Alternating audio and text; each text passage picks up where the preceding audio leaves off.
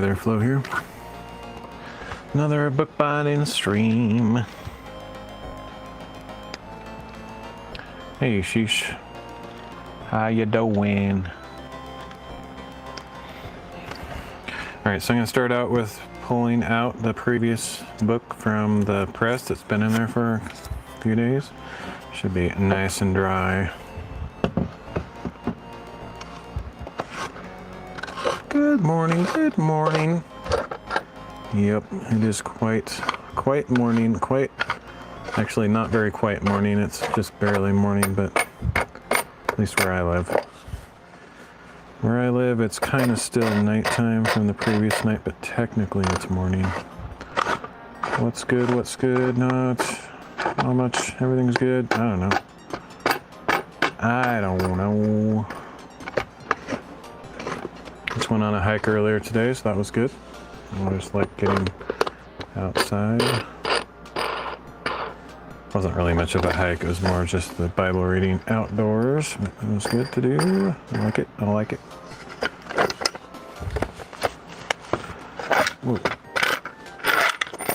I'm not really sure, but I might be up all night because I kind of want to go to church, but I know I'm not going to make it if I don't stay up all night, so we'll see how that goes. I'm not a morning person at all, so it's hard for me to get up for church when I'm already up almost all night. So if I want to try to go, I pretty much have to stay up all night. We'll see how that goes. Alright, so here's the one I finished last time. It's not technically finished, I still have couple minor steps to do, but it's, for all practical purposes, it's basically done.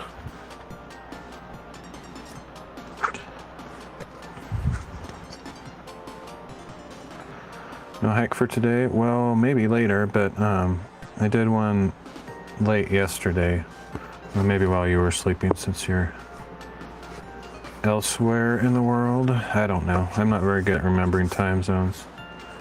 I know you're in the Philippines, but I don't have any idea how many hours of difference. Anyway, this one turned out pretty nice. I like it. This is one that I would use, although it doesn't have the watercolor paper in it that I have been using lately. This stuff would probably work fine for what I'm doing, but I've been using the watercolor paper for my drawings. But this one will be good. This one will be good for fountain pens and stuff. What's your current time? My current time is 1:17 a.m.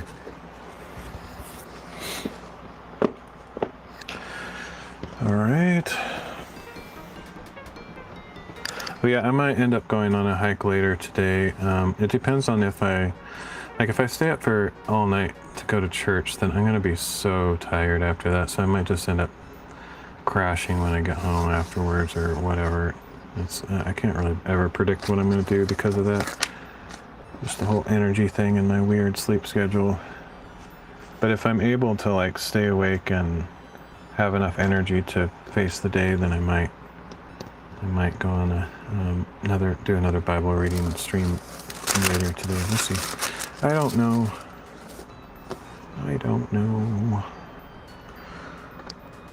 Okay, so let's pull out the next book, see what we got. See what we can do.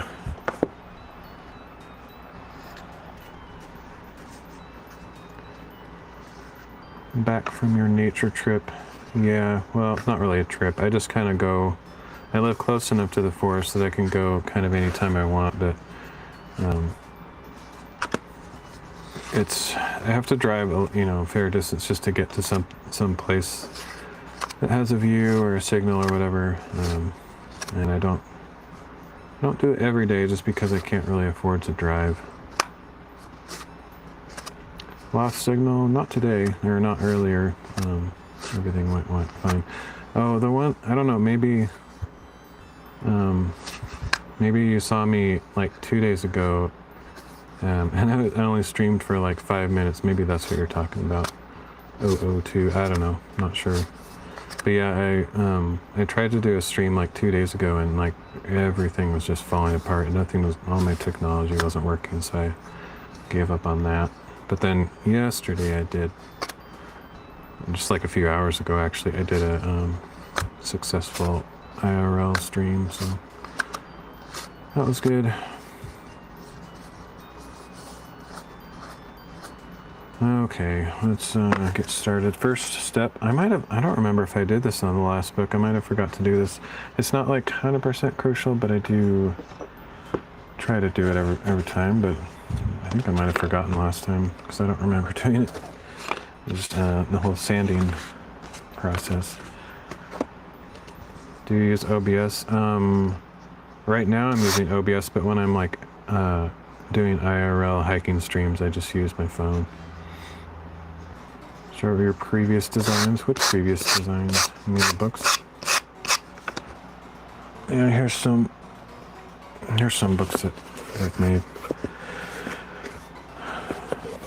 They all have marbled paper inside, which I make this stuff too. But, like what do you use to see chats at the left side of the stream? Like when I'm hiking? So I use socialstream.ninja. Which allows me to collect chat from like 19 different platforms because I'm streaming like everywhere. So yeah, you can use like any fabric for these books, and you'll see how I can convert any fabric into book cloth just by using this glue stuff. Basically, it's like a fusing fabric stuff that connects the paper to the fabric.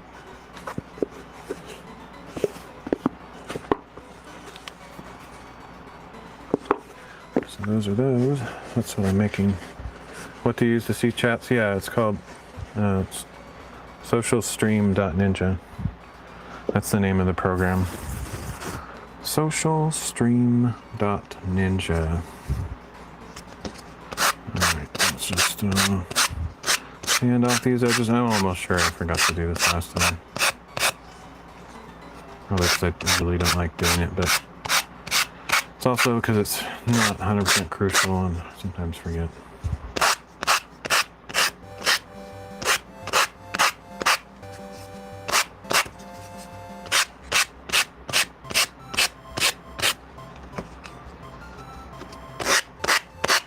Yeah, socialstream.ninja supports like over 100 different platforms. So every platform you can think of, it supports. Do I sell them? No, not right now. It takes too long to make them, so they're not really worth selling because I can't get enough money to make it worth my time. But I'll probably put a few of them like on something like Etsy for people in the U.S. I won't be able to ship internationally or anything. But, the people that live in the U.S. I'll put a few on there, but I don't know if I'll do Etsy though, because I don't really like Etsy anymore. They aren't very friendly to handmade stuff like they used to be. But yeah, I actually use these myself, so that's kind of why I make them. But I also give them as gifts to like family and friends on Christmas and birthday and things like that. But,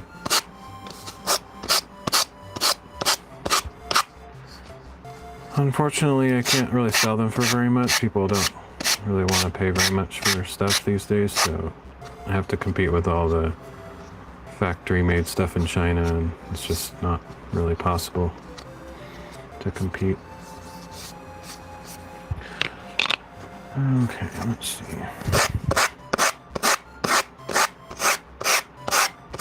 But once I get enough of them made, then I'll probably put a few online, but it takes me like over 10 hours to make one, so it's just, yeah, it takes too long. Where I live, the cost of living is crazy high, so the amount of money I would get, it would be better to work at like a fast food restaurant making the smallest wage possible. I'd make a lot more doing that than selling books, unfortunately. I don't know how much I would charge, probably like 25 or 20, between 25 and 30 or something, I don't know, dollars.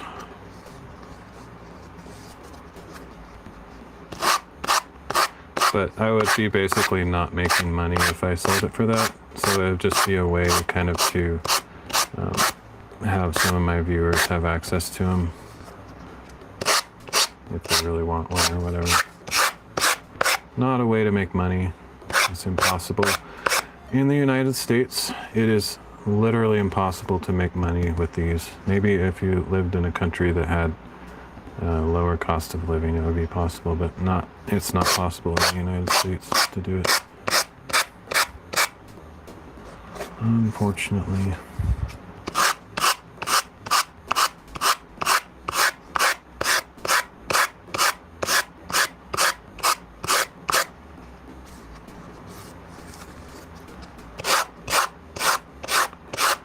Hey, Blink, how you doing? Hey, Blinkin'. Hey, Blinkin'. Pretty sure I said that last time. It's the running gag.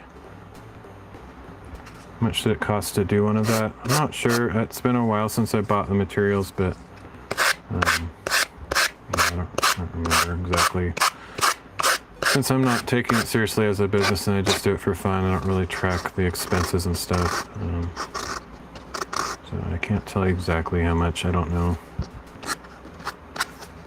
But it's mainly about the time. It takes too long to make them. So like in my area, minimum wage is $15 an hour because it's really expensive to live here. So that's, if you're making $15 an hour, you can't live here. You can't pay your rent. You can't pay your bills.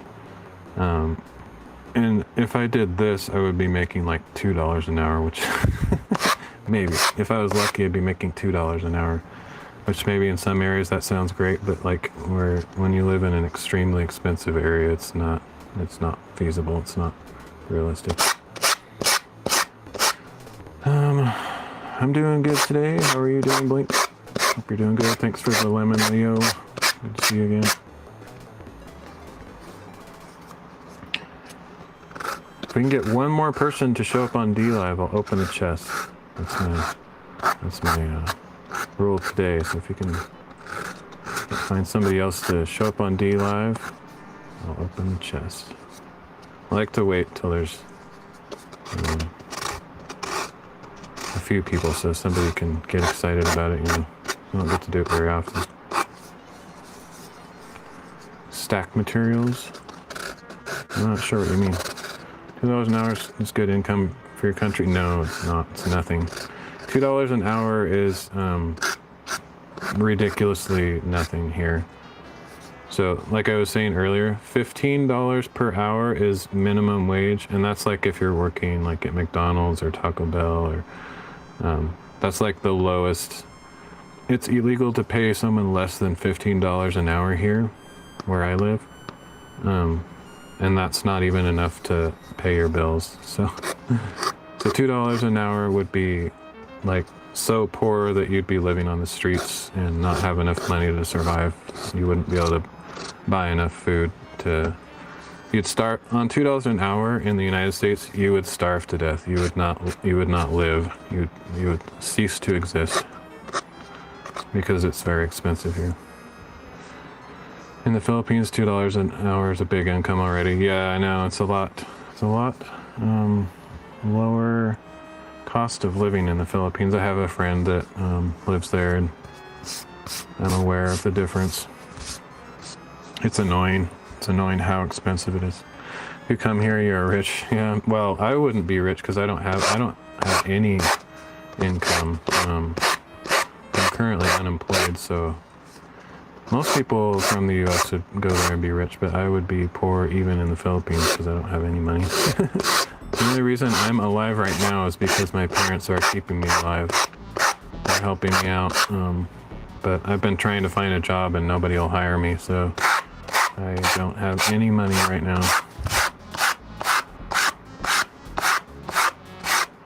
In the Philippines, it's maybe like $6 to $8 minimum wage.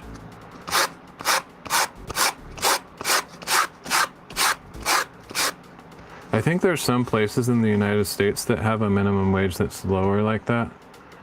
How long have I been unemployed for? Like 2 years. I sent like 130 resumes to different companies all over the place, and every company that's close to where I live, and nobody will hire me, so kind of gave up on it. But I'm trying to start a small business. Is it hard to find a job in the U.S.? It is for me. Like, I don't know if it is for other people, but it sure is for me. And once you haven't been working for a certain period of time, then no one will hire you. $6 per 8 hours. Oh, okay. I see. I got it. Yeah, if you don't have recent job history here in the U.S., nobody will hire you. Like, because they think there's something wrong with you. So yeah, like it's really annoying.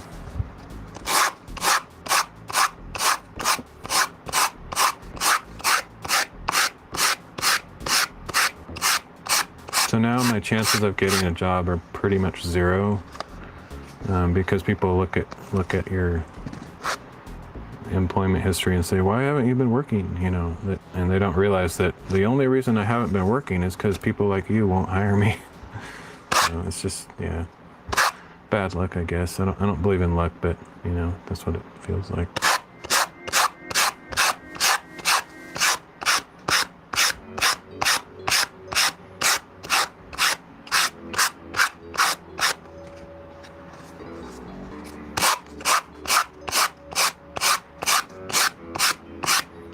The other problem is that I moved out into the country. Like, if I still lived in the city, I could probably get a job pretty easily, but I moved out, and I'm not even really in a town. I'm just like out in the middle of the forest, and there's not very many companies here. And so it's really hard to find somebody that needs a worker or whatever. In the Philippines, you need experience to be hired. Yeah, it's kind of the same here, but like there's entry-level jobs, you know, that you don't need experience for, like working at McDonald's, for example. You don't need experience for that, but most good jobs, you need experience. And I have lots of experience. I have a really good resume. I used to be a web developer, and I've done like various office jobs for like 20 years. So I'm definitely very experienced, but it doesn't matter. They don't really care.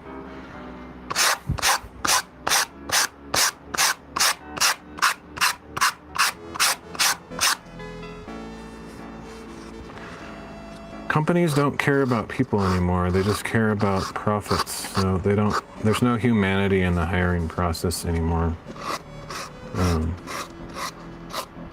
Companies don't care about human beings. They just care about numbers and statistics and stuff. They don't even look at your resume anymore. Just some computer reads it and rejects it based on whatever stupid criteria they have set in their algorithm. It's very dystopian. Imagine after you graduate and first time seeking job and they will tell you that you need experience. Yeah, I know. I remember how that was. Imagine this. I never even had a degree. I never got a college degree. Imagine how that is. It's not easy.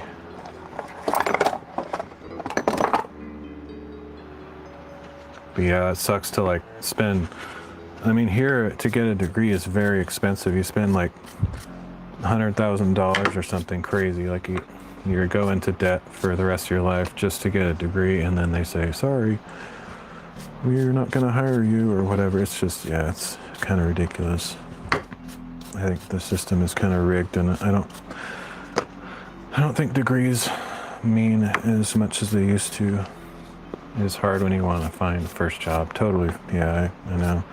Especially if you want to get something that will advance your career. Like maybe you could work in some like small store or something, just to get some job history or whatever. But as far as like you get a degree as a doctor or as a lawyer or something, yeah, it's hard to find a job right away.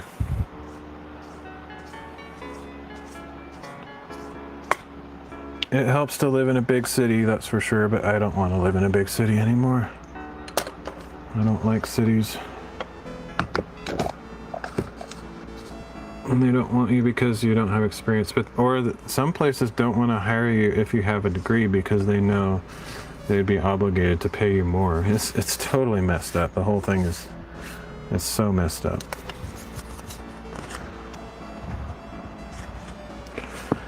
Okay, I need to put this post-it note in here.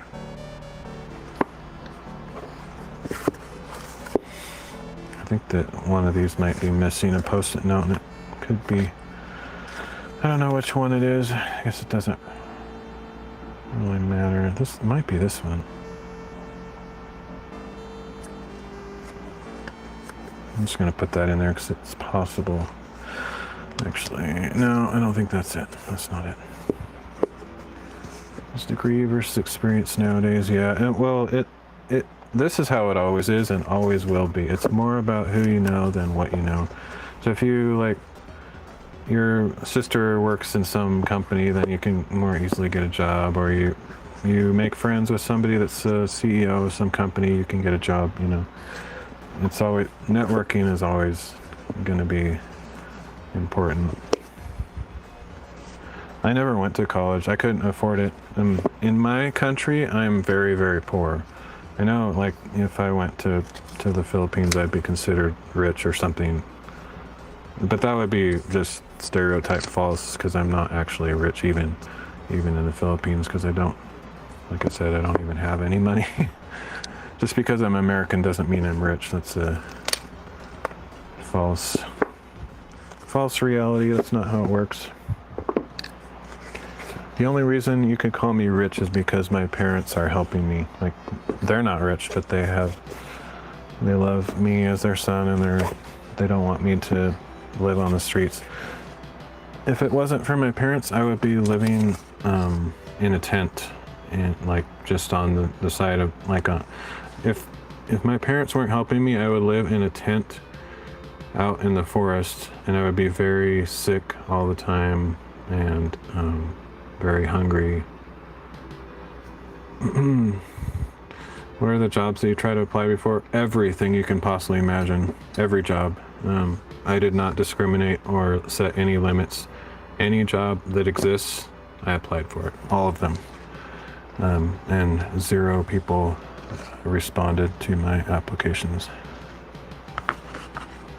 Like, even the not very great jobs, you know, like gas station, fast food restaurants, small stores, big stores, everything. Things that pay very little. I applied even for those, and they wouldn't hire me. No limitations. Yeah, it doesn't matter. But I don't really want to do that anymore. I think no one's going to hire me, so I gave up on that. So,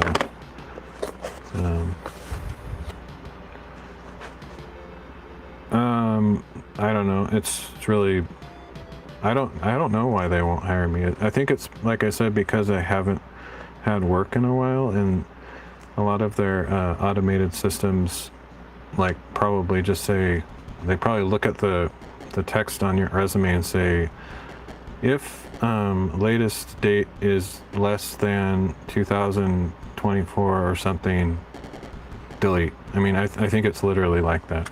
No human beings actually read resumes for the first step.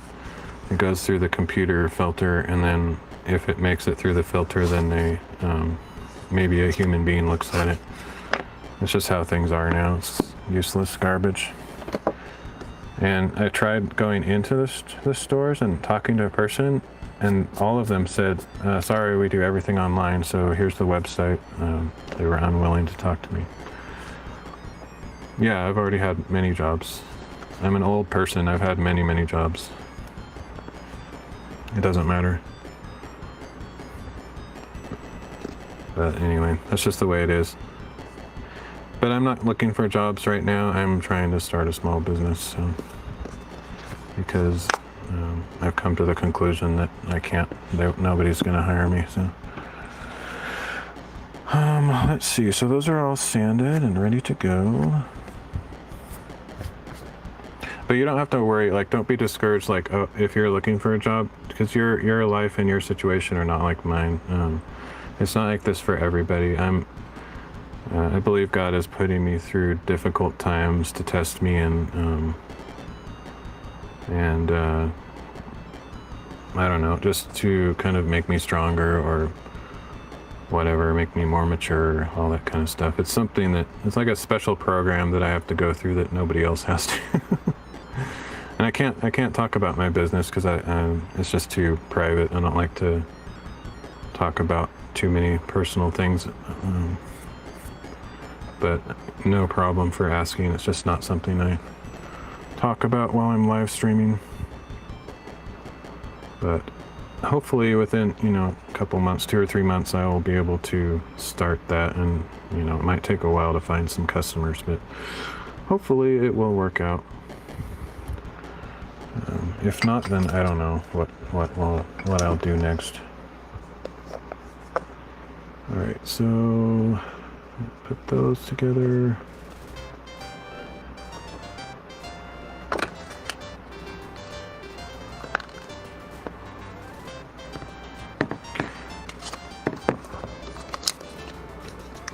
It'll work, thank you. I hope so.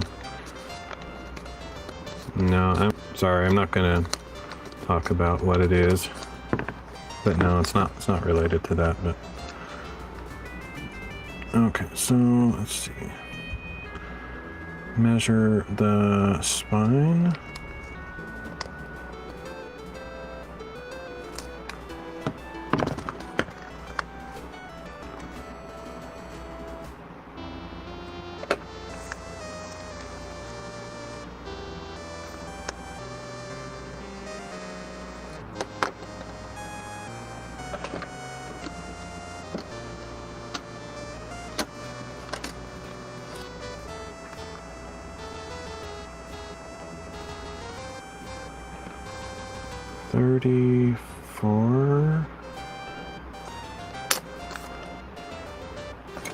Oh, I think I forgot again.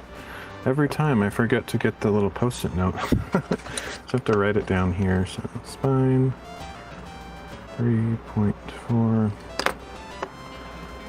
Literally every single time I forget.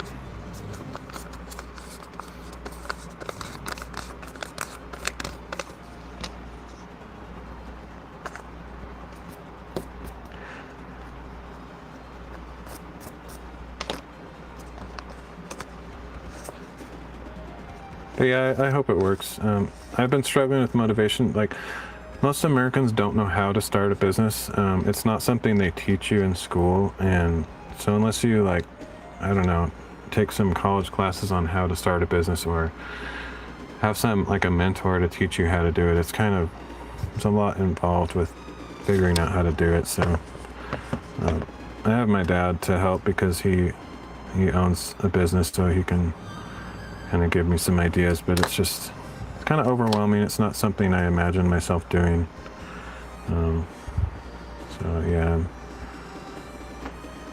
I kind of struggle with depression and stuff, so it's kind of hard for me to motivate to, to like accomplish some huge goal or whatever. It's kind of a struggle for me. So that was 2.2, I don't remember, 2.2. Yeah, flap gap.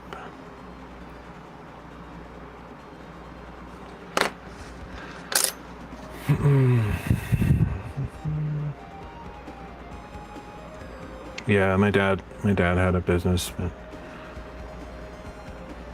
he's basically at retirement age, so he probably won't do it for much longer. And then I don't know how long it'll be before I start.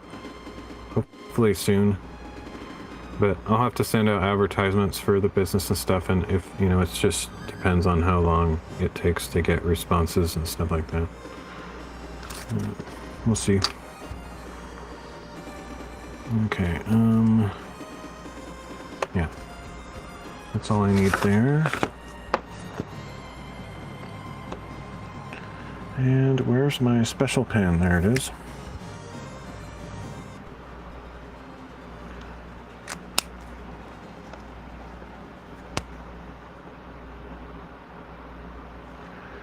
Okay, let's see which cover we got. Oh no, I hope it's probably another one, thick one. I don't know what I'm doing to myself. I'm sabotaging myself to make these harder than they need to be. It's much harder to do these when it's thick covers, but I think this is another thick one. Let's check.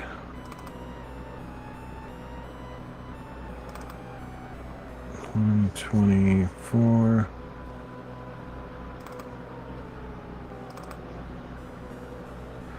I think I figured these out when I was when I bought a bunch of thick material. Okay, it's not thick. That's good. That's good news. In the Philippines, you need to have a good marketing strat. Yeah, same here. I think that's probably true everywhere. Yeah.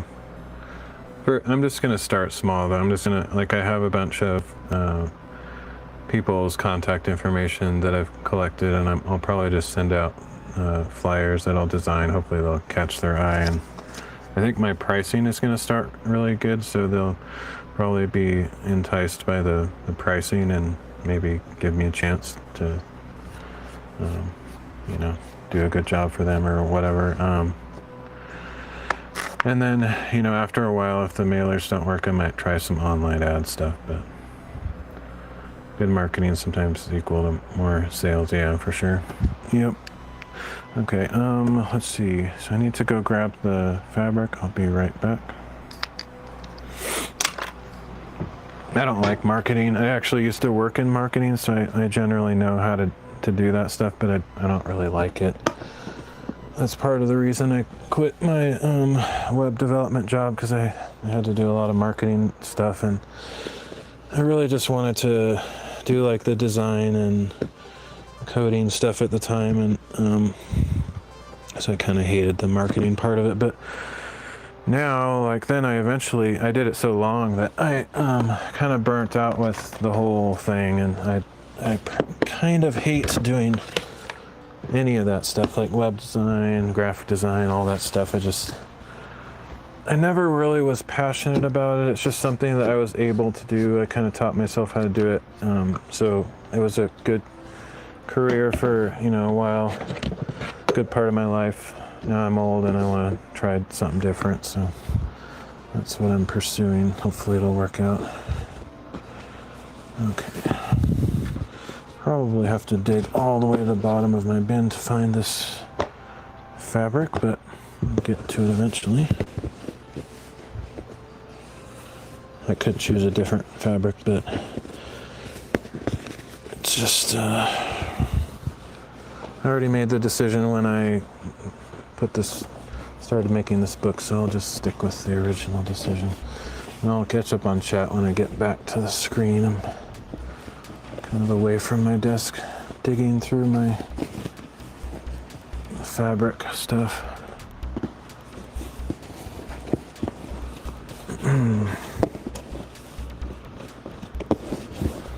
A huge, there it is, a pretty huge bin of,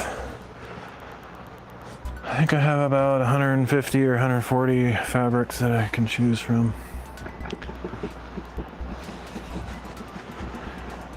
Maybe try a business like What Your Village Need, a web developer job. Yeah, I can't do web development anymore. I stopped doing that about 10 years ago, and I don't even know how to do it anymore, and the technologies have all changed. Plus I almost had a nervous breakdown. It was just beyond, I couldn't write code anymore. I had to, like, walk into my boss's office and tell him I can't do this anymore. I just can't concentrate, and yeah, it was bad. So I will not ever do web development as a job ever again. I just explained why I stopped. Okay, so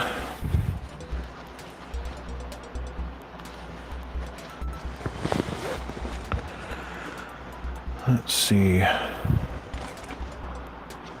So this stuff is not nearly as thick.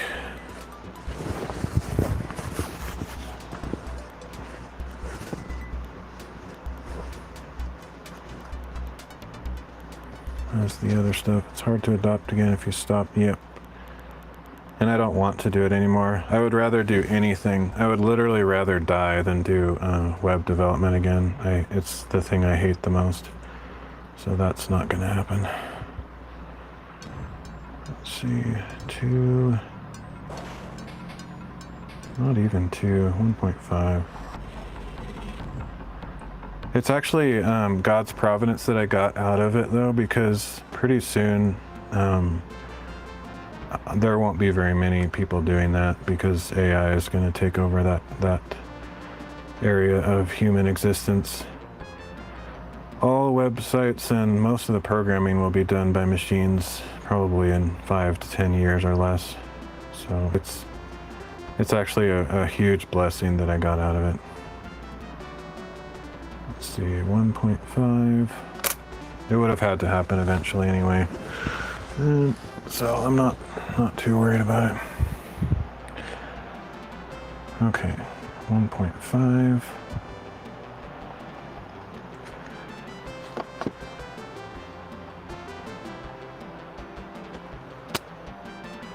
Yes, I do think it will take their job soon. It already has taken a lot of jobs, so it doesn't take being a prophet. I don't have to be some prophet like Jeremiah or Isaiah to predict this because we already have seen it happen. It's happened for the last 5 years.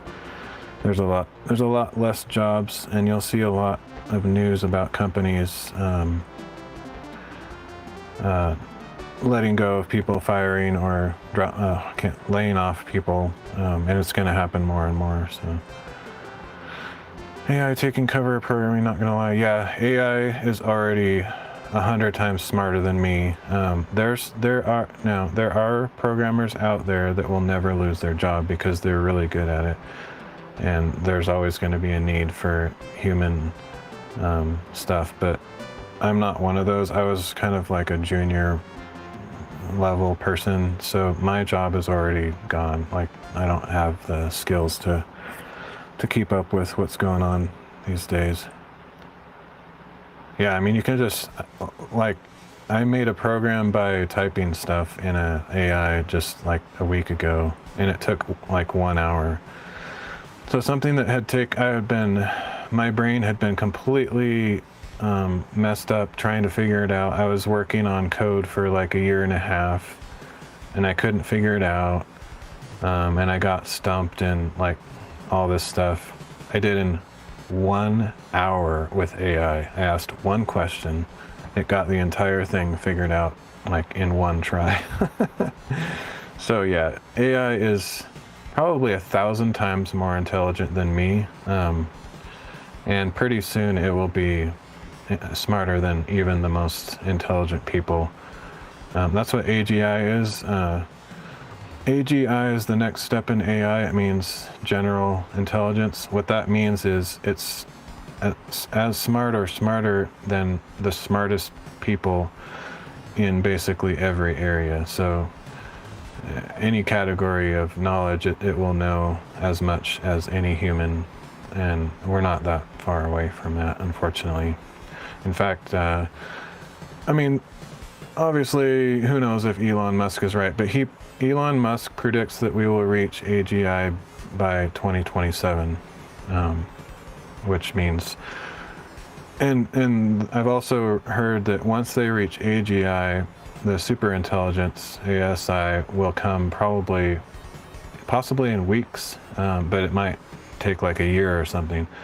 And superintelligence means that it's vastly more intelligent than the entire summary of every human who's ever lived. All of the knowledge that humans are capable of, superintelligence is far beyond that. It will create its own new scientific information based on how it's learning.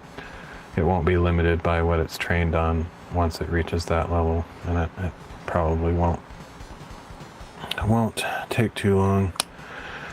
The thing is, we are so confident and think we're safe because it can't do certain things like plumbing or electrical work or just things like that. Once they have robots that have the same like abilities with their hands and balance and stuff that humans have, they'll be able to do everything that we can do. So, and they already have robots that can walk around and do stuff. So it's really, to be honest, it's not that far away. Hopefully, not in our lifetime. I mean, I hope and pray, but the way that things are progressing, I don't want to give people false security, because it's something that I think we should be concerned about, in my opinion, because it's changing very rapidly. Let's see. Especially in the US, they're like setting no limitations on it. They're just doing it even if it doesn't seem like a good idea. It's really stupid. Really stupid. Because they don't care about people at all anymore. Okay, spine plus 1.5, which is 4 fabrics. And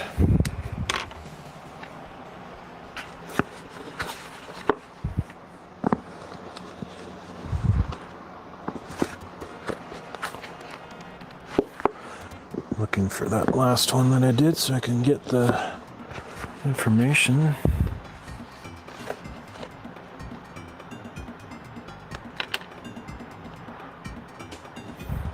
For fabric plus 0.1. You might actually be better off like in Philippines or something, because it's, you know, there's not as much money there. There might not be as much attraction for big companies to sell their robots and their AI junk to a poorer country. So you might still have all your jobs there, but here in the US, it's all about greed and money. So the big companies will, if they can afford to pay the AI fees and stuff, they'll just switch to AI software and, you know, lay off all the people that they can, because they're greedy and they don't care about people. But hopefully some people will resist and have compassion on the fact that we need to live as humans. Basic stuff. 4.9 plus 1, that would equal 5. Man, why are these so big? Oh, I see what I'm doing wrong. I did something wrong here. This should be 0.15, not 1.5. Wow. That's completely wrong. I wonder if I did that last time. Hopefully not. 3.4 plus 0.15, that's 3.55 plus 0.1, 3.65. Okay, that's more sensible.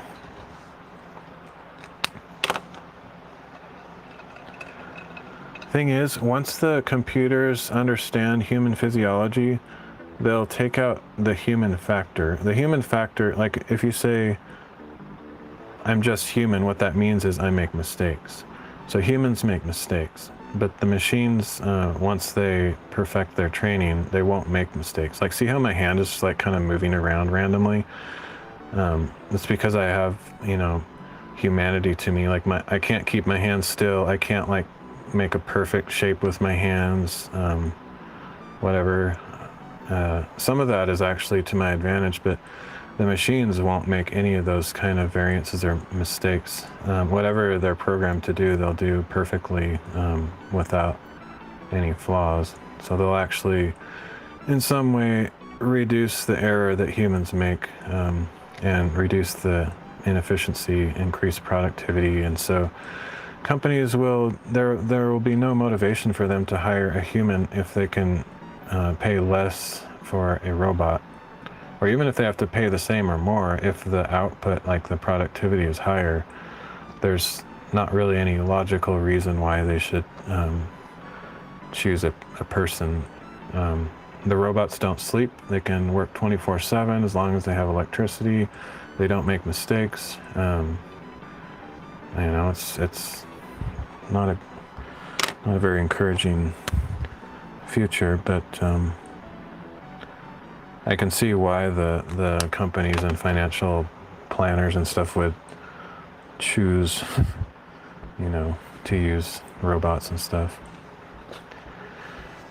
Humans cost way less, though. I don't think that will always be the case, because when you think about it, the one-time upfront cost of buying a robot might be high, but it's not millions of dollars. Let's say a robot costs $50,000 or $100,000, and that cost will, over time, get lower and lower, like all tech does. I remember when it costs like more than any human could afford to buy a computer, and they were the size of a room.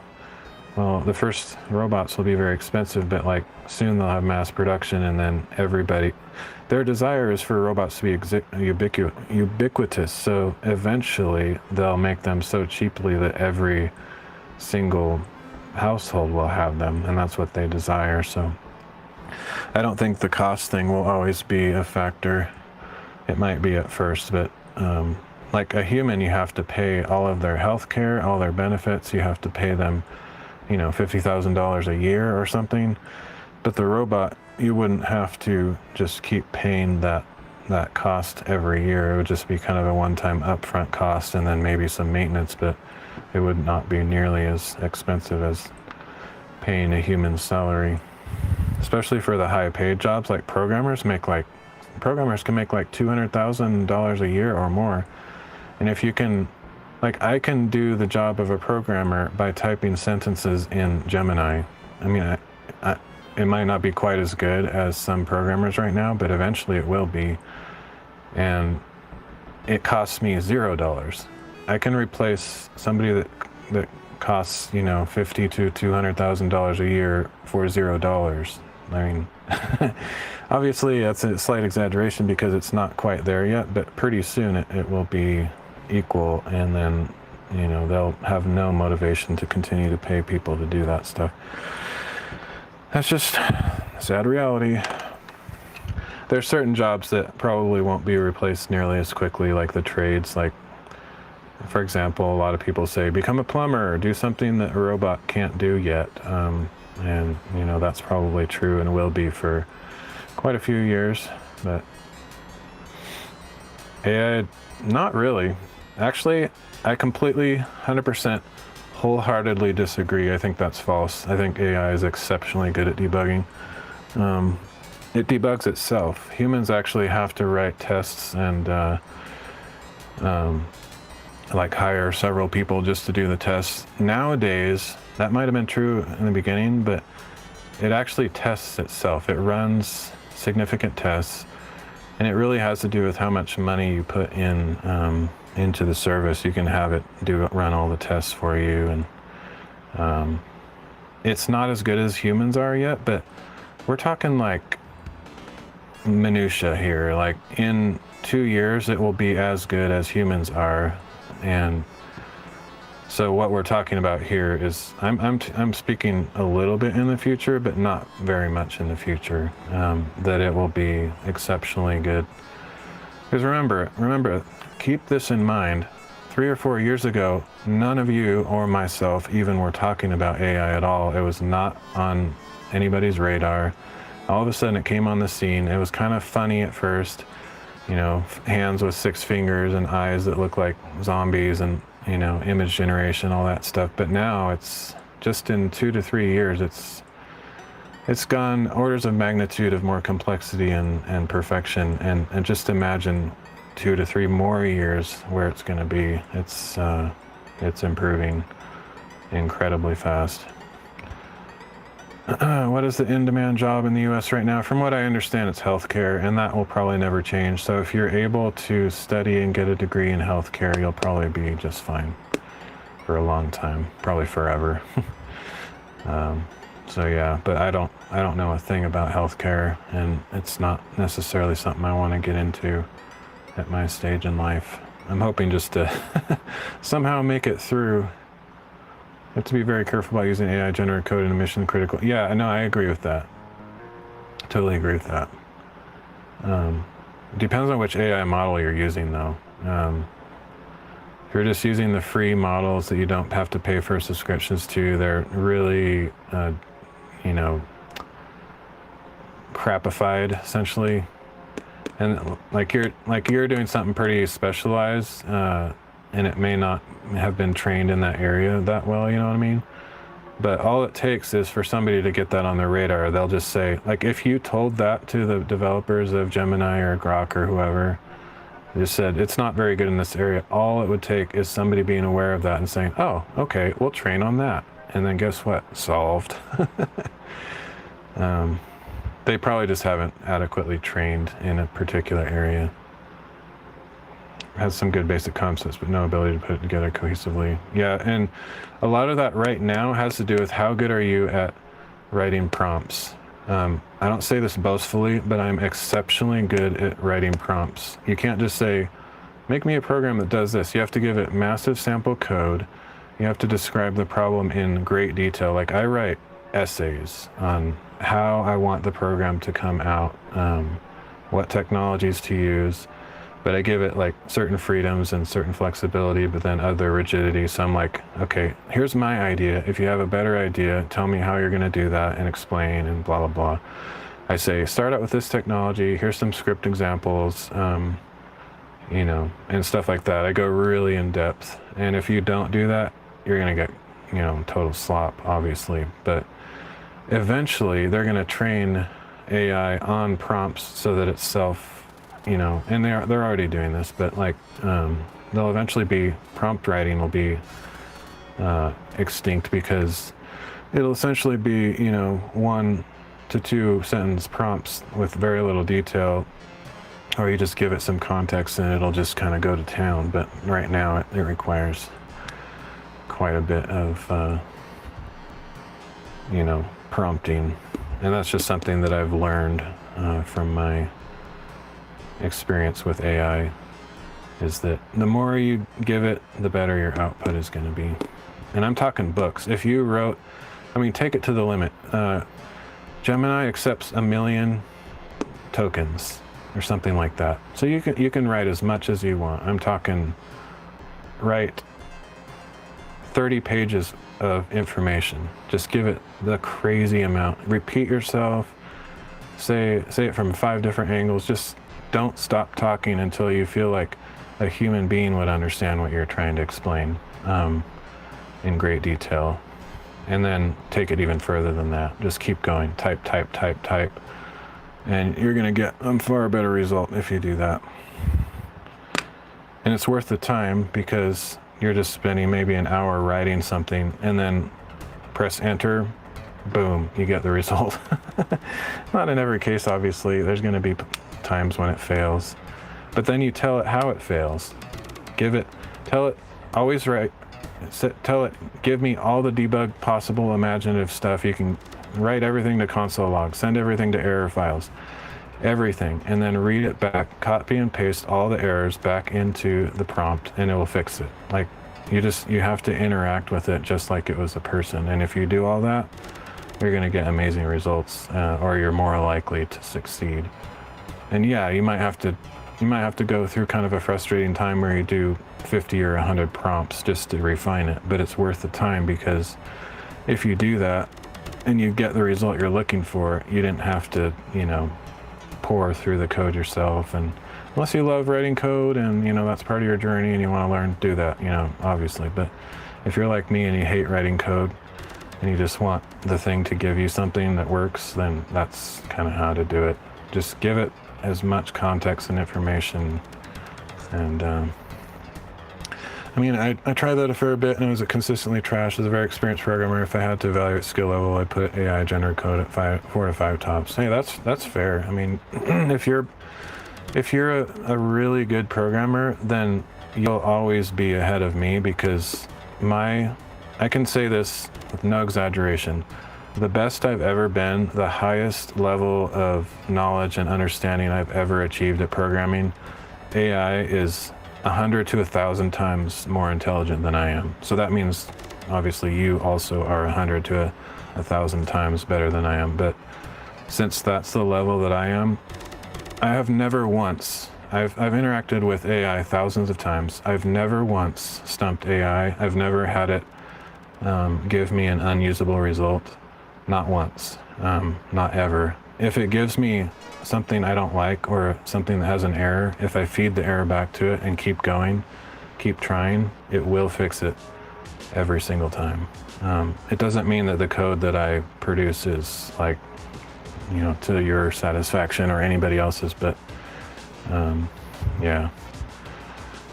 So yeah, you might be okay for a while, but honestly, to be perfectly honest, you might not like it, but I don't think that will always be the case.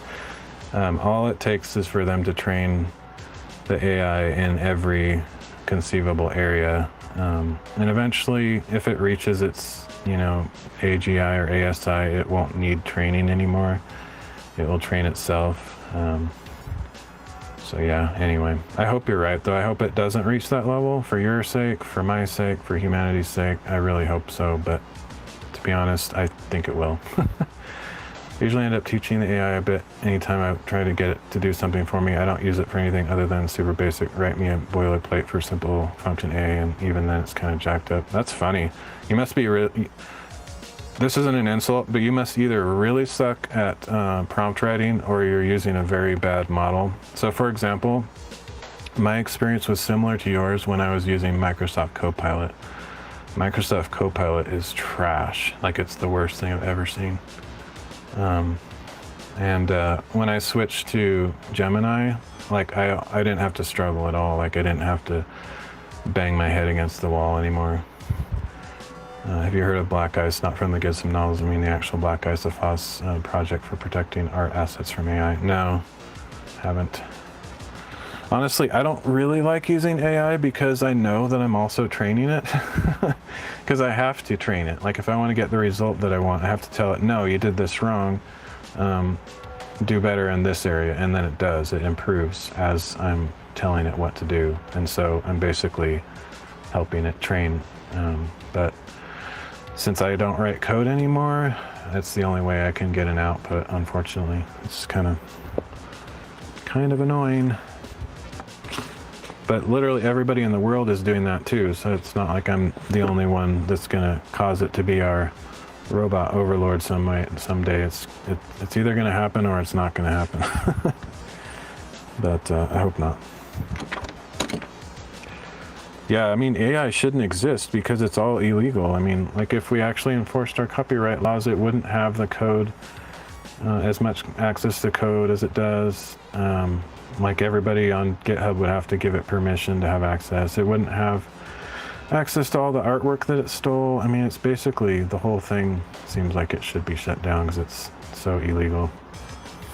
I don't want to be the guy that says I told you so, but I think you're wrong. But it's just a matter of time. Give it time, it'll happen. It's just how soon will it happen, essentially. Okay, so it's already replacing huge sectors of the workforce.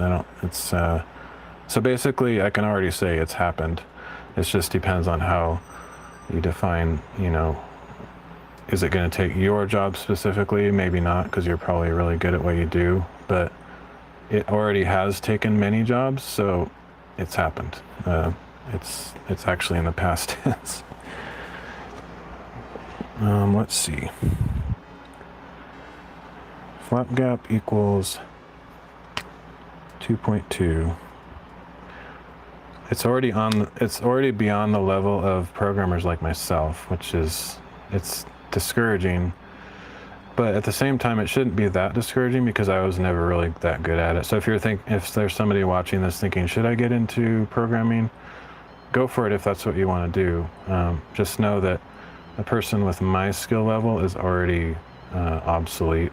I was never that great though, so if you're really talented, you'll find a place in the workforce. But presses X to down. We'll see how that holds up over time. Yeah, I mean, if the whole thing flops somehow and like tanks or something, then problem is the first time it super fails. Yeah, I mean, hopefully they don't like put it in charge of our nuclear codes or something that's some chemistry lab that explodes or then it's gone and so are you. Yeah, I'd be fine with that. I'm ready to go anytime. I think the scariest thing is if they use it for military, which they already are, so it's kind of not fun to think about. But it's just a reality. Okay, so 0.15 is 4. I can't even do that basic math. Actually, I'm not going to do the math. I'm going to actually physically measure it.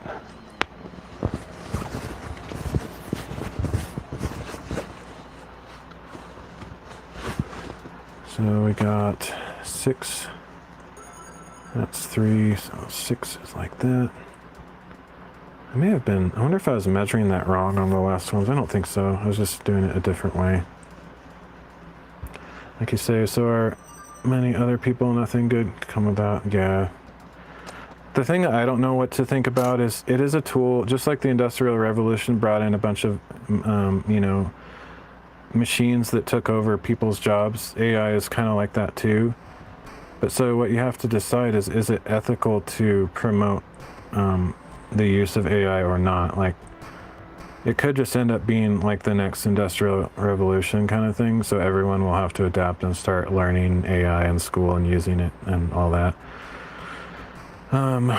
Or it could be something worse or something less significant, but I don't know. I really don't know. Like, should we all as humans, like, not use it just so it doesn't get trained and replace us? Or, I don't know. I don't know the answers to that stuff. Something's not right here. I'm going to remeasure this. I don't trust myself.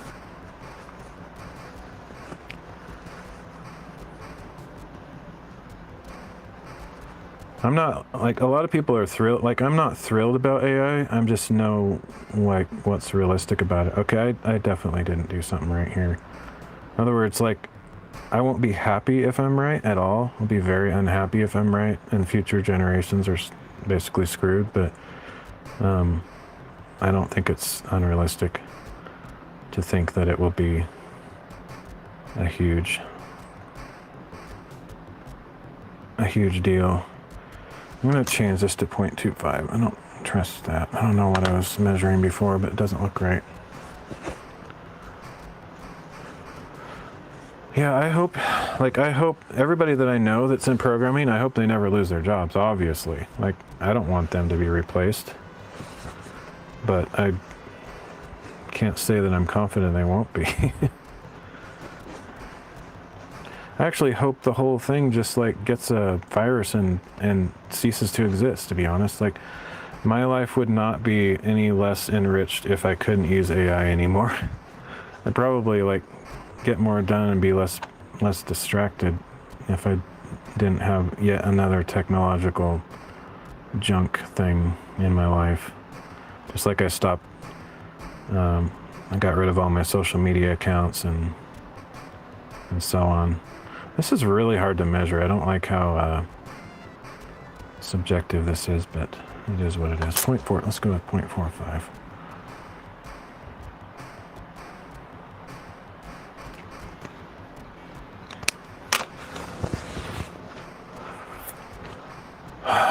It used to be that you didn't have to be that good at programming to get a job, like, because there was just kind of a scarcity of tech people. So maybe you couldn't get a job at Microsoft or Google or something, but you could get a job somewhere as a programmer.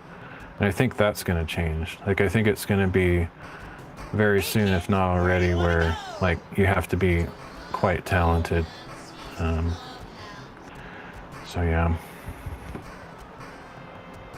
Do. Yay, spam messages. Okay.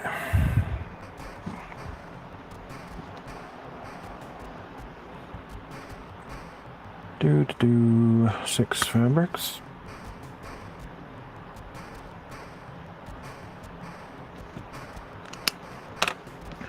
Wouldn't worry about it too much. AI, a year, keep bringing it back every 10 years, like 3D stuff. That would be, I hope you're right. I really do. I hope so. Hasn't nearly happened yet, but I hope you're right. I vote for that outcome. It's not what I actually believe will happen, but that's what I would like. I'd like to see that happen. I'd be cheering all the way. Okay.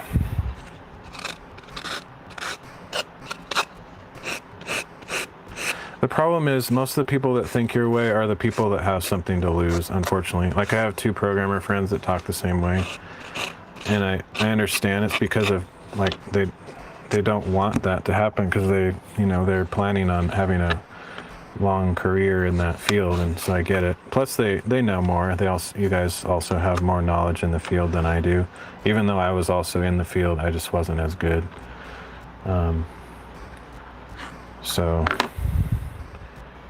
no, I get it. But unfortunately, from a more objective point of view of somebody, that just doesn't care about anybody at all. I'm not saying that's good, but they don't have anything to lose. They only have things to gain. The people that are in control of AI have nothing to lose, only gain. So they just keep steamrolling forward, don't really care about the consequences to humanity. So that's why I'm kind of on the other side of the argument that I don't think it's going to really stop unless something catastrophic happens. Already people are sick of AI slop video content. Soon corporations will realize AI slop programming content is even worse. That's possible. Yeah, it's possible. Like if, say, like all the code out there is so bad that they're all like, okay, we realize we need humans after all. That would be a realistic outcome. That would be awesome. I'd be all for it.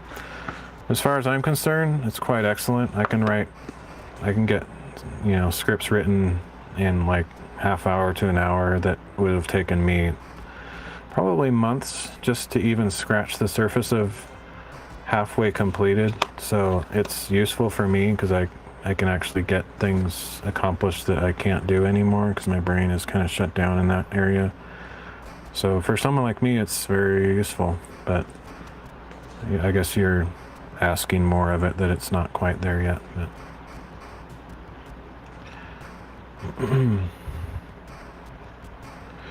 that would be great if you are correct. I would like that. That would be awesome. It still wouldn't get me back in programming though. That's just something I don't ever want to do anymore.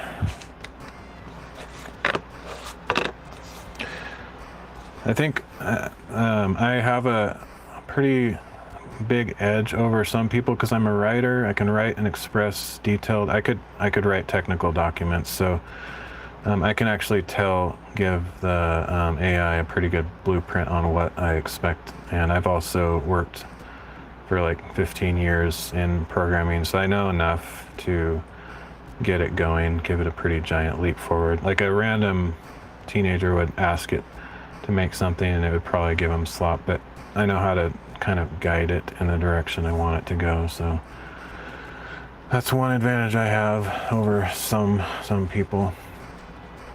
They have tons to lose. The people pushing it forward absolutely lose their stock. Stops increasing the value below some certain value. Operation shut down because the system broken. No one can fix it. That will have a very negative impact on their growth rates. Yeah, like if there's always going to have to be subject matter experts, like people that are extremely good in case something goes wrong, obviously. So, obviously not all programming jobs will disappear, but I think it will become more of a experts only kind of field. Like if you're not really good at it, you probably won't make the cut. If their growth rate's so much to slow down a little bit, they jump out a window. Yeah, no, I know. But right now I think it's going to add value for a while. Like hopefully it'll reach that threshold where it's, no longer profitable. It's all about money, obviously. But sadly, they'll just put more money into the GPUs and training, and it'll just keep getting better. I don't know. Maybe there's some like law of nature that we haven't discovered yet that limits the ability for a computer to learn past a certain point, and once we reach that, it's like can't get any better. But I don't know why that would be the case. But could be. All right, so I think I'm ready to go now. As usual, I'm very slow because I'm a human being, not a computer. 4chan. Is that a meme? I mean, or I'm sure you're just talking about that website, I guess.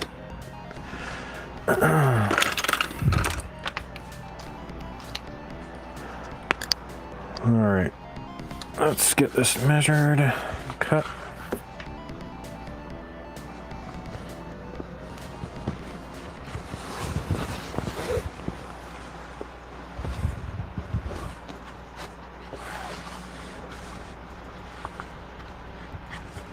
Okay, so this one goes here.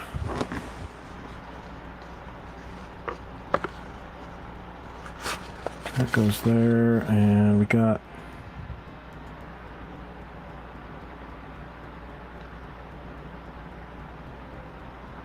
oh, I forgot to do the math on this one. As soon as the code base of the S&P 500 runs on code no one in the operations can actually fix, hackers will take over and they won't be able to remove them. I won't know how. I could ask the system to tell them if it fixed itself and it will lie. Yeah, true. Those are kind of like science fiction movie kind of plots and make a good movie, but it could happen, I suppose. But yeah, hopefully they'll be smart enough not to put things of such great importance in the hands of computer programs. But I mean, when you think about it, it already is. Like we used to have like human beings like on the floor of the, whatever you call it, just the, the place where they trade, and they had to like call out like a voice and say, hey, I want 6 shares of this or whatever, and all that kind of crap. And now it's all done by computers. So it's really, it's hardly any different than AI anyway, but so I don't know, who knows. All right, so let's do the math. Oh, I forgot the universal constant too.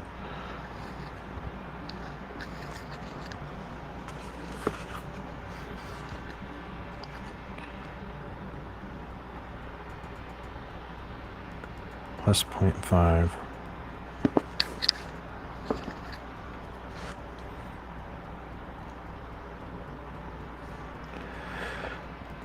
Two 2.65. Yeah, I never trust my math skills. Like, say you're copying a string buffer and the buffer is 1024 characters and you dutifully use and printf with a 1024 param to limit how many characters it copies. Are you done? Is that secure from buffer overruns? But I mean, obviously it's trained on human knowledge. So anything that you know to do as a programmer, it will eventually know to do. Like it'll run the tests. It'll actually not make any, typos like we do, and error logic error type stuff once it's reached a certain level. So I don't know. It's not going to make like basic errors. That's, once it's achieved a certain level, it will know just to avoid them. Whereas humans are, you can just have a bad day and like, oh, I forgot the semicolon, or just whatever. Just it's not going to be making those kind of human errors. All right, so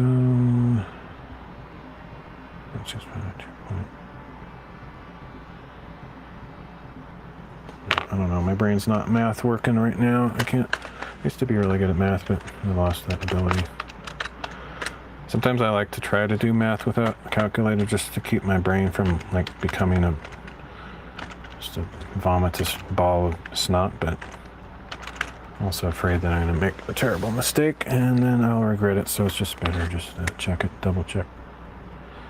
0.15.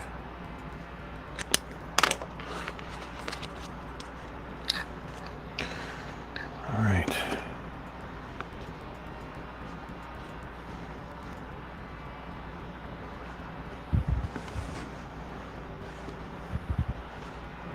Every time we use AI too, it's training that and sending that back to HQ, and that gets, every time they release a new version of the LLM or model, it gets all of our input get fed into it. So it's just constantly knowing the same stuff that we know. It knows all our tricks. Okay, where is my template jig stuff?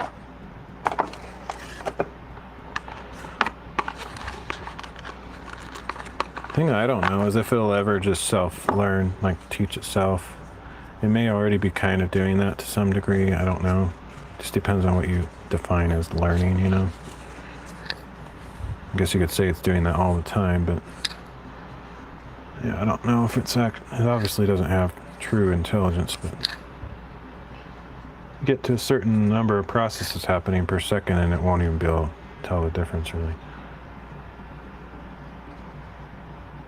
Just FYI, you have to put a /0 in the last buffer position. Always do that. Yeah, that's not an area of expertise I know about, so it's not the kind of programming that I did, so I would have no idea what the answer was. Plus, I haven't been doing programming for over 10 years anyway. Even if I used to know something, not anymore. Even though you basically never need it there, you need it there for hackers. Gotcha. Okay,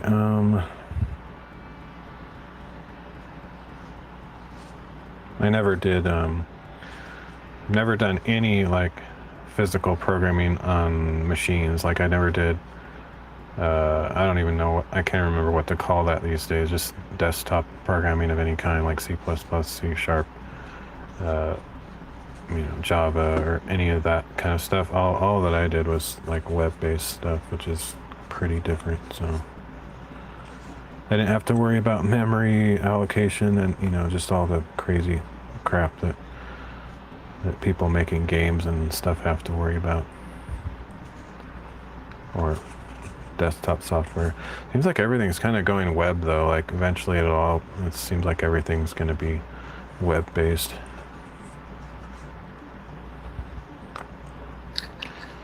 Let's see, 3.65.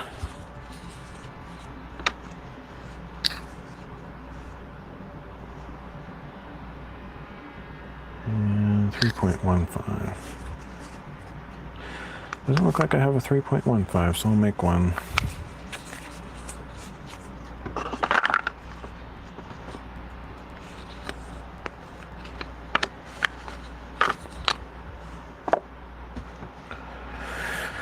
Okay. I need some.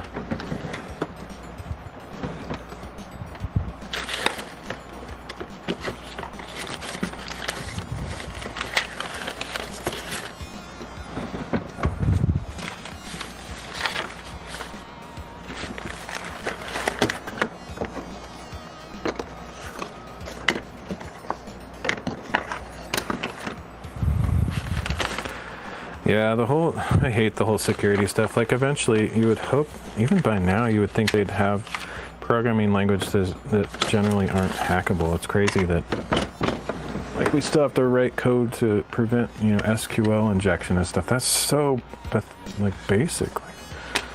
Like, they should have had that all just built into the languages where you don't really have to safeguard against such basic ideas. It seems like, in some ways, we haven't really changed much in the last 20 years.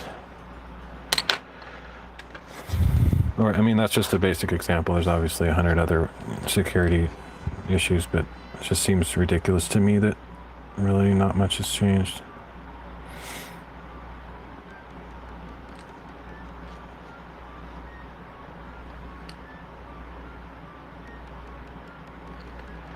.15.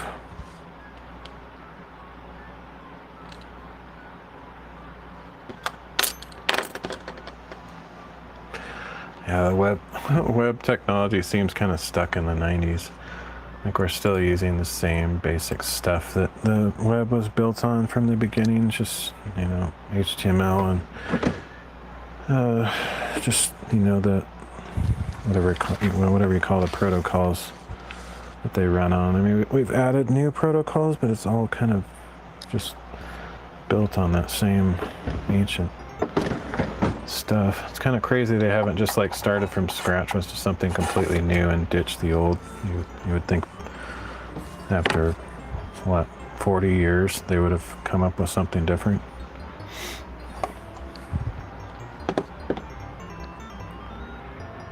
Nope.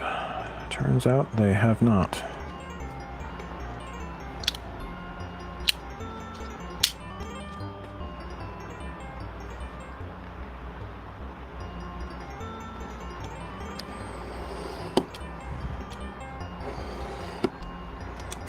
my career was all done like in the IE time when Internet Explorer was like ruining the internet, so I had to like make code or write code and CSS and all that stuff that would work in, you know, IE 6 and stuff. Oh man, it was such a funny time to be writing code. I think when I finally like quit my job was when people stopped like being so worried about making everything work in Internet Explorer.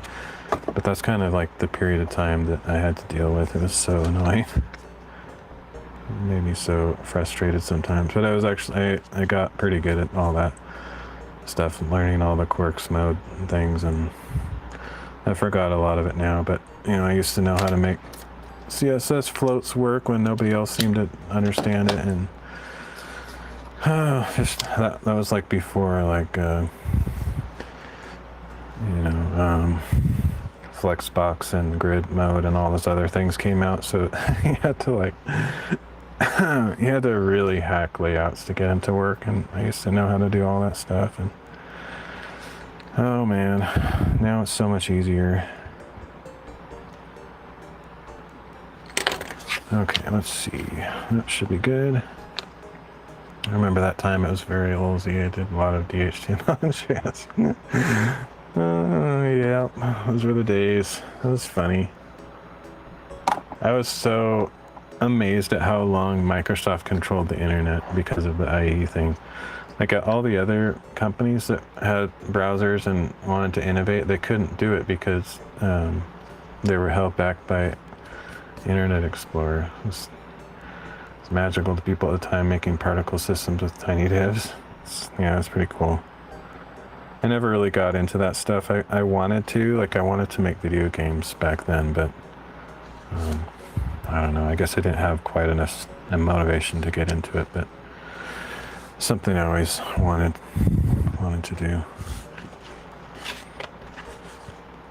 Okay, that's all those. Now I need a piece of paper. It's actually fine that I'm taking so long this time because I'm probably going to stay up all night anyway, so if it takes me 6 hours to finish this book, it's actually fine in this case. Sorry. Don't plan on going to bed anytime soon, if at all.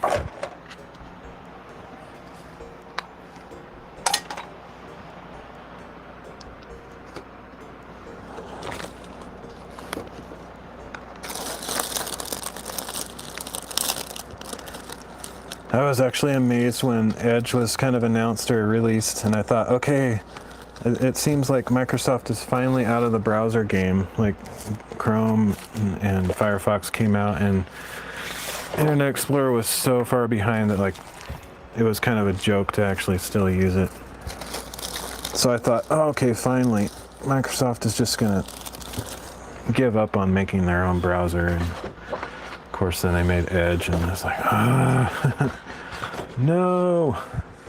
I think these days Edge actually isn't that bad because it's a Chromium-based browser, so it's basically on par with Chrome just because it's based on Chrome. But I still don't like it just because it's Microsoft. But I think it's probably fine for the most part. I actually use it in one context. It seems to be better with WebRTC technology in certain regards. So for certain things like using the video transmitter that I used to use for IRL, it seemed to work better using Video Ninja, which uses WebRTC on the back end. It seemed to function better for some strange reason, so I used it for that. But other than that, I never use it. My security cameras still insist on IE, so I have to switch Edge over to Internet Explorer mode every single time I want to check some footage. That's crazy. It's unbelievable these days. Must be a pretty old camera or something.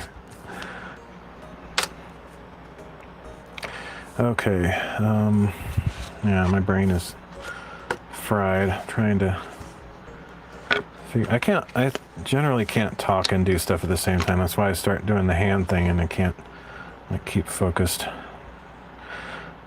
part of my introvert thing. Like if I'm in person with somebody, like in the flesh, it's even worse. Like because of the whole nervousness and body language, I just like kind of freeze. Okay, so that's the spine. Yeah,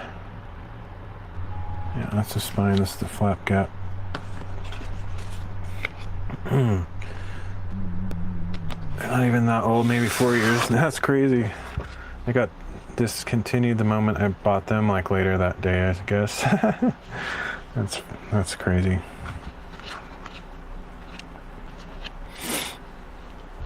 Probably very hackable, I don't know, but it seems like anything that's made to connect the internet that was made, a long time ago probably didn't have all the best security practices in mind. So if Ethan Hunt ever wants to hack your system or get in and steal something for some movie plot, he could probably figure it out pretty easily, or whatever that his helper guys or whatever their names are, I can't remember.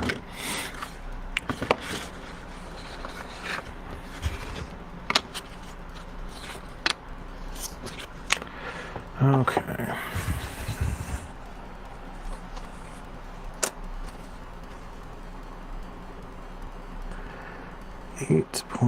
.6.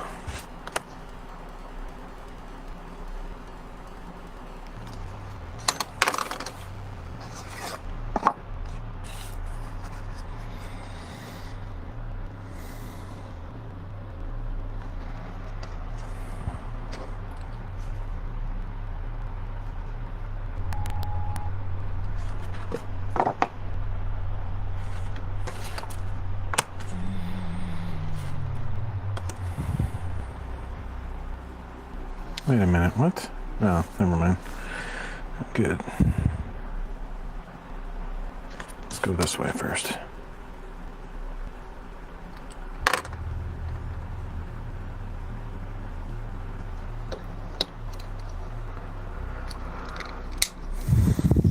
Yeah, networking is something I never understood.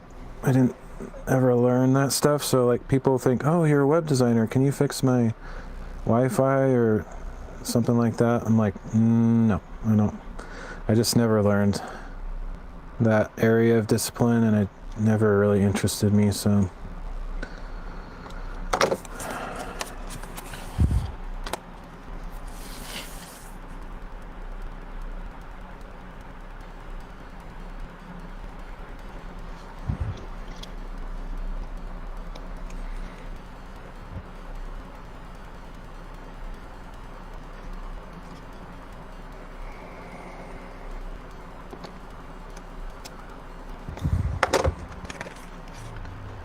Back when I started in web design, like even hacking was, so lots of things changed in my career. Like when it first started, hacking and worrying about security were kind of minor concerns at the time because the internet was kind of new and there just wasn't that many people getting hacked. Like unless you were like a big company or FBI or some big target on your back, you generally didn't get that much trouble.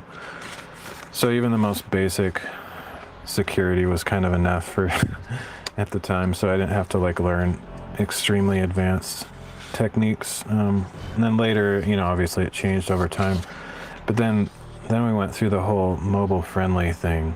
Like, it was totally optional and barely any sites were made for like cell phone use and responsive design and all that stuff. And then just as I was just about ending, cell phones were so popular that like you kind of more or less should or had to make it mobile friendly. But that was before CSS had all the built-in stuff that works with mobile, so you kind of had to use like stupid libraries like jQuery and jQuery UI and things like that were built to understand the layouts for mobile. And then once I stopped, it became ubiquitous, like very soon after. Every single site was mobile friendly. But yeah, I got out like before that era. I'm surprised you don't have something like a quick square for these cuts, do you? They make little smaller quick squares for this kind of work. I mean, I sometimes do. I have squares and stuff, but because the things are so thin, like I can't really get it flat on the table or the edge aligned right because they're made for, you know, 2x4s and stuff. So they have much bigger like ridges on them, and it's kind of frustrating to use with this. But I do have like actual tiny squares that I can use. I'm not always in the habit of using them, but like I have, you know, little things like this, and then I also have an actual quick square, but you know, this kind of thing. But like, see how thick that is? Like, that's completely useless. I can't get it on the surface so that it would line up right. So it's, yeah, I could either make something, or maybe there's something handcrafted just for this purpose, but generally it doesn't really save that much time. So I don't. Plus, honestly, you'd be surprised at how not square things are. And I've come across too many things that are not square, so I'd rather just verify it by measuring it a lot of the time. Obviously, the longer you go out from the source, the less likely it's going to be aligned, and I don't know, it's just kind of a pain sometimes. Need a really thin square, that's what I meant. I'm not sure if they make them for thin flat stock like this. They probably do. I don't know. I've never seen one, but they don't really work. The ones that I have aren't really don't provide much advantage for me, so yeah. If they had something like that, I mean, I'd need something that's less than paper thin too. Like, it would have to be ridiculously thin, because when I'm cutting a single sheet of paper, there's like nothing to grab onto. So I don't know. I can also use like the grid on here. Like, I can line the paper up to a grid position on my cutting board. But that also, like, look at this. Like, this is a piece of paper that came from a factory. This is proving my point exactly. I have it lined up here, and this is lined up to that grid point, and down here it's not lined up. So even paper that you buy from a factory, you'd assume it's like square. It's not. In many cases, it has slight variances, and certain times it doesn't matter. Like this particular cut that I'm doing, it doesn't actually matter if it's perfectly square. But yeah, there's times when it does. Like, these need to be square.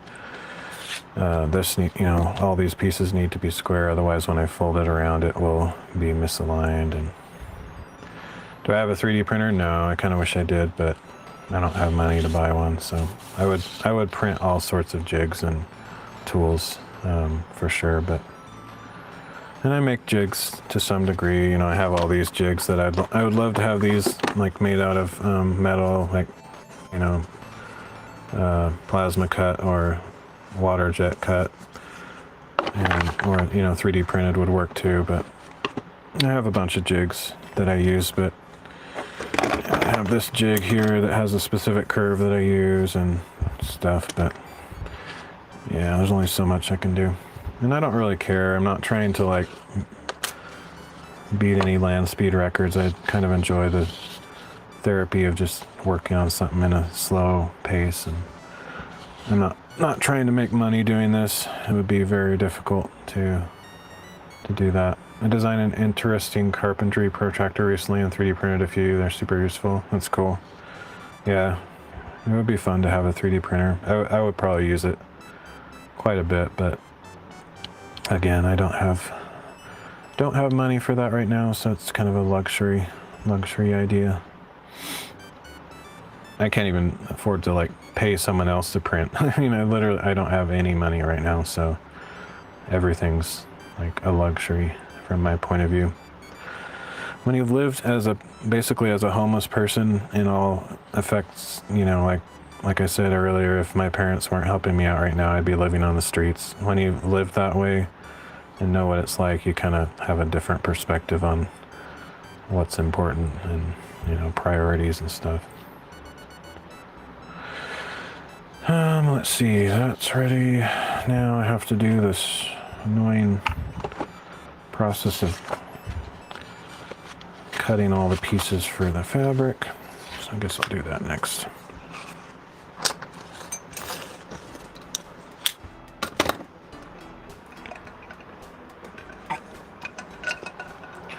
homeless for a couple of years, lived in the woods, huh? Yeah, honestly, that might still be me. I mean, my parents are loving, good people, but they could do tough love with me at some point, and I wouldn't be even mad at them. I would just be like, cool, I totally understand.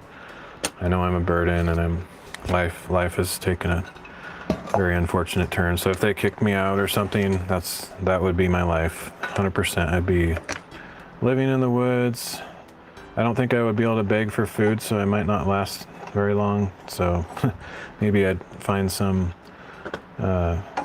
food, what do you call them, like a food pantry, free food pantry type thing, and live off of that as long as I can. And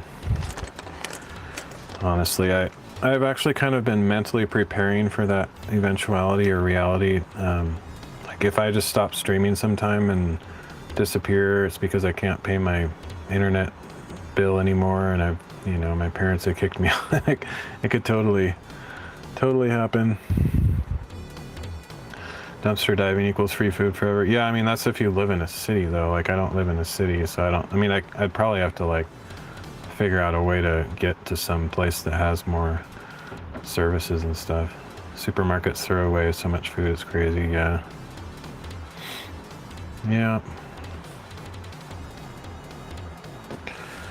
Okay, yeah, fabric. I don't think I'm going to try to align to this pattern. I think it's small enough pattern that it'll repeat randomly. I'm not too worried about it. I kind of expect that to be in my life, and I mean, it's not going to be fun. I might not survive it, but it's just, I mean, maybe things will take a turn soon enough. I mean, obviously, I hope that happens, but I don't know what my future holds. I have no idea. Alright, let's just go all the way to the corner here. If you're not in the city, you'd probably be better off growing your own food. Yeah, which I don't have any. I have no survival skills because I grew up in the city, which means I have no, like, skills. I mean, obviously that's not always the case, but generally people in the city are pretty dependent on infrastructure that's provided for them. That's why the cities vote Democrat, because they want more services instead of like doing stuff themselves. They just want the government to supply it for them. And so I grew up in that environment, so I don't know how to do anything to survive, to be honest. And, obviously I could learn, but I don't know if I would. I think I'd be so discouraged because of the situation. I'm not sure I'd have the wherewithal to like be some mountain man survival guy. Like all of a sudden, I think it would just crush me and probably wouldn't make it, to be honest. Unless I had a strong community of support somehow.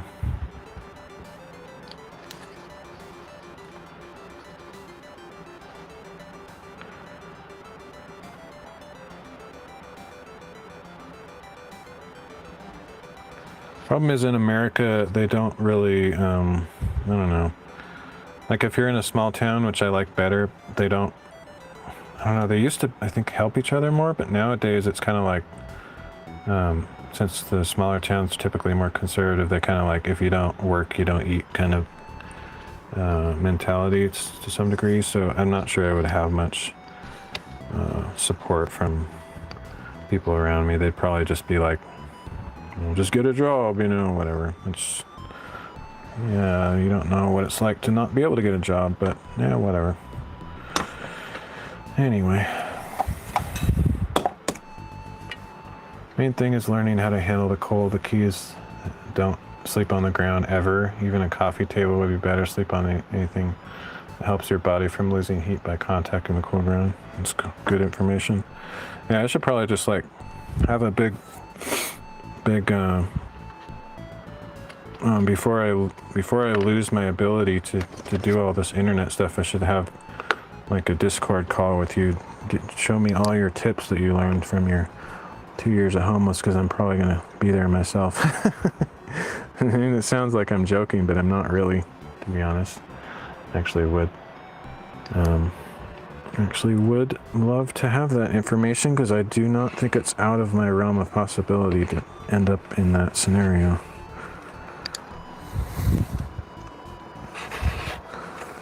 And it's not by choice. I don't really care what people think and judge about people in that situation. If your life hasn't taken that series of unfortunate turns, you have really no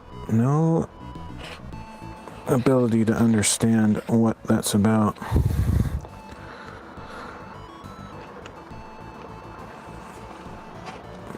Just assume that everyone on the street is, wanting free life and lazy and, has a drug problem or something like that. Well, if I end up on the street, I am a person that has never once sipped a single drop of alcohol in my entire life. I have never done a single recreational drug, not once ever. It's never even entered my mind as something I'd want to try. Never smoked a single cigarette. So whatever anybody would judge about me if they saw me on the street would be completely false. Didn't fail to look for work. No one would hire me. Etc., etc., etc. Remember that forever, just in case. If you fall asleep on frozen ground, you will probably wake up dead. Wake up dead. Wake up dead. That's an interesting concept. Thank you for the tip, though. I will keep that in mind. I mean, I think I know that some of that stuff just because I've, done some camping and I have some tents and gear, and I do have a hammock already and whatnot. Get a nice hammock, a folding up camping saw with replaceable blades, a couple of packs of extra blades, and a good camping shovel, and either a big spool of paracord. Get a good cutting strips out of old bicycle inner tubes. Those also work great. Doing recreational drugs right now? Yeah, I mean, most people are these days, but that's not for me. Now, the only reason I say that is just seems like everybody thinks that that's what everyone does when they live on the streets, and maybe a good percentage of them do, but some people are just there because the world is kind of crap right now, and it's not as easy to live as it was when, in the 40s when the boomers had their day. Okay, I can't tell what's going on, but this is not lining up with the edge of the fabric, so I'm just going to hope that if I cut it with the square, it will be okay. Do you know how to swing trade crypto? No, I don't know. I mean, I don't really like the whole crypto thing. I'm not against it in any philosophical or ethical way. It just doesn't interest me, and I've never been into money, so I don't do investments and stuff like that. And I'm not very materialistic, so I have a hard time even caring about that stuff. I wish I had some interest in it because it would be, a good way to, I don't know, some people do well with that. I don't have the mindset for it. Like, I have a friend that's really into crypto, and he does crypto streams and stuff, and I try to watch that. I just can't. I literally can't hold my interest for 3 seconds. Hey, Echo Shard, thanks for the follow. Alright, so there's that. I wanted to be a pastor, a missionary, and I always thought that's what I was supposed to do, and I tried to go that route when I got out of high school. I tried to go to Bible school, and just all the doors closed. I didn't get any financial aid and no support from anybody to go that way, and it just seems like, that's kind of where my mind is. I don't care about just making money and, being a success. I just wanted to make a difference in the world, and that's the way that was important to me, and just didn't work out. How long does it usually take to finish one project like this? Well, at my current pace, infinitely long. I'm going super slow, but it's mainly because I'm trying to, interact and with chat and having a good conversation with MK over on Odyssey, and but I'm pretty slow, so I would say it probably takes me 10 to 14 hours to make it. It's a way to pull money out of thin air, so if you're hurting for cash, you might like it. It's pretty easy, to be honest. I suppose, but it could be, you're obviously a very intelligent person, so your definition of easy, I don't know if I would feel the same way about it. I'm not particularly intelligent. Kind of average, pretty average, mid, if that. Okay, let's see.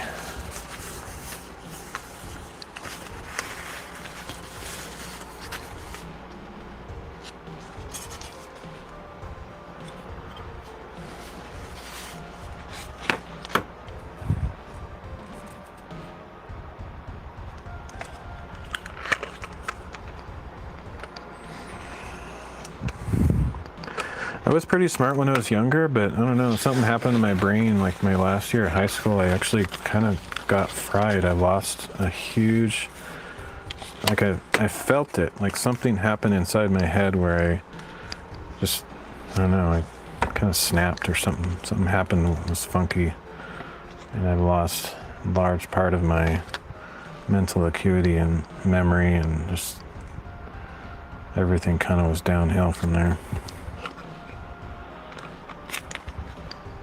And then a bunch of crummy sequences of events in life just kind of made it even worse and harder to, and I'm not even out of that. It's still my reality. It's just, things are hard. Basic strat: buy $100 of any major crypto. When you do, put in an automated trade to sell $100 worth at a price point that is 120% whatever you paid, so you sold less than you bought, but ended up with the same amount of cash back plus free crypto, which you hang on to. The automated trade will hit within a couple of weeks. In my experience, like pretty much always, it'll swing enough to touch plus minus 20% very often. It's cool. I know it sounds pessimistic, but if I tried it, it wouldn't work.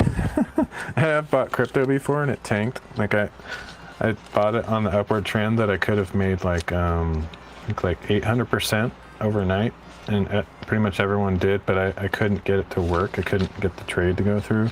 So by the time it went through, I bought at the high point. So now, and then it went back down, and it's been like pennies since. It's just like, I don't know. I'm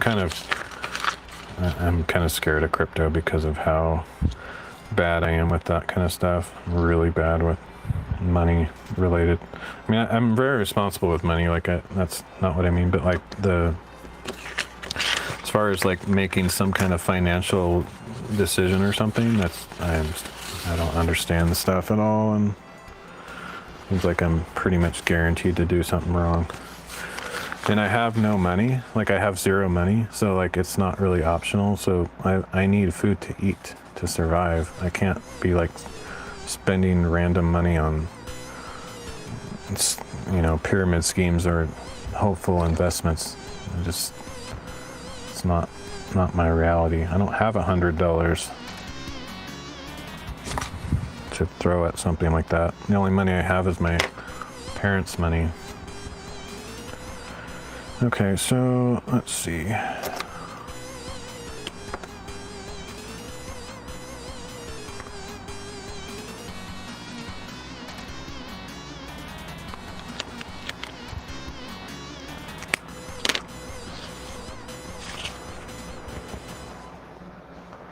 I do appreciate your sharing of your I can tell that you care, and probably annoyed that I'm not responding more favorably, so I apologize if that's frustrating for you.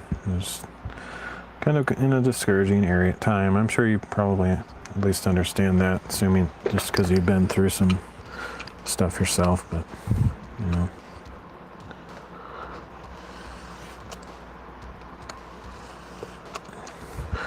life doesn't work out for everybody, unfortunately.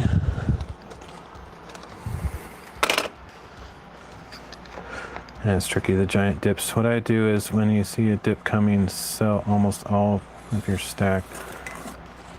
Then when the dip seems to have resolved itself, buy it back, but buy more since you have more purchasing power at the new lower value. Then it will go up, maybe not as much as it was, but yeah, the problem, like I did a meme coin basically, is I saw it like I happened to be there when somebody was noticing it going up, and I would have made, I can't remember how much it was, but it was like, let me think. I think it was at least 10 times, 10x. Yeah, I think it was like 10x. I would have guaranteed made 10x. But it was just like, yeah, I couldn't. Basically, I didn't already have a wallet or account and whatnot, and I was trying to set that up, and maybe everybody was hitting it at the same time, so the technology actually failed. Like I just kept getting a bunch of error messages.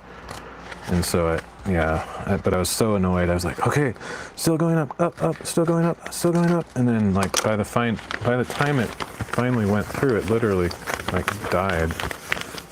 It will never recover, essentially, because it was just a one-time meme coin launch. And so that particular coin will never, ever come back, I don't think. Doesn't matter as long as you sold at a point higher than you bought back in, you end up with more and the gains value faster. Probably better if you just don't mess with. Yeah, I mean, yeah, obviously, that I shouldn't have done that. But the thing is, like, if the stupid tech would have worked, I would have had 10 times, the money. It was very annoying, but whatever. I don't like the stuff because I'll just do it wrong, and it's for me it's gambling because I don't have the technical know-how. So it's very irresponsible for me, a person like me, to get into it because I don't know what I'm doing. And I wouldn't trust anyone else to do it for me because pretty much no one that's into money is honest. They're just like, oh yeah, I'll help you. And I'll just screw you over. I don't really trust anybody else with my money because I don't have it. I don't have extra money to play around with that stuff.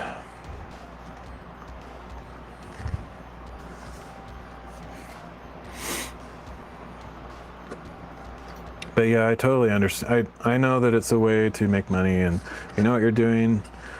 It's a good chance you'll make a profit. Unfortunately, I don't have a clue what I'm doing, so I don't think it's wise for me to be part of it. Just the wrong kind of person. Sucks it didn't work out for you. Been there. Good luck recovering your position. Yeah, I'm not worried about the crypto part, but yeah, thanks for the well wishes. I honestly believe that things will take a turn for the better. And if they don't, I'm also prepared for that because I've just been kind of thinking it might not go well for me. So I'm mentally prepared, kind of prepared for the worst, but hope for the best kind of attitude. I think the business that I'm trying to start will probably work. And if it doesn't, I'll just figure out what to do next. Don't know what it'll be, but figure it out.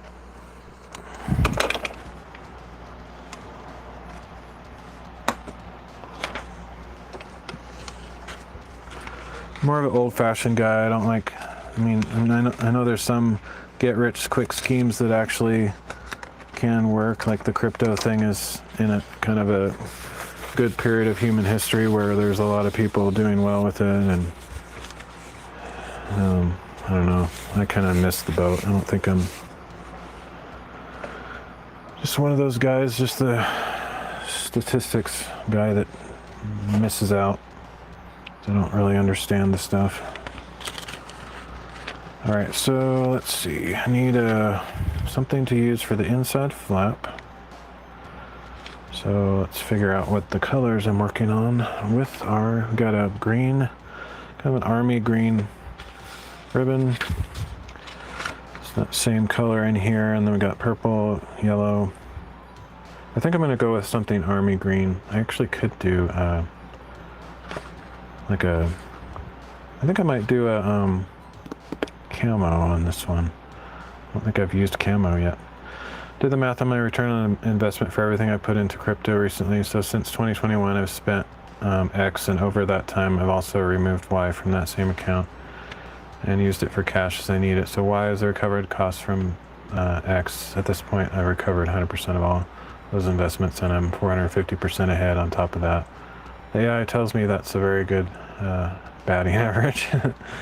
Nice. That's awesome. I'm happy to hear of a success story. The friend that I was talking about that's into crypto, he's done similar. Like he's basically a live streamer that he put his earnings from like streaming into that, and he's made like, I don't know, like over $40,000 just from like starting from essentially nothing, just putting in like the tips and minor earnings that he's made. And yeah, he's done pretty well considering he basically made that from nothing because he didn't really invest anything. He just kind of recirculated the money that he earned, kind of like you're talking about, and that's pretty cool. But anyway, I think it's probably more than 40,000 now. I think it's kind of compounded a couple times and whatever. Yeah, I could live like 4 years off of that amount. But yeah.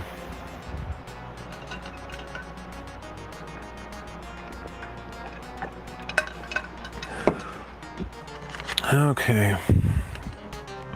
I don't know, some people just, I don't know, they're just smart, or they at the right place at the right time, but the vast majority of people just don't know how to do that stuff. What you should do now is recover every penny you spent so what's left was all free, then just leave it alone and it'll be more free money later. Yeah.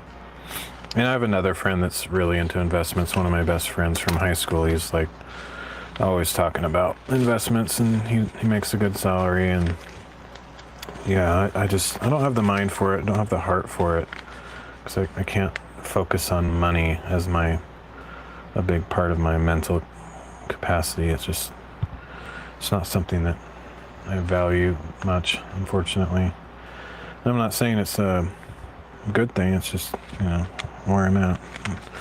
It's never been a priority for me. Different strokes for different folks. Thought I'd mention it. Good luck. How are you doing? Thanks, man. Yeah, I appreciate it. I mean, maybe in the end I should have tried harder with that kind of stuff. I don't know. I think if I was in a different scenario where like I had some job and I had some income to play around with, I would probably more seriously consider that. But since I'm living off the welfare of some other people that I care about very much, I don't have the ability to squander, what little I have on things that aren't sure return, and it's just can't invest somebody else's money basically. So, all right, let me try to find matching fabric for this. I might just go with one of my camo. I don't really like this camo pattern, but I think it would match probably just fine. Might also pull over some of these batik fabrics. I really do appreciate it. It shows that you care and you have, human decency. Care about your fellow man, and it's very, very kind. Appreciate it. Something like this could probably match. I'll set that aside just in case. This one would probably match.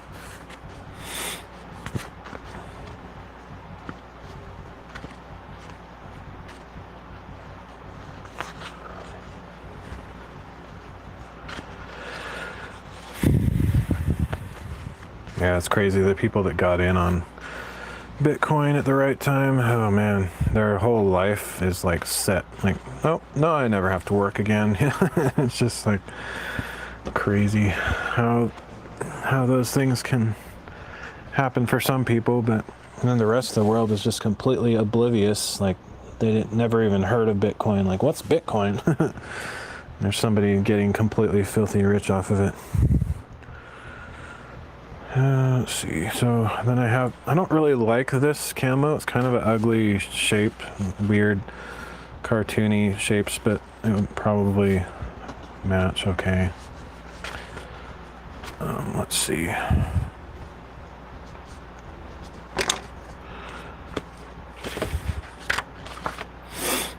Yeah, that would match totally. It's like a perfect match. That would match. This would be okay too. Really, all three of these look fine, but I think I might actually go with this one. This one's a little bit too busy for just the inside flap. Be more of a cover material, I think.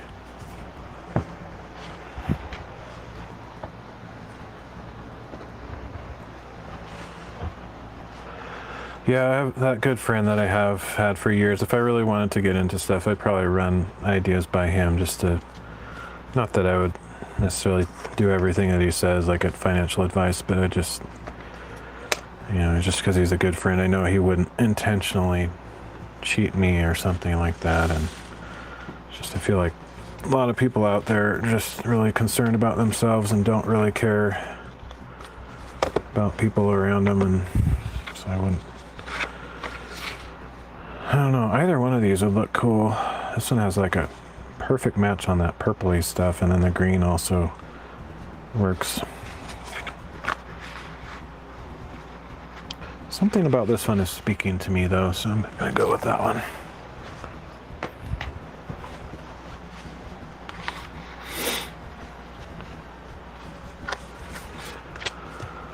Okay. So, gotta do these now.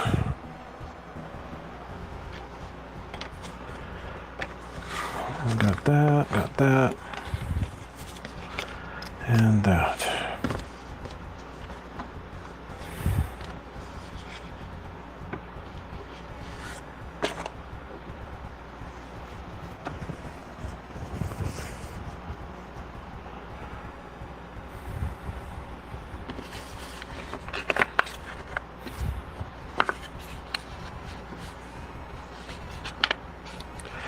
Yeah, this hobby has nothing to do with money and really can't.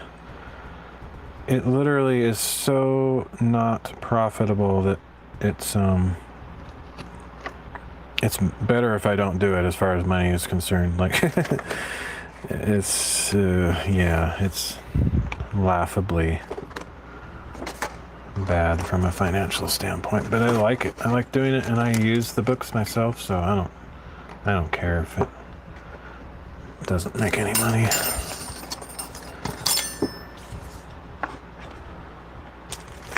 It's more like very similar to crocheting. I think it's very comparable to crocheting. You can't really make money knitting or crocheting, but it's just something that a lot of ladies like to do just to pass the time or keep their brains active or whatever motives they have for getting into it. It's that kind of hobby.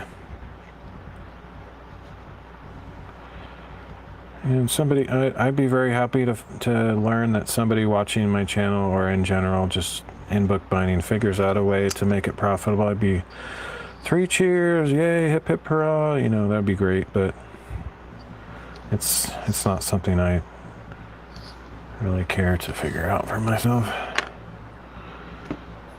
It doesn't seem possible from my perspective.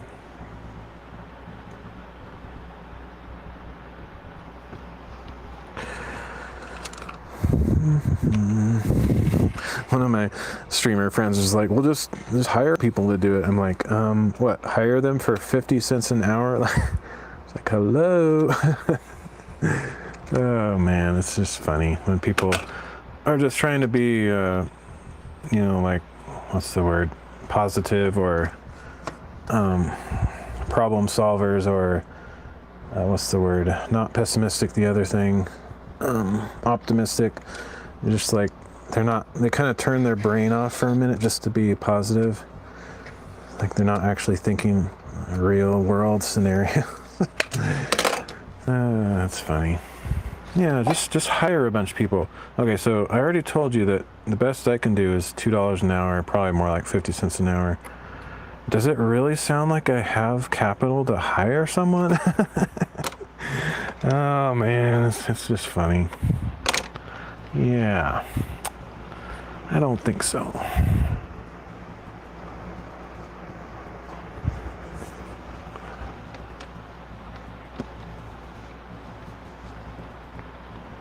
Yeah, and of course I'd be able to offer medical insurance for them and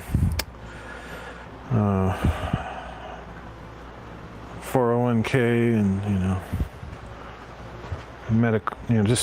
it's just ridiculous. Hire somebody. It's funny. Hire a bunch of people. It's like, it doesn't scale.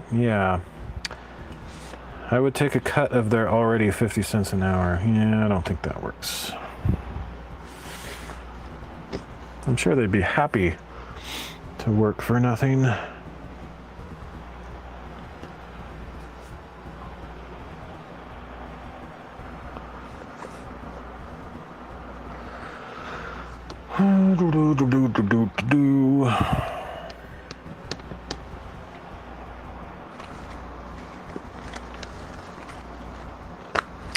Where did I put my roll of stuff? Oh, there it is.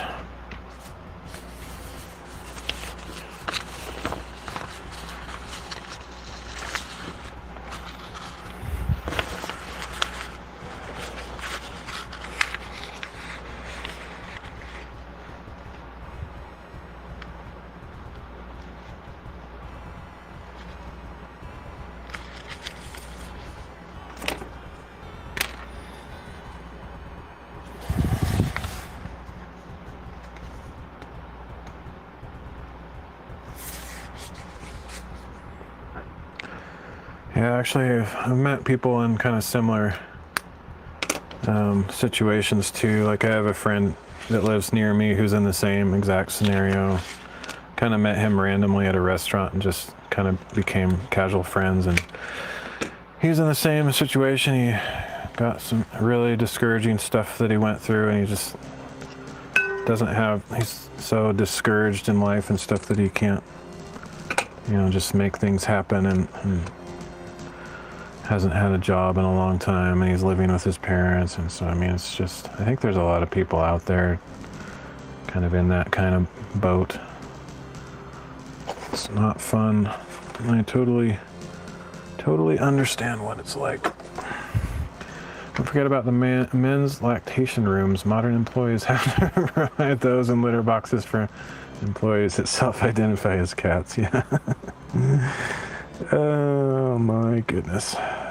When I first read the first half of the sentence, before I said it out loud, I was thinking you were giving me more advice about the being homeless thing. I was like, wait, what's a lactation room? And then, I read the rest and obviously detected the 100% satire.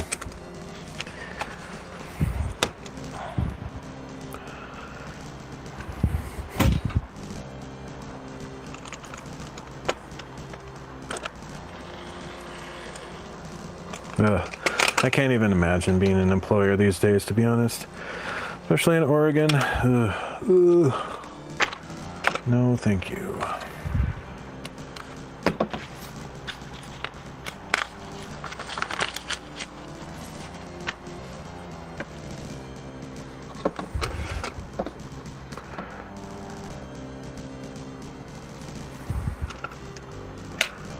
Homeless camp would be hilarious.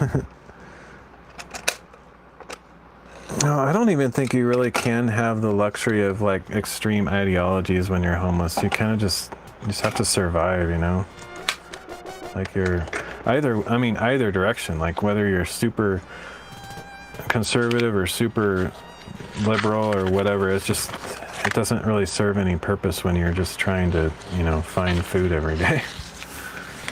But I don't know, because I've never lived in a homeless camp or whatever, so I don't know if people in those situations are all talking about politics all the time like everybody else. I can't imagine that's the case.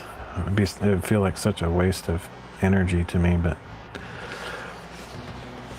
that's what they did in Portland, and they took over a block and started planting vegetables on one layer of cardboard. Yeah, I don't watch the news anymore. I haven't watched news for probably 20 years. I don't know. It's been I stopped watching TV more years ago than I care to say, because it would reveal how old I am. But basically, my entire adult life, I haven't watched TV. I stopped watching the news almost that long ago. So I have no idea what's going on in that stuff for the most part. All right, don't really want to know anymore.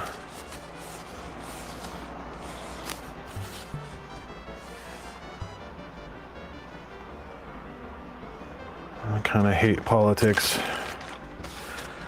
It's like a waste of time, just a way to get everybody hating each other for no good reason. All right. Actually, do talk about in homeless camps all day. I'd suggest avoiding any sort of camp or other people in general. If you ever do end up homeless, go to be a hermit. Much better. I don't know. I mean, that's what I would want to do because I'm an introvert, but like at the same time, it seems like for mental health, it'd be good to have community. And then if something goes wrong, I would imagine they have some camps might actually have kind of a culture of helping each other. I don't know, but there'd be a lot of things I would hate about it too, because like I said, I don't do any kind of controlled substances, and it would be annoying to be around that stuff all the time for me. And just, I don't know. At the same time, like, just because I'm homeless doesn't mean I wouldn't feel like I have a mission. Like, I would want to help other people, even at the cost of myself. So I wouldn't want to just completely isolate myself so that I have no, actual eternal purpose. So I don't know. Who knows what? Hopefully I just don't have to go there. I mean, that's not what I want necessarily. So it's good to be prepared in case it happens, but it's pretty much the last thing I want, obviously. They'll not help you, act like they'd help you, then they'll rob you of a kidney.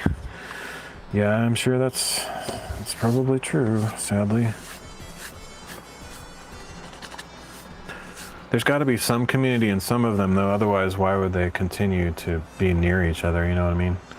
There'd also be some security in numbers, like if there is kind of a fear of people robbing you or harming you, and you're just one person, then, how could you defend yourself? Let's see, where is the paper?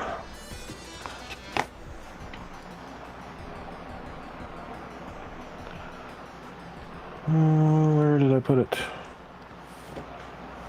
There it is.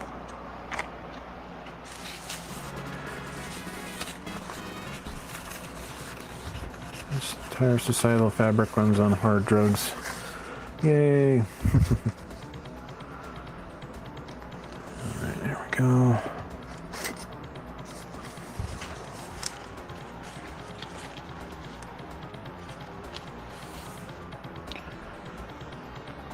Alright, where is my square? I don't tend to always put things in a place that I can't see it visibly. I might have actually put that in my drawer, I don't remember. Nope. It's gotta be right in front of my face. I just can't see it.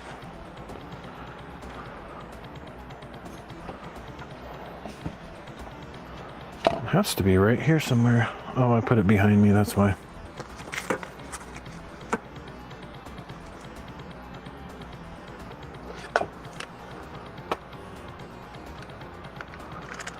Yeah. I prefer not to get down on that subject because this is a family-friendly channel, so I'll probably not go too far into that stuff.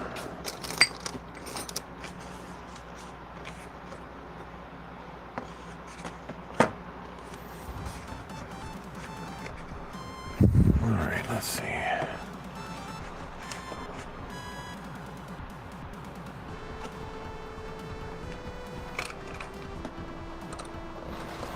But yeah, if that was part of the homeless culture, I would definitely want to stay on my own because that's not something I ever intend to have in my life. So it would be difficult to be exposed to that too much.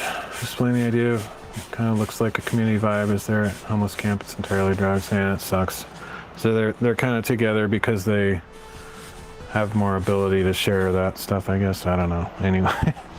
Yeah, I probably won't carry that conversation to its completion, just because I don't really talk a ton about politics or any of that kind of stuff, just because I want my channel to be more of a safe and encouraging place. Like, probably shouldn't even be talking about how crappy my life is, because that's not very encouraging. But I'm also like, I don't like hide the fact that my life is difficult, or if somebody else has difficulty, I don't mind hearing it, and hopefully I can be an encouragement somehow. I'm not a counselor, but it's not that I avoid hard topics, but I don't like purposely talk about topics that are polarizing and push people away or insult people, all that kind of stuff. Even if I might have some beliefs that might be political ideas that might offend people, I prefer not to talk too much about that, because I'd rather have people of different ideas and backgrounds feel welcome on my channel, and all that kind of stuff. Even if I think they're completely wrong and I disagree with everything that they say, it's fine. We can all be decent to each other. Okay, so finally ready to do the ironing, like 10 hours later.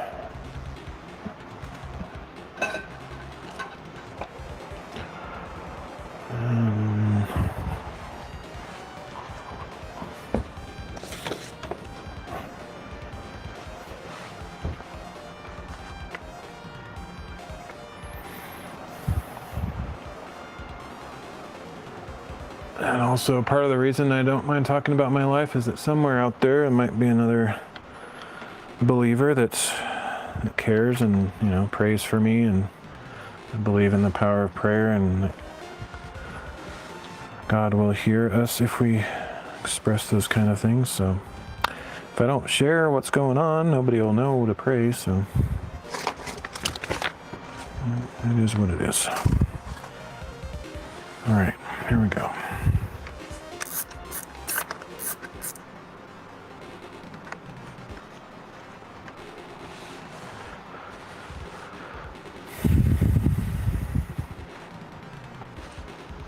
I think part of the reason that I've gone through so many difficult things in life is so I can relate to other people. Like, I never wanted to be like above others in my own mind, like to think of myself as higher or above others, even people that have really rough lives. And so I actually value the lessons of humility that come through the difficulties of life, essentially, and I learned to understand people that in different scenarios than myself better that way. And then I don't necessarily ever want to be rich, for example. I'd like to have enough that I don't have to rely on others and stuff, but I don't pursue wealth and stuff like that. I'll pray for you 100%. I think we pray very differently, but again, to each their own. Yeah, no worries. I certainly don't consider myself like a leader or a source of great wisdom or truth. I trust in the Lord to give me that, and the Bible and stuff like that. Wise counsel from others, etc. But I don't consider myself in the position of have much to share as far as wisdom and stuff like that. So in other words, I don't think I'm right and you're wrong necessarily. You know what I mean? Like, just because we might not agree on everything doesn't mean I think I'm right. I have no idea if I'm right most of the time. I don't really care if I'm right, to be honest. I don't have a incessant desire to be smart or prove myself to anybody. I look at adversity like exercise. It sucks, but it makes you stronger. Yeah, and I mean, if you believe what the Bible says, you kind of can't really possibly think of it any other way. Like, there's just so many passages in there about that very thing. We're actually supposed to rejoice when we go through all sorts of trials. It's really hard to do, to be honest. I mean, I rejoice when I understand what it brings you to later, but it's like during the, like when it's happening, man, that's hard.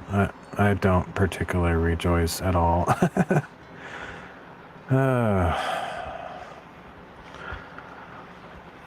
Okay, let's see, is this hot yet? I think so.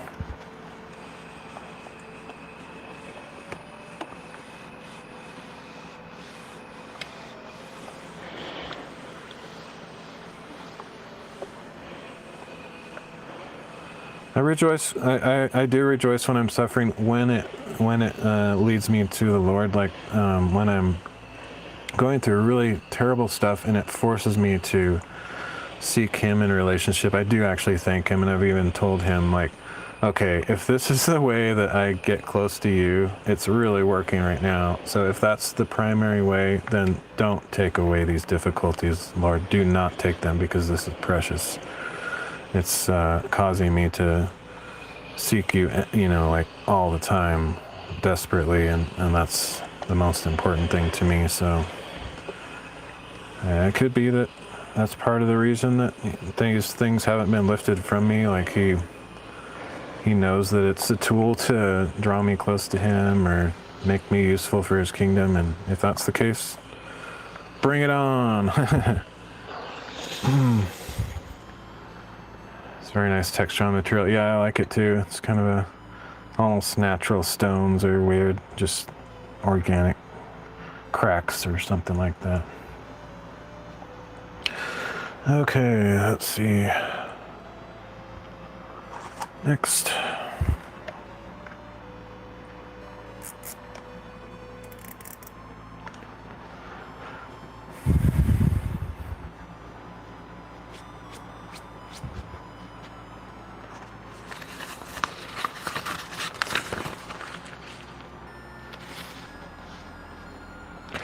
I like to get back into drawing and stuff. For a while, I was trying to draw like every day, and it was working for me, but I don't know, lately I've been kind of out of it. And it's not going to like drop off entirely, but I don't think I'm going to keep up with the draw something every day pattern. Mainly because I have other things that are just higher priorities. Like I've been going through a lot of really cool stuff, like very encouraging spiritual stuff. And I really feel like I need to write it down so that I have a memory of it, a record of what God has been doing in my life. It's not fun or easy stuff. Many times it's very difficult stuff, but God has been very actively present in my life the last few weeks, giving me opportunities to speak into other people around me and be a blessing, and it's kind of reactivated my spirit in many ways. Like my life situation hasn't changed or gotten any better, but my ability to feel like I'm not just a piece of trash, like just a useless person that has no purpose. That's kind of that's been very encouraging to me. I met a guy recently that's going through a really, really terrible situation, and I happen to have gone through the exact same thing, and I'm able to pray for him and be just a listening ear. Can't solve his problems or fix anything, but I can be there for him as a friend, and there's other similar situations. I feel like I have a purpose, so that's been encouraging. So my prayer for you, Jesus, please help flow with the struggles in his life. Sounds like a real struggle. Thank you. It's been a long story. About 10 years. Like the last, I don't know, about 4 years have been pretty tough, but I don't like to get into explaining my woes too much. I think we all have our own struggles, different types. I don't think mine are worse than anybody else's. Sometimes I hear what other people are going through and I just feel like ashamed that, what I'm going through feels like so basic compared to what they have to deal with. I'm just like, wow. There's people that die every day. I mean, all those people in Texas, imagine that. Just like your entire existence uprooted by a flood, and you lose your daughter or your son or your mom or your dad, and imagine that. Imagine that. I honestly wish I could take the place of one of those people. They didn't deserve any of that.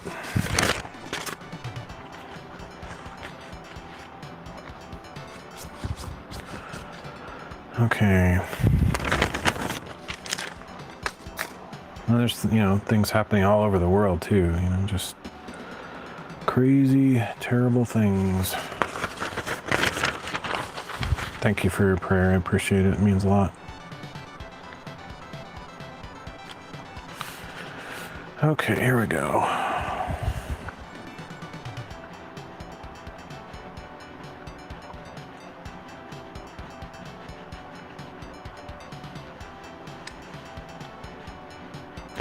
Yeah, most of the time I say, don't live like me, and you're probably doing pretty well. Like, that's kind of the only advice I can share. Like, I'm not a wise person who's been through a bunch of things, and I can, help people by giving them advice. But I can say, well, look at my life, see what's happened with me, and just as long as if things don't go the way that they did for me, you're probably doing just fine. Kind of like example of what not to do.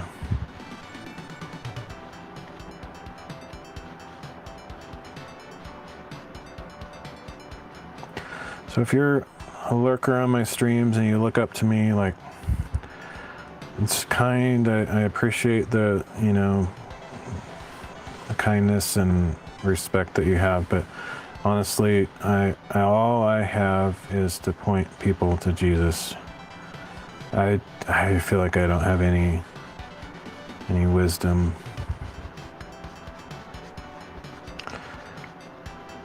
That's kind of why I read the Bible on stream, because it's like I don't know what to say. I'd love to say something useful for somebody out there, but honestly, it's all in this book. Just read that. That's all I have to say. That's all I have to share. Don't feel bad. Everything's trap anymore. No one gets out unscathed. That's what it feels like. I can definitely relate to that.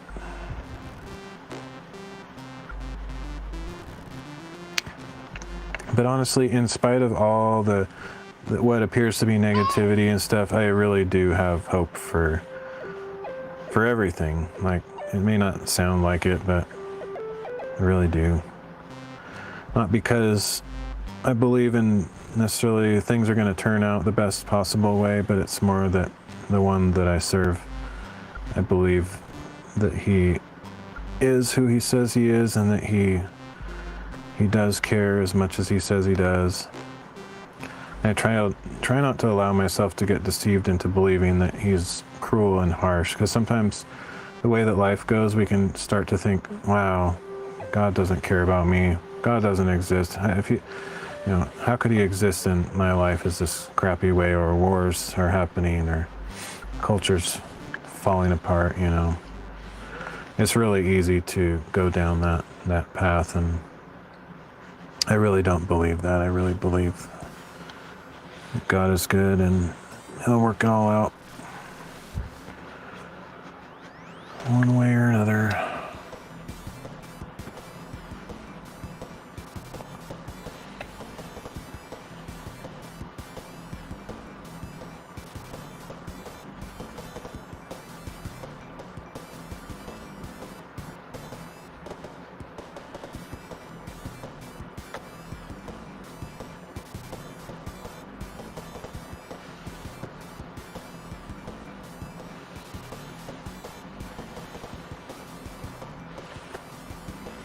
Yeah, if I didn't go through the exact things that I've been through in my life, I would not have been of really any use to that brother just a few days ago. And I'm not sure that he'll, fully comprehend how God did that for him. Like, I really don't know if he appreciates the fact that I was there at just the right moment. I see it clear as day, and that's why I need to write about it in my journal. There's so many things that lined up. We are exact duplicates. We went through the exact same experiences. And the fact that God brought us together, it's just like, wow, it's amazing. I just praise God for that. Even if he's not encouraged, I'm so encouraged just by the fact that all of that crap that I had to go through, you know, it can serve a purpose in somebody else's life. And, you know, I honestly would go through it again just for that reason, just to know that I can actually have some purpose for somebody else. All right, so there we go. Next.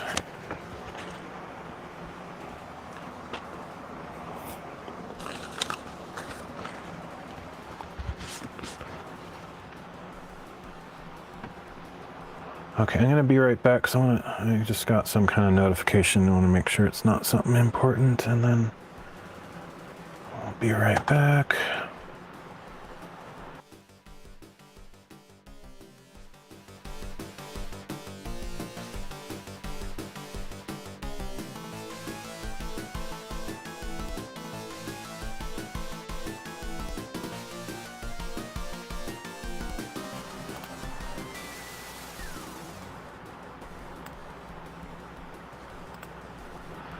Basically the least possibly important thing I've ever seen.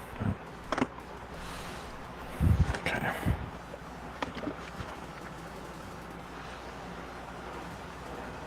I'd really like to, I pretty much always have my phone on silent because I don't have any friends and people that send me emails and stuff, so I don't really have any reason to look at it. And I know it's always going to be junk mail, but now that I have made a few contacts and have a few friends that I'm trying to communicate with, I always feel like I have to check for that reason, and it's pretty much always useless junk mail stuff anyway. But it's like, wish there was a way to set up my phone to only make noises when it's somebody that matters. And I guess you can do ringtones and stuff for text, but I don't know if you can. I'm sure there's a way to do that with emails too, but some things are just more trouble than they're worth.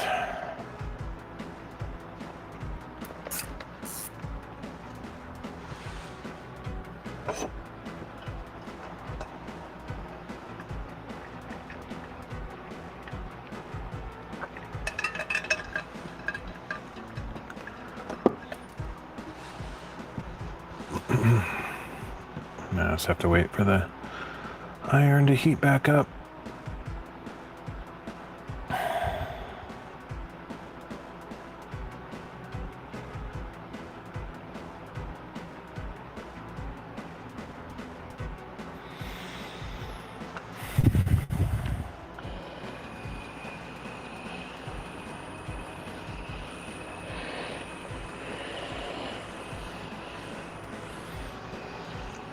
This fabric is I think it's called duck. I don't know why it's called duck, but whenever I go to a fabric store, it's called duck canvas. I think it's just cotton, but whatever duck means. Sorry, I don't actually know much about fabric. I just buy the stuff when it's a good price and it's a pattern I like. But I really like this duck stuff, this canvas-like stuff. It kind of feels more like artist's canvas that you would buy for stretching on a canvas for painting and stuff. It's considerably thicker than your average quilting cotton and stronger and just, more durable feeling. And I don't know, I wish every pattern was available in this form factor or just thickness strength. Unfortunately, most fabric stores have very limited patterns available in this type, and so I don't buy as much as I would like to, because usually the patterns are kind of stupid. And but anyway, there's a few that I've bought and I really like it. Always makes a better result when you have a nice, strong, durable fabric. But honestly, I've not really had any major issues with even just cheap cotton, quilting cotton. When I make book cloth out of it by backing it with the paper, it seems to give it some rigidity and durability that it might not have naturally. And, you know, I'm not exactly careful with my journals. I just kind of throw them in my backpack with a bunch of other stuff, and they get, you know, quite a bit of friction going on. And sometimes the corners get a little bit worn, but generally speaking, they hold up pretty well. So AI thinks duck in this context originates from the Dutch word doek, which means canvas. Huh, interesting. Could be. Could be.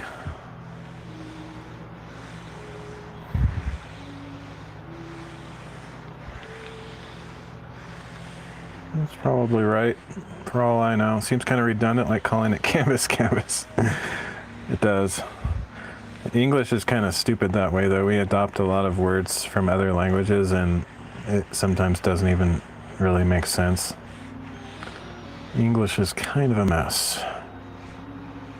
And then when you go to other countries, they use English in a similar way too. Like, it's funny when you watch like some show in Japanese, you'll hear a bunch of English words thrown in, and you're just like, what? Or like you go to, like, people will get tattoos of like some Chinese character and they don't even know what it means. They just think it looks cool. And you'll see like kids wearing t-shirts that say things in English that make no sense, but they think it's cool because it, you know, it says something in English, and they like, I guess they like America or something.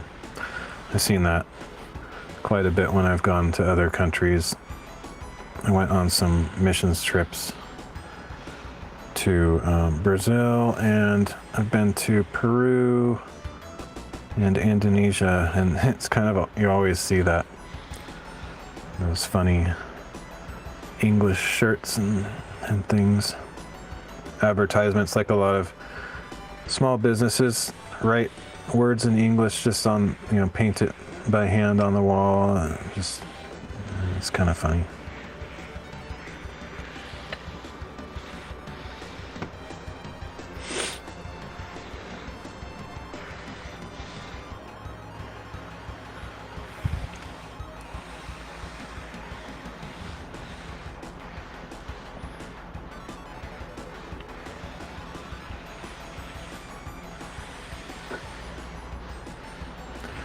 Making a demonstration design for the OpenGL I'm developing for someone now, and as a sample design I made what looks like a bit like an old school SNES box art image, but 3D animated as the title screen. Anyways, the title absurdly long and one or two words are randomly in Japanese for that authentic look. Nice. I don't know, Japanese is just cool. Like, you know, Chinese, I don't know, there's just like, Chinese is awesome too. I mean, to be honest, it looks really cool. I wanted to learn Mandarin at one time. I even wanted to live in China at one time, but I don't know, Japanese is just so trendy. Everybody seems like thinks Japanese is cool. It's probably largely because of the anime influence, I suppose. But yeah, I had like I guess I still have it, like just any packaging that's like from Japan just looks cool. I don't know. Ow, this is so hot. I just touched it with my knuckle. Yeah, I don't know. It's like, I like the stuff. I had another one around here somewhere that looked even cooler, but I don't know if that's still here.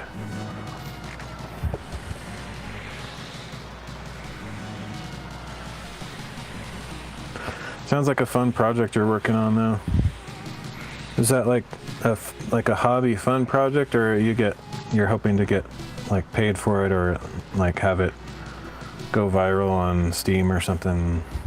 People are weebing out hard anymore. I mean, me too a little, so I can't fault them for it. Yeah, I never actually got into anime, so I don't have that background. My only actual real connection with Japanese stuff is that I really like art supplies, and some of the best art supplies in the world come from Japan, especially pens and inks and stuff like that. So this is just a pencil sharpener and nothing really special about it, but it's a really good pencil sharpener, but you know, that's all it is. Nothing exciting.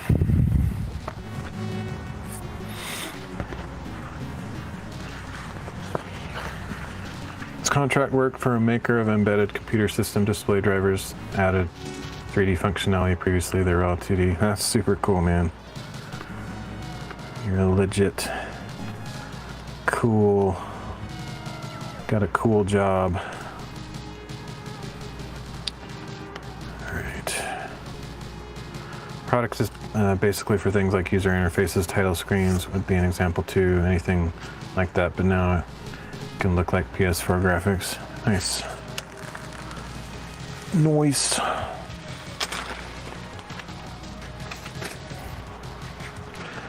Yeah, that would have been the dream back in my youth if I heard, you know, jobs like that. I generally wanted to make video games when I was a kid, or movies, you know, I just always wanted to do something like that, but not anymore, really. Like, that doesn't, I wouldn't want to, like, okay, so do it, you know, like, go to school, and it's not really to that. It's more like when I was a kid, that's what I always wanted to do. But I don't know, it's not the direction I want to go now. Now I honestly, if I could just reinvent myself, I'd probably want to be like a homesteader, you know, kind of like a friend that I've met on D-Live, ex-Dr. Firefly, something like that, you know. He's just teaching other people how to survive off the land and how to do farming. If I could like start all over, I'd probably prefer something like that and just stay away from all the technology. I just kind of got sucked in, and I mean, I'm a very nerdy person, you know. I like comic books and Star Wars and, you know, all the nerdy stuff, video games, all that stuff, and so it just kind of fit my demographic to get into like techie related stuff. But then I don't know, later I found out like I just want to be Grizzly Adams, go live in a cabin and live off the land. I don't know, basically I wish I grew up in a small town. I think I would have been a lot happier. I like small town country values and just culture and whatever. It's been a really fun project. I'm not sure how long it will last for me or how long I'll last for it. I kind of get burned out sometimes, but I'm trying to stick with it because it's amazing to actually get paid for it. Usually I just do it because I like it. Yeah, that's super cool, man.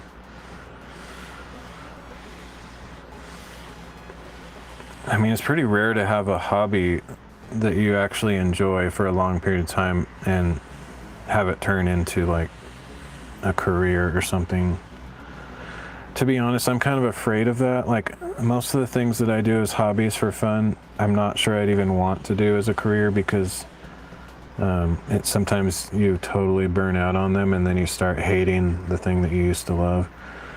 And that's kind of what happened with me with the web design and development. I tinkered with graphic design and web design on my own and made my own sites and like had a blog where I experimented with all sorts of, you know, technologies that were cutting edge at the time. Now they're ancient, but so I really enjoyed that stuff. And then I thought, oh, I could probably get a job doing this, and, you know, whatever. And turned out that I could, and did it for a long time. But yeah, I just kind of made me hate what I used to enjoy. And so yeah, I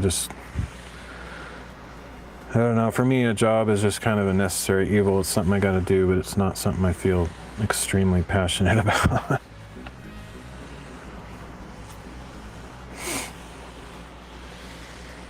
I've never really had a dream job, and ever since, I don't know, I don't even know if there is a dream job for me, like something that I would be absolutely, if I could do anything, I would list this one thing. I can't even think of what that would be anymore. Like, at one time it probably would have been either be a pastor or missionary or like make video games. Those are kind of the two historical things that I've always thought would be cool, but these days I don't even know.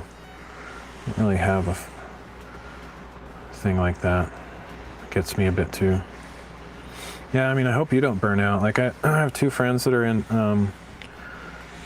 they're probably probably as smart as you or smarter. They're very intelligent guys, to be honest, really smart. And they're really successful, in my view anyway. They're really successful programmers, developers, whatever you want to call them. Make good money. I really hope they don't burn out like I did. I wouldn't wish what happened to me on my worst enemy, much less my best friends. I don't know, there's something about the tech industry that seems to produce burnout more than other industries. The problem with this thing is they basically want more than I can provide forever. Like I could never provide everything they want, and they're okay with that. They just want 100% of what I could possibly produce if I worked around the clock, so it's kind of aggressive. Yeah, I mean, I don't know how exactly your situation is, but like that's kind of why I always avoided contract work.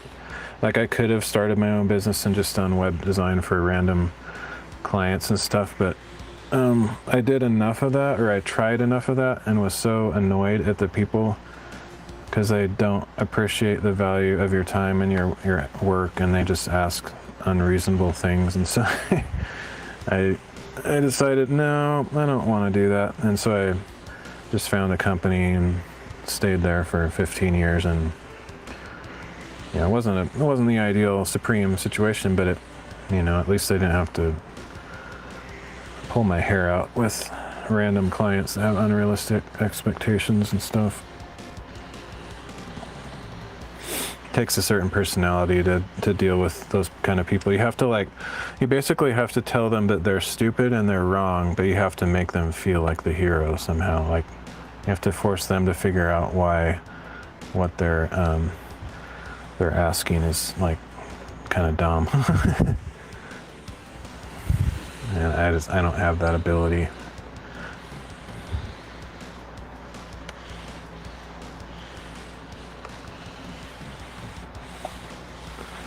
Okay, here we go.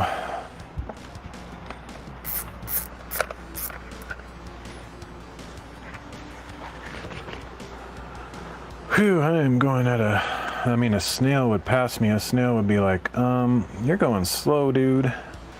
Today, I'm going at that.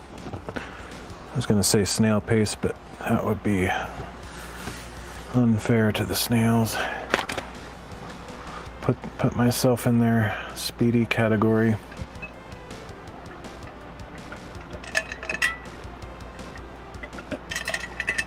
All right, Peter No Tail.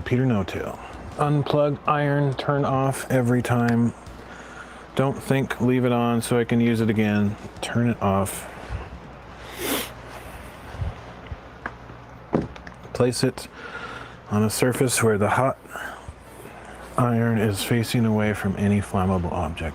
What I like to do is figure out where I want a project to go, except of course I can't just say do it like this, because it's their dollars. They say where it goes eventually.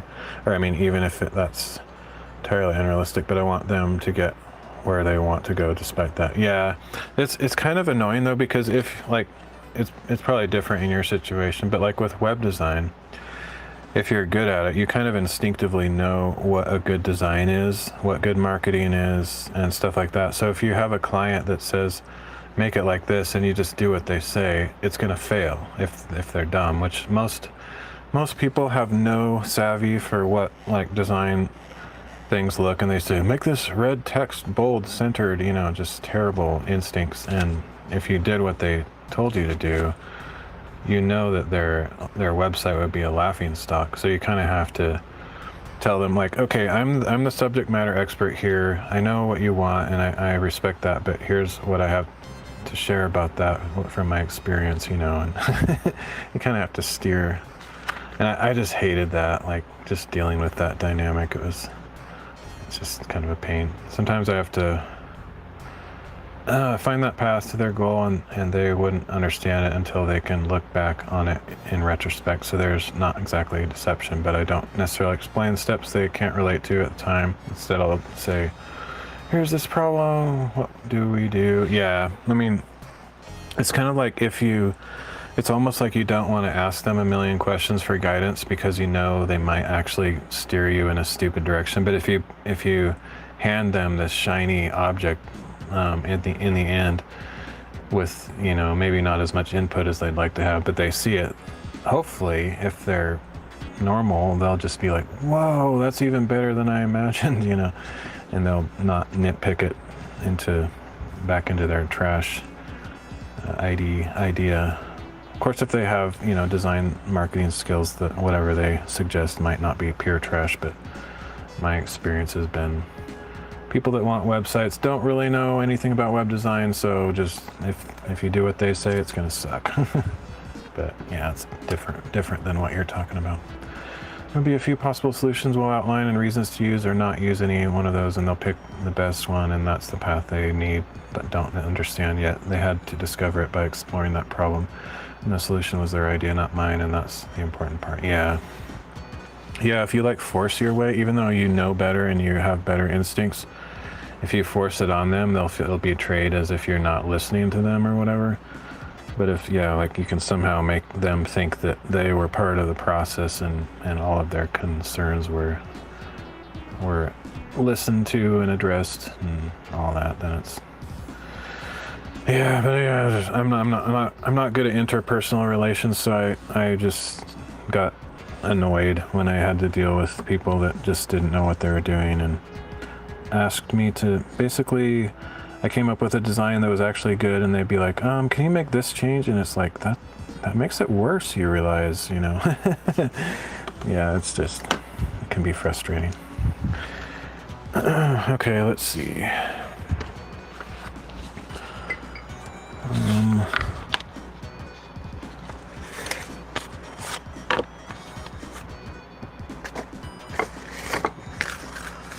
Keep some of these scraps because they're big enough to use on little books, and then they understand why the path twisted the way it did instead of taking a direct path that they might expect. Yeah, and so much time is wasted too. I mean, I guess if they're willing to pay you for your time instead of, the thing that sucks is when you like do an estimate, like you give an estimate at the beginning, like you say this will cost $12,000 or something, you know, $800, whatever. And then they just like keep adding more and more like requirements, but you can't really change the quote because you kind of committed to that in certain circumstances, or it's hard to like weave that back into the picture of like, you know, we agreed on this amount, but that was when we, you know, had this outline, and it's kind of gotten way bigger than that now, and I don't know, it's just contract work is I don't know, I just found it stressful, and so I liked it when I didn't have to worry about all that stuff, and the company figured, you know, I was making things for the company, and they didn't really care if it had an exact return on investment. It was more of a fuzzy thing. Because complex goals have weird twisty paths. That's just a fact of complex goals, yeah. Okay, so I'm missing this thing. Where is it? No, that's not the right one.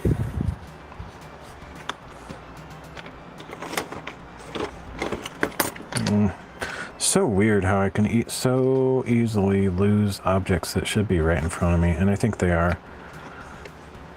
They are right in front of me, but I still lose them. It's pretty amazing, actually, how that happens. There it is. Will you describe how you outline a program to the AI? That is how I outline my projects when I bid them. Literally every single variable is explicitly outlined until there's no way to add or remove features because they were all explicitly stated and what it wouldn't do to. Cool. It's probably a good way to go. I don't know. I'm so out of that scene now that I don't even know anything about it. It's kind of feels like a past life. It was so long ago.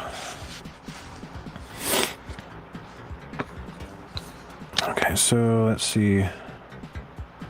But yeah, that definitely for the AI stuff, that's worked for me. And it's actually surprising to me how all the smart people I've talked to, like you and my two programming friends, they kind of just like still completely treat AI as like it's the worst thing ever and it's laughable and whatever. But to me, it's like, I literally can't stump it. Like, I guess my requirements of it are so simple that, you know, maybe if you heard the things I was doing, you would just laugh at how basic it is and stuff. But I've been very impressed. I can't get it to give me a terrible result. It's always blown my mind every time. I just like start laughing hysterically at like, what? I can't believe that worked.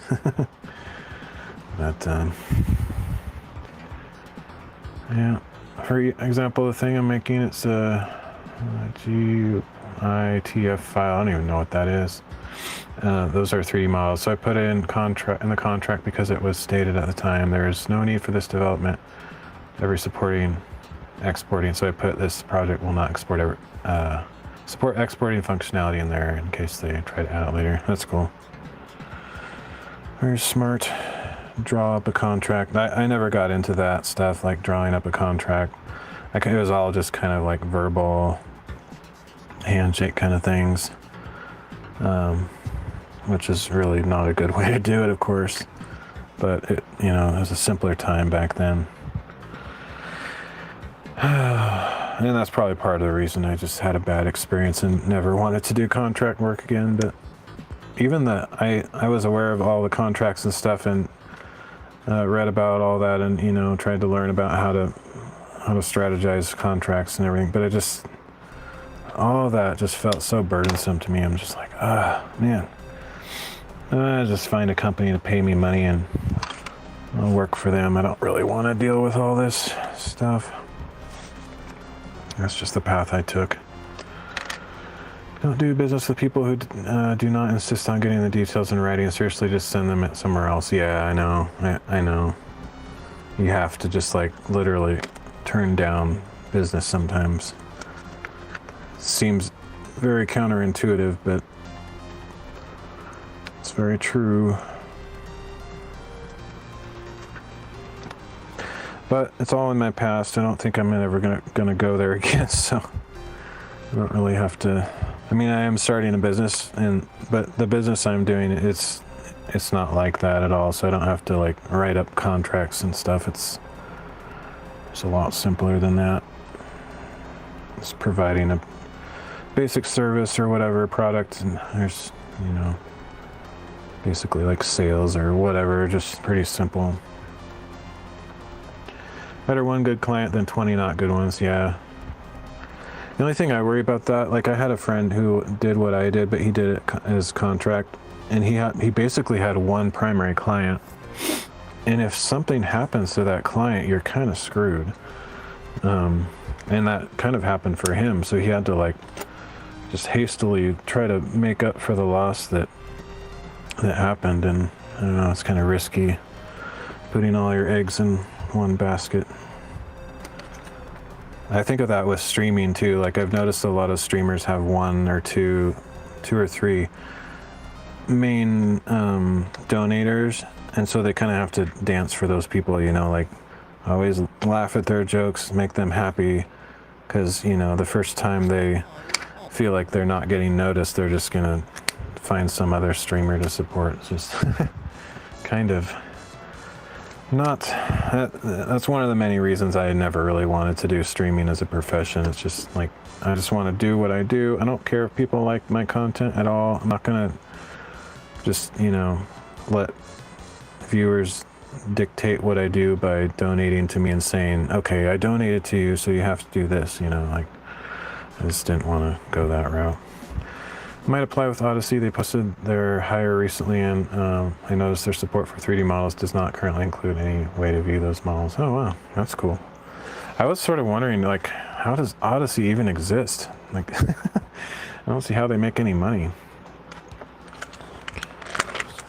They recently completely changed their like back-end crypto thing, and I'm not even sure I'll like make the cut. Because I don't, like, previously you had to have like LBRY library tokens to stream. Like you had to like, give up tiny bits of tokens in order, like you had to pay to live stream essentially, but it's so minuscule that like I had enough library tokens to just keep posting there. But if I had to actually pay money to post on and stream on Odyssey, there's zero chance I will continue. None whatsoever. And I don't know if it's going to be the same pay-to-play model, or they didn't really say. They just said, no, it's not LBRY anymore, it's something else, and they didn't explain how that works. And so I don't know if I'm going to continue streaming there. Like, if they change it so I have to pay to do it, it's cut off instantly. No mercy. It's done. I'll never stream there again. But if it's something like how it was before, where, you know, you do have to pay, but somehow I don't even know how I got those tokens, because I didn't buy them. I think a couple people tipped me, and that gave me enough tokens to like live stream for basically indefinitely, because it's, you know, very small fractions of a crypto coin to stream. Odyssey is a hug box for anti-establishment types. They push us off YouTube with this as the alternative. Then we're easier to monitor for extremism or silence entirely when they shut this site down, but they won't do that until they have a need to. I mean, that's kind of what I think about it too. It's kind of like a honeypot type thing. Rumble and DLive and Odyssey, all those kind of things, and BitChute. Same, they're all kind of the same. But I don't know. I just stream everywhere. I don't like politics. I don't get into politics. So the last thing I want to do is get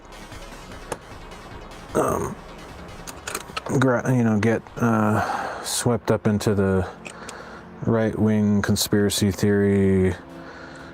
It's all about Trump and Musk and whatever stuff. I don't care about that stuff at all. I mean, I have my opinions on it, but it's just like,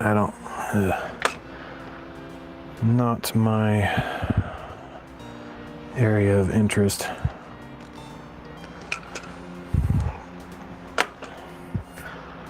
Okay. I have no particular hope in some political party or entity to solve the world's problems. Okay.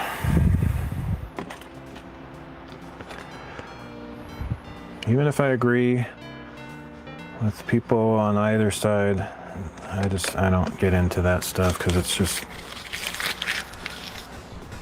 so negative and it's so polarizing. I'm so outraged. In 2025, you're trying to be reasonable. I should report you for not living in a constant state of panic. I mean, no, that's one of the main reasons I got off of social media, and I'm sort of wanting to get off YouTube, because their whole algorithm is based on anger triggering and stuff. That's how they get their views, and it's just like they feed you. It's actually like a recipe for mental disorder to be on those websites. It's horrible, and I think that's part of what's, you know, affecting me so much these days, is just all the crap that they, you know, put in your brain. But yeah, I got off of social media ages ago. I think it's over 10 years ago. It might have been 15 by now. I don't remember. And I've not missed it one bit. It's all outrage, fear, clickbaiting anymore. Yeah, and it's like, even the content creators that you actually like, they have to do that too, because that's the only way they can continue to make money. So a lot of the people that I used to enjoy watching, I just like, unsubscribe, man. I really like what you're doing, but you're just like constantly clickbaiting. It's so annoying.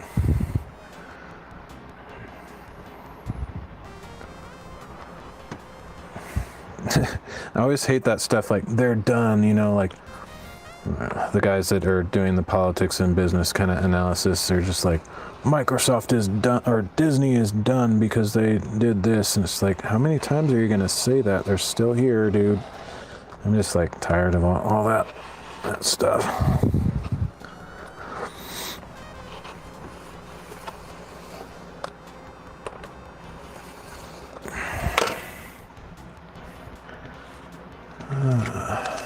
Super gross. Never had any accounts of social stuff to shut down. I've always hated that. Yeah, no Facebook, Twitter, Instagram, TikTok, none of it.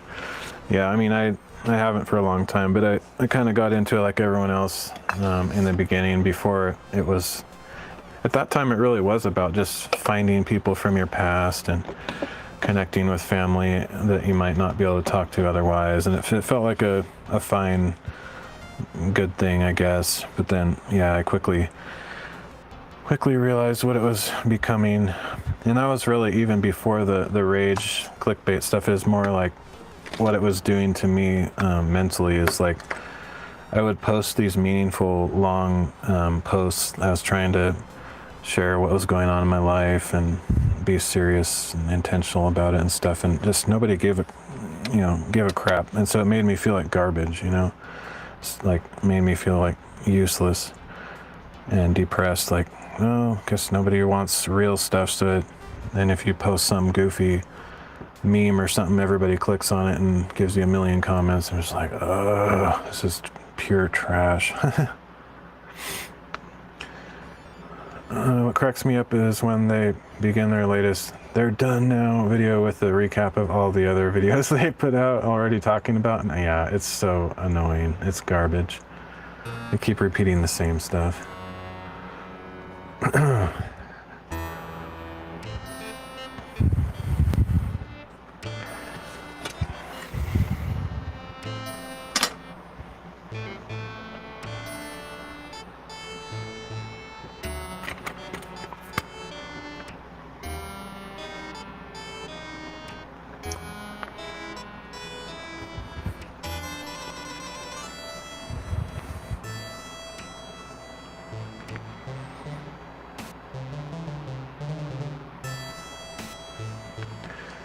Like at least 5 times per year for the last decade, they've been 100% certain that the lady at Disney would get fired. Yeah, whatever her name is, who cares?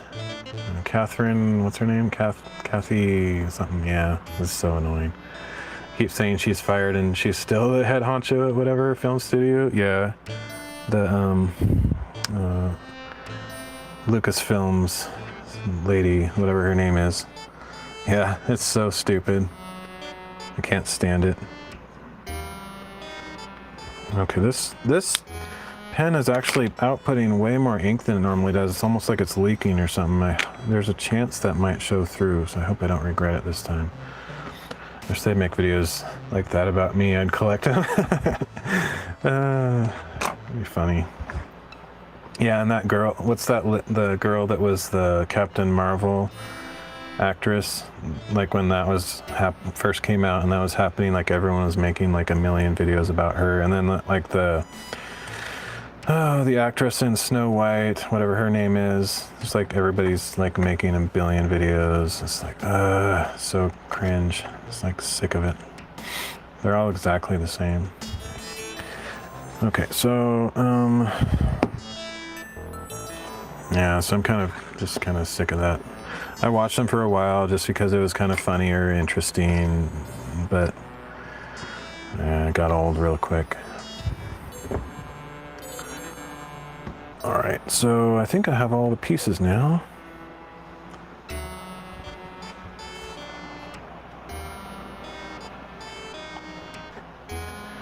Call them outrage vendors. Yeah, it's a good one. It's a good title.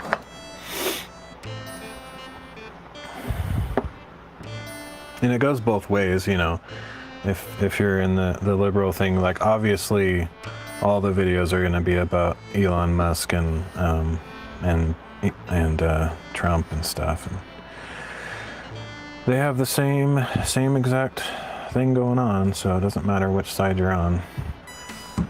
It's all about trying to rile you up, get you angry, get you to hate your your neighbors. I don't know. I'm sick of it. Sick of it. I don't really want to know what people's politics are, because if I don't know and we don't have to like disagree for, just get angry at each other, we can just go on a hike, we can go have a meal together. I just don't really care. I don't care what side you're on, as long as you're nowhere near the rational, reasonable middle. Yeah. Okay, let me get, where's all the pieces that oh shoot, I need to cut this, but I think I'll wait till I'm actually ready for that one. And then, is this the piece I cut? Why is it all curvy? It's like I ironed it or something. I don't see oh yeah, there's the marks, okay. I must have ironed this, I don't know why it's all curvy. It's strange. Whatever.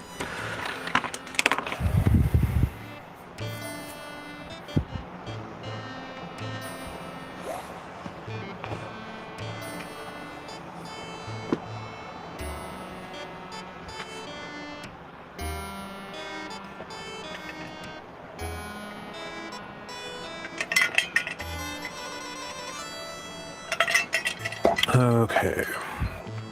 Glue.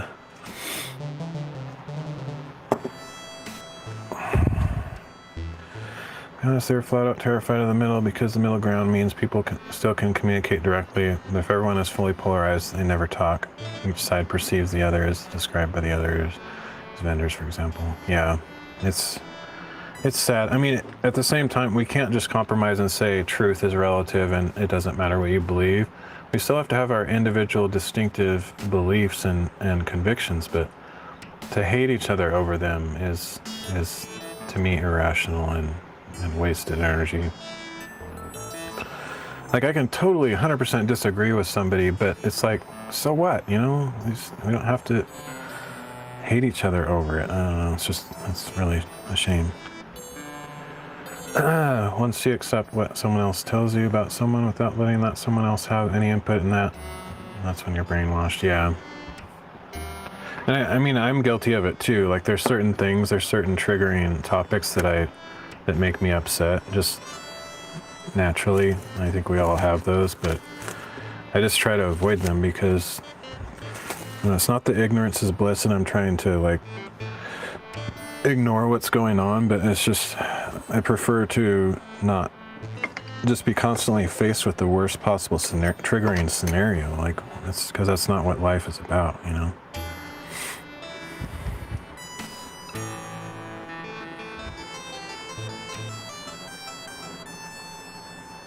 Like, when you're going through everyday life, you don't generally face the worst possible thing. That's only on the internet that you face that stuff, and on the news.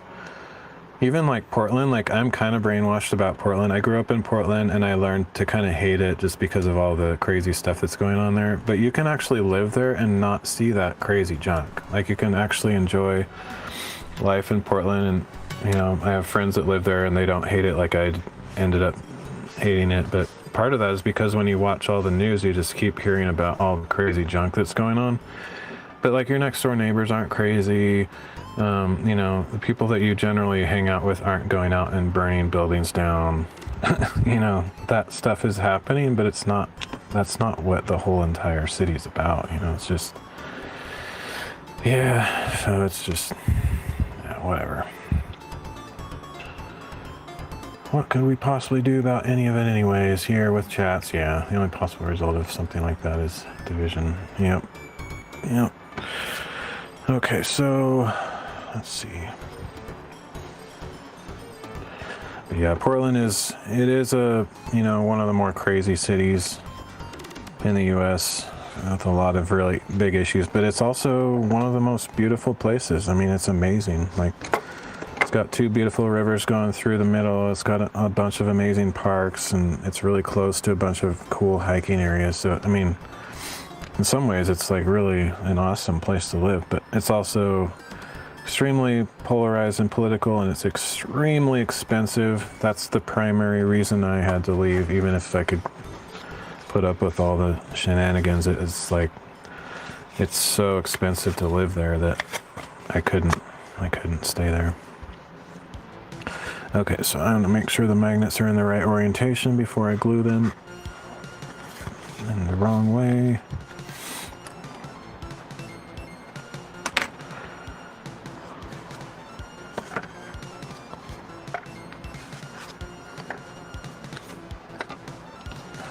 The theory about this that's very similar to binary numbers. Say there's two divisive topics, doesn't matter what, only that you must choose a side and you must reject the other side, and there can be no middle ground, so that basically everything today.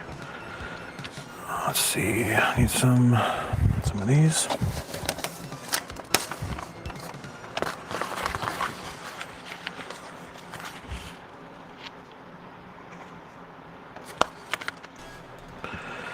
And ready to glue. Where's my brush? I just saw it earlier in the stream, but actually I had it in my thumbnail on the stream.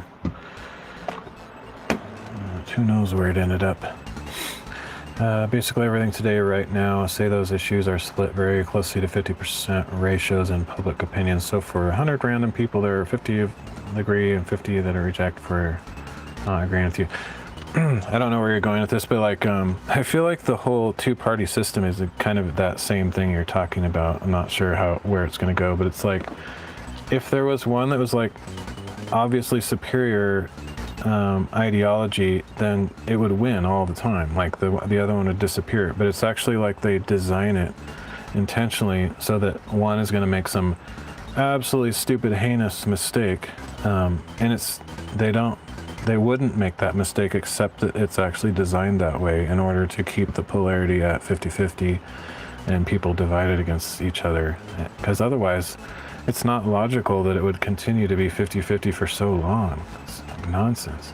There's only one issue that's created an issue, call it pancakes versus waffles. So you're either waffles and no middle ground, 50% chance random people in a choice, and you still communicate. Yeah. It's like the whole pineapple pizza thing. So dumb. Let's see. I'm already doubting myself that I got this right. What happens if there are two issues? There's pancakes versus waffles and apples versus oranges. Okay, so this is the side that needs glue on it. Pretty sure. Just need to find my brush. It should be right here. It probably is. Just outside of my view. It's probably under this stuff. Yep. Okay. Of 100 people, how many of them agree with you about both issues? Yeah, I can't answer that question because that sounds like one of those SAT word problems, and I always sucked at those. Plus my reading comprehension is always notoriously bad.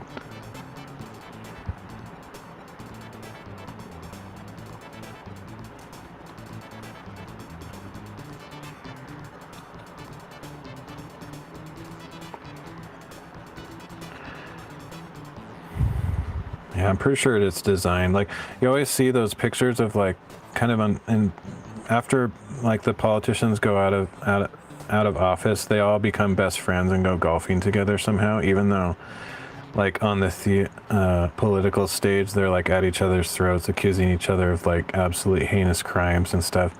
Like as soon as they get out of office, they're like, oh, that was fun, let's just like hang out. And it's like it feels like it's all fake.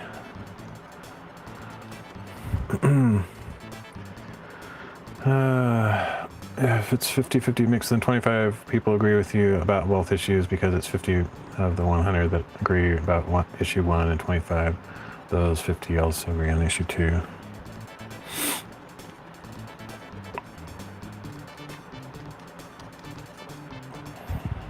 Yeah, I'm kind of lost.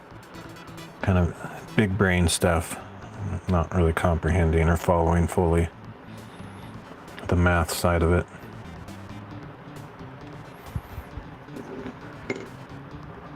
But I guess the idea is that the more issues that you throw into the mix, the less likely that you're gonna fully agree. And as long as they have you outraged about one of those as being a major issue, then it's always gonna be pretty easy to divide people. I don't know if that's what you mean, but so with just two of those issues, they can have humanity stop talking to 70. Yeah, okay, yeah. Basically, that's kind of what I was saying to some degree. I get it. Imagine there's 4 issues now, giving 16 people. You will only agree on all 4 issues with 1 person. Yeah. Yup. Makes sense.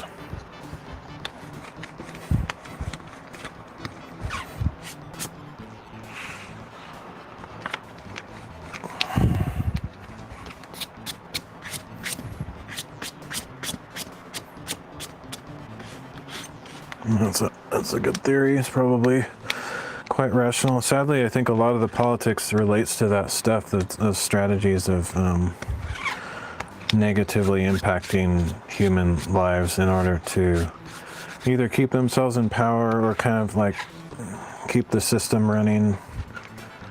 And that's, one of the things that was attractive about Trump is he wanted to drain the swamp, so to speak. And I think that needs to be done, but like, what if the guy draining the swamp is the swamp, or, how, they're not going to self-correct. I mean, to be honest, it's just a big mess.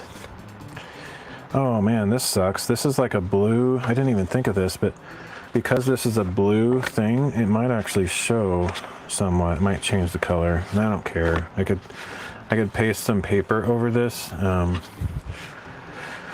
to make it white, but I'm just gonna let it be. It might show through a little bit, but I'm just gonna let it be whatever it's gonna be. So there's 94% of society people just won't form connections with because they disagreed about waffles or whatever, and realistically there's way more than 4 issues, at least 8 issues. It's only 1 in 255 you could possibly get along with, and you still might hate each other. Just both hate. Well, yeah, I mean, I think that's what their goal is. I don't understand why that's their goal, but it's pretty obvious it is. Like, what do they gain other than just like chaos? Like, what do they want? Chaos? I don't really know what they gain out of that. Just maybe the whole idea that the United States is of the people, by the people, and for the people, and if they can like get rid of that in reality, but still let people think that's how it is, then they have, basically won the battle. I don't know, but whatever. To be honest, I don't really want to know what those powerful, evil people do behind closed doors with their strategies. Just live my simple life and let them score points with God and His justice in the end when they have to face Him and answer for what they've done. That's kind of up to them to figure out.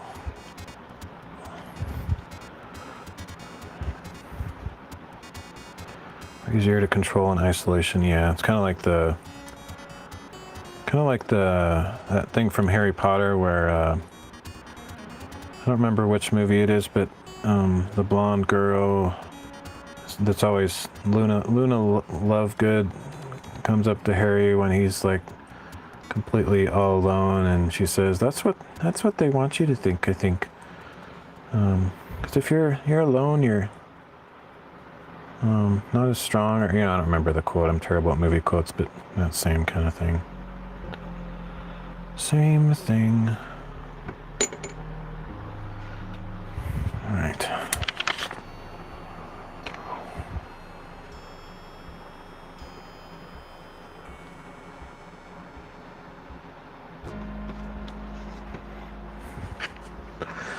See, there's 4 issues, so 6% versus 94%, right? That's why it has to be balanced in 50-50, so no one side ever wins. They just perpetually struggle.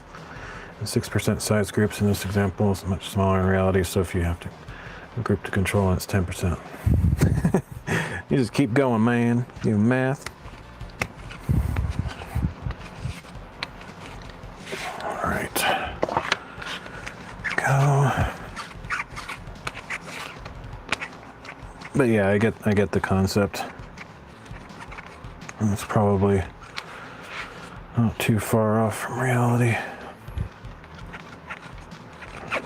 Yeah, I think I can see the color. This looks lighter than that, so it is going to affect it, but I don't really care. I mean, if I wanted to make this a perfect book, I probably would have taken the time to back this one with white so it more closely matched, but I'm not going to worry about it.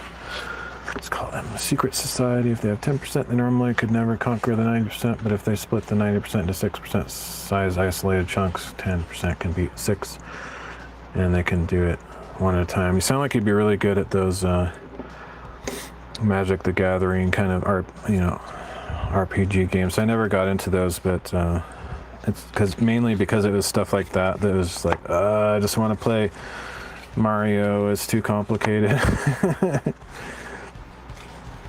I was never good at that. It's like even like Shining Force 2 or like the strategy games. I never got into those because it was like I don't like to think too much when I'm playing a game, so I never really got into strategy games. Okay, this needs to go that way.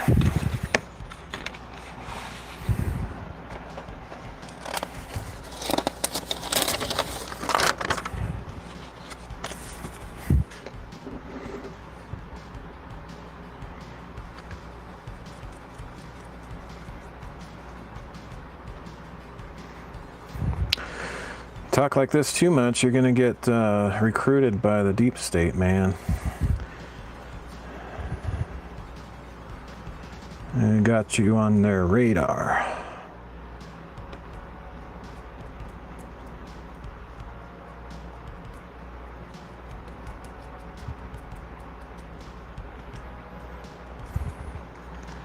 Get your elite special gold button. Access to secret societies. The subject I've given a lot of thought about, like why is it the way it is? What motivates them to keep it perpetually broken like this? Oh yeah, I'm sure they'll check in on me from time to time. Yeah, the thing that I don't get is the elite people, like just say Elon Musk, anybody, I don't know, he's just the first person that comes to mind because he's in the news all the time.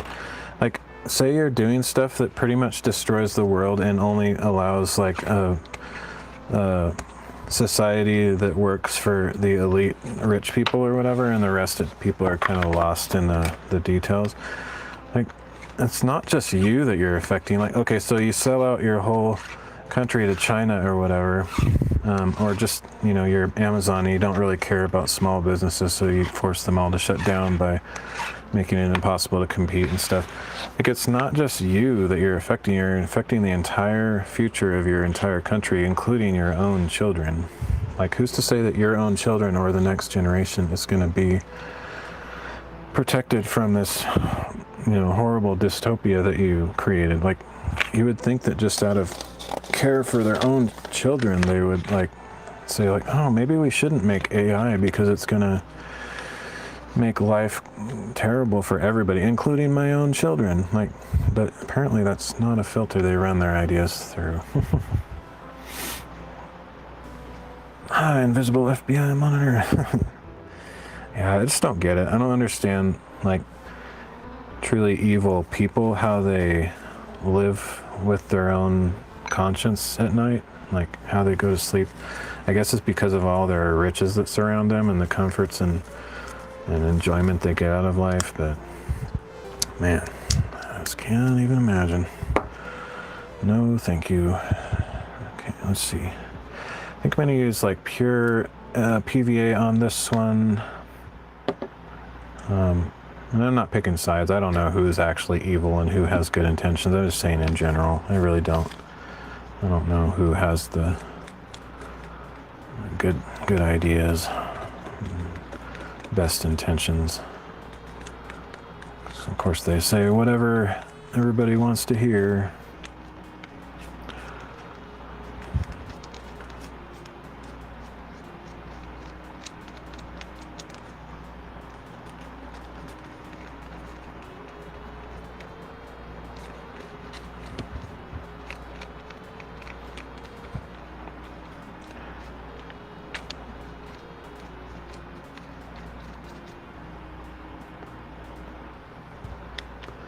use good intentions as a justification for anything. Yeah, it's hard to even.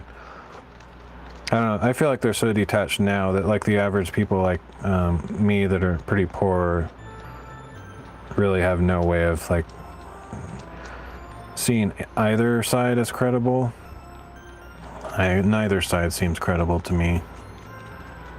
Like I have to choose who to vote for, so it's kind of like a weight of like who's the worst or the less evil of the two or whatever. But it's like, as far as like, do they actually represent my interests at all? Nope. Like neither of them do ever. It's just I don't know, it's a big joke. All right, there we go.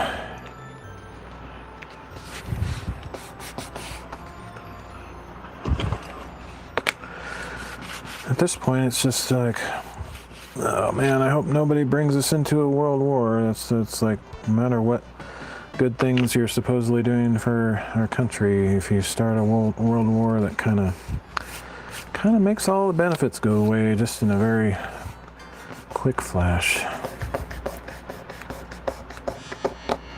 Me personally, I don't care if someone's intentions are good or bad or ugly, as long as they're honest. I can work with honest, but not anything. Yeah, I agree to some degree. Obviously, I prefer their intentions to be good, you know.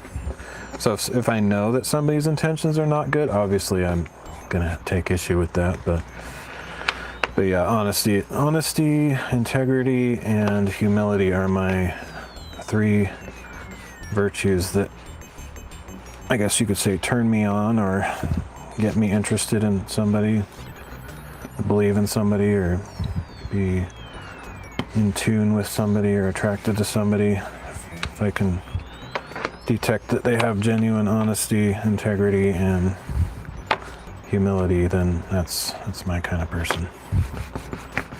And I also try to emulate those things in my life by learning from people that I respect in those areas and stuff. Okay, so let's see. I don't know, have you ever interacted with people who are honest and open about not having good intentions? It's honestly kind of refreshing. I guess not. No, I've never met anybody like that. Nope, I've never met anyone like that. I don't know what I would do. Weird. I made this way bigger than it needs to be. I don't know how I came up with those dimensions. But yeah, this is Gigantor Supreme. I don't know what happened here. Oh, okay. Never mind. I almost did what I did last stream. Almost went early. I have to wait to glue that until I'm done with this thing here. So that's pretty much the last step. Typically you fight like generally the direction that goes or happens faster and it's more final, which can be really great when it comes to conflicts. Interesting. Yeah. That's weird. Like, I guess it depends on intentions though. Like, you know, like evil intentions, like they want to harm you or other people, you know, they're genuinely evil. I don't think I would enjoy having a conversation with somebody that had genuinely evil intentions. But I don't know. I have no idea because I've never... Well, I mean, I guess you could say my ex-wife had evil intentions, but I didn't enjoy that. That was not fun.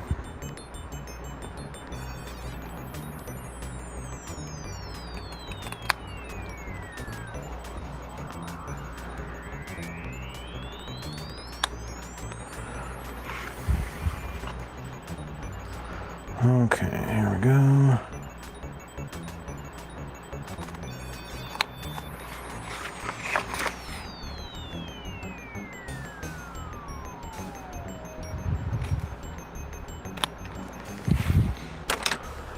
It's not ideal, but it's way better than people who say they have good intentions, but actually they have bad intentions, but they're dishonest about it. Could be, I don't know. Sometimes ignorance is bliss, though.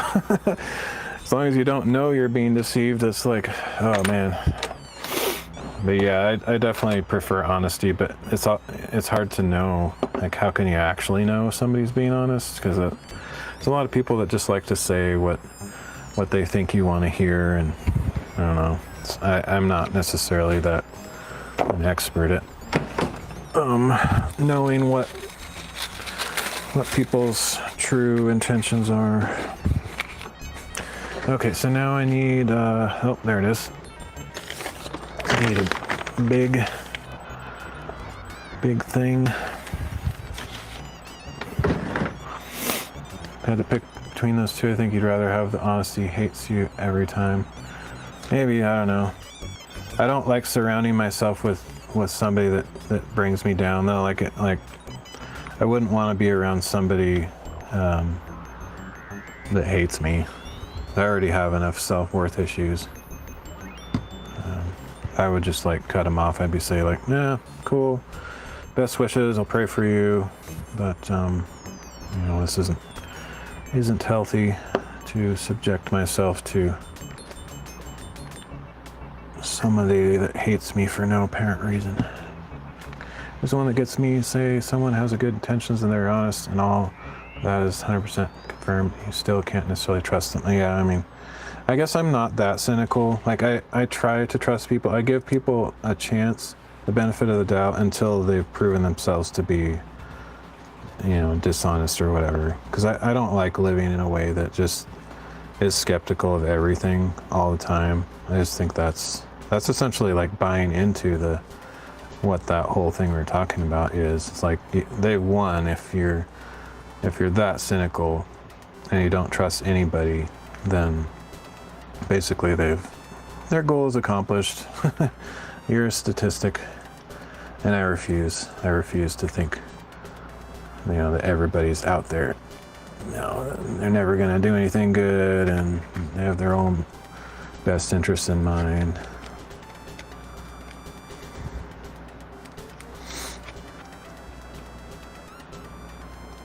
And I've met some genuinely good people. Like, I absolutely know some genuinely good people, so.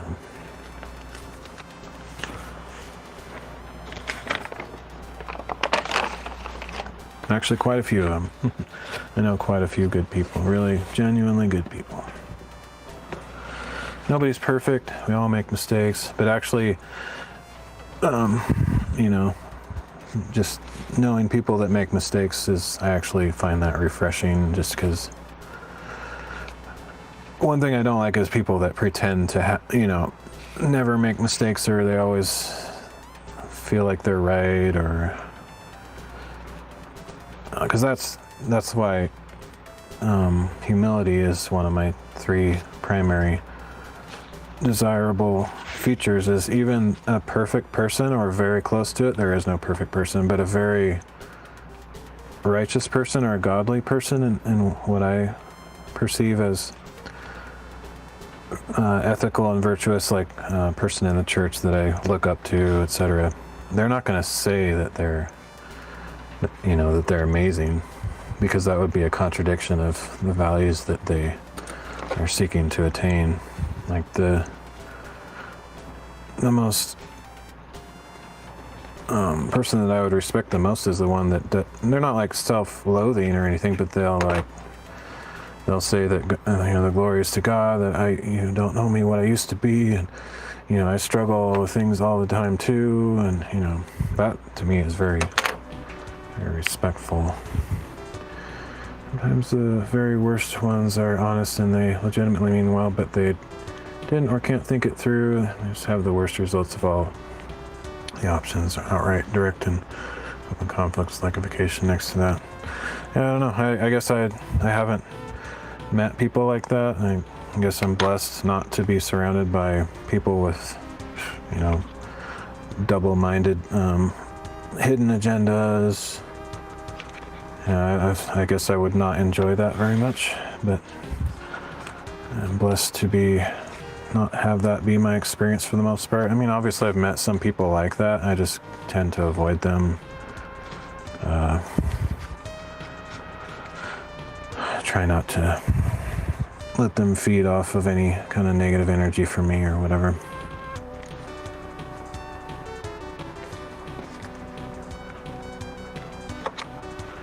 I tend to like kind of try to make everybody my friend, or make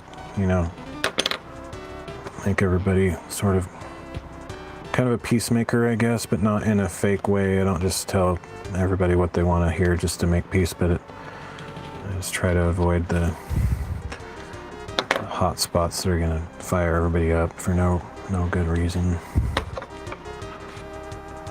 I mean, I can usually see both perspectives, like why people come to conclusions, even if I don't agree with them. Like, okay, I understand where you're coming from and like how you came to that conclusion. I don't necessarily agree, but I don't see any reason to focus on the things that I know are gonna cause fights and quarrels and all that stuff. All right, here we go. That's looking pretty good. That's why I don't like to talk about politics, is because it almost inevitably causes division and discomfort, and I think we have enough of that going on already. It's like there's people out there that all their content is focused on that, and that's fine, but I don't want to be another one of those guys, because it's just I need something else. I need to offer something else that is kind of lacking.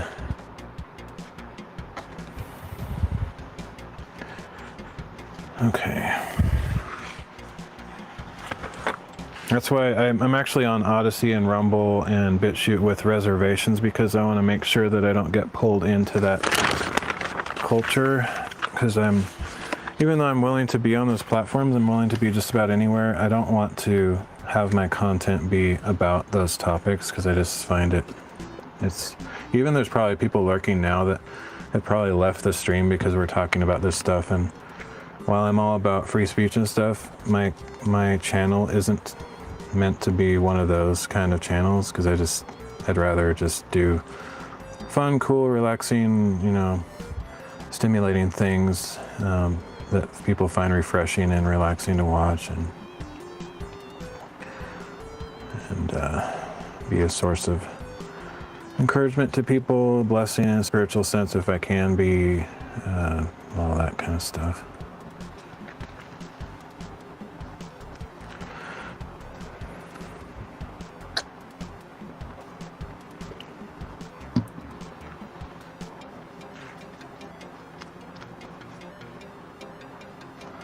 Sad thing is, the people that are like all preaching about free speech, they typically want to talk about is the conflict and how everyone else is stupid. It's like, why does free speech have to center around the idea of tearing other people down? Like, yeah, you're free to do that. Like, why? I don't know. It's just, that's not where I want to go with my content.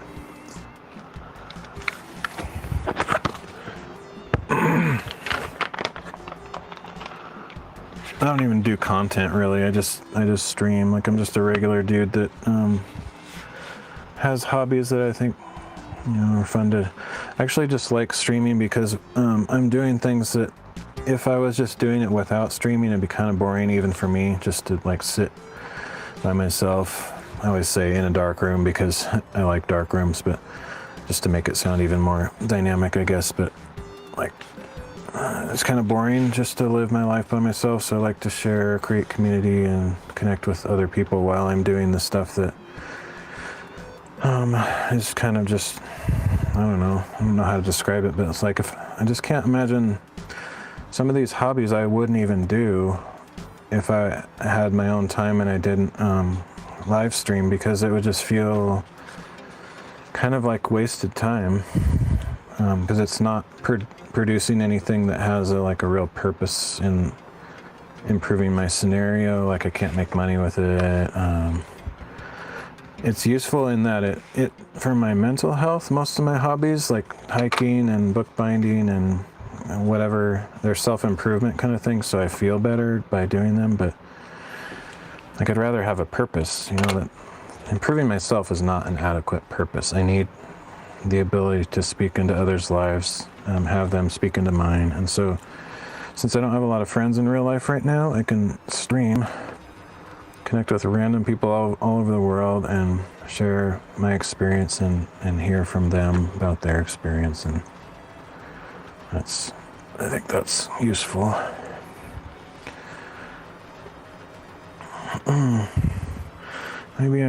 Maybe it's true. It's good to organize your campsites, but it's just not as important as paying attention to how your body loses heat by contact. Wait a minute. Oh, it did that thing where it pulled in the old messages.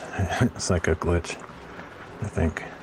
So that's all I meant by that. Trust is tricky, and sometimes I can't trust people, but not because of what they say or do or their moral fiber, but they just can't think a concept through enough for me to trust their judgment, sadly. It's kind of most are all the society leaders anymore. Gotcha. Not just elected, of course, I mean the CEOs and the powerful in general. I wouldn't trust them even if they were honest because they're all so idiots. Hey, Maverick. Said to do this stuff until not that... Said? What's the said thing? Said to do this stuff until not that long ago. Used to... Oh, cool. So you did bookbinding? Nice. Or just crafts in general or something? Did you say it like until not that long ago, so you stopped doing it or something? Just got kind of bored with it or got busy in life or... Oh, that's cool though.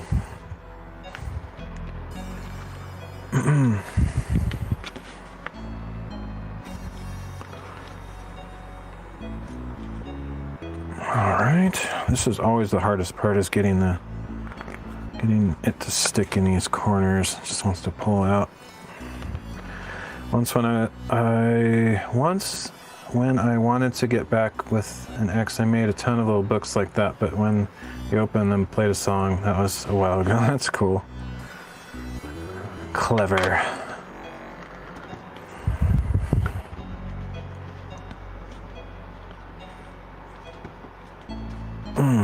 Okay, there we go. Wrote little poems in them. Nice. I actually kind of miss my old days. I just started reading my journal on stream, and I may do more of that. I don't know. I haven't decided yet. And I kind of miss that period of time in my life too.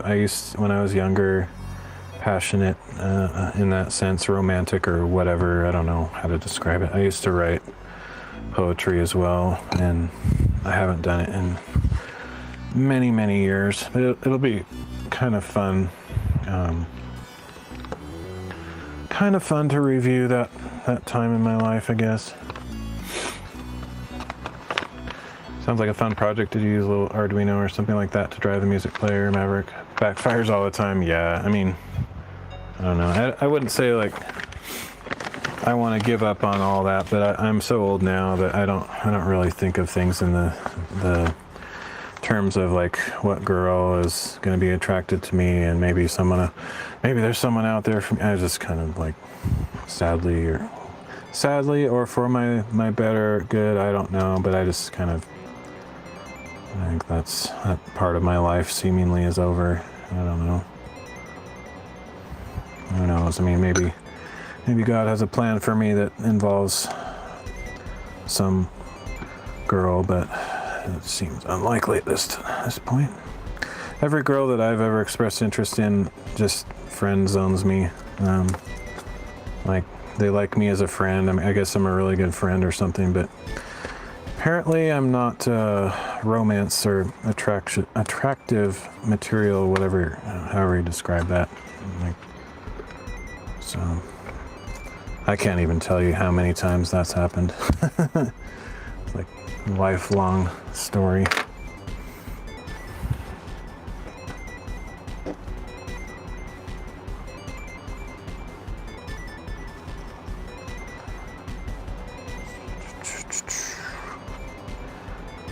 And the captain of heartbreak. I don't even know what it's like for someone to love me in that way. Because the one woman that I had in my life like that, my ex-wife, just literally hated me. Like, she hated me. She wanted me dead. Yeah, it was so... I don't know what it's like to be in a relationship with a woman that actually loves you. I have no clue what that feels like. No clue.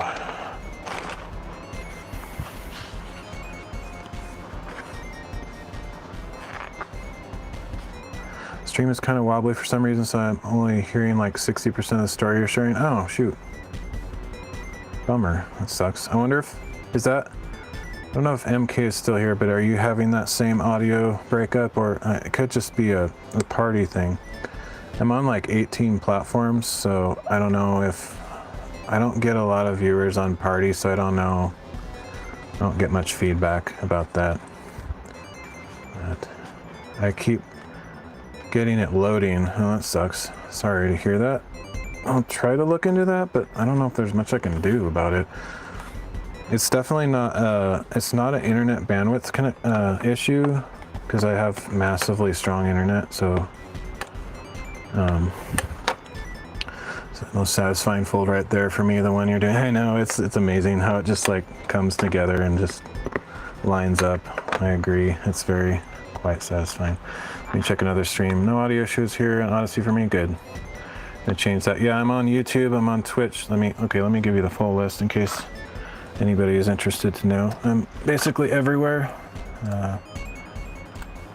I'm on DLive, Kick, Beam, Twitch, Party, Noise, Xenon, Moonbeam, Nemo, Soulbound, Pixel, Trovo, Picardo, Soup, Odyssey, YouTube, BitChute, Rumble, and I guess that's it.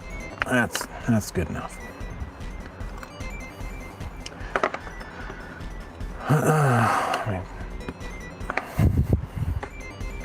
I have actually had an issue that sounds like what you're talking before, so that's why I thought it is possible that it could be going on. Because like just recently I did an IRL stream where my wireless mic just started wigging out. I have no idea. It's the first time I've seen that though, and I really hope it's an isolated thing because it was very frustrating, to say the least.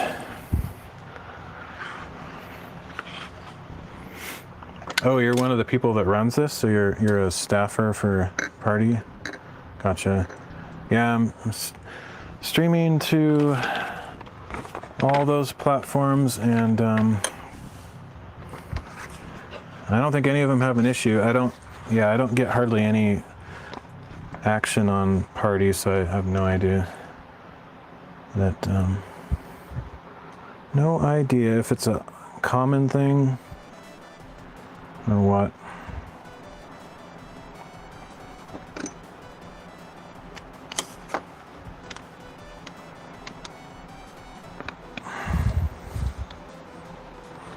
I know some platforms like have really strict requirements about the bitrate and like the keyframe frequency or whatever it's called, and the vast majority of platforms prefer 2 seconds or whatever as the keyframe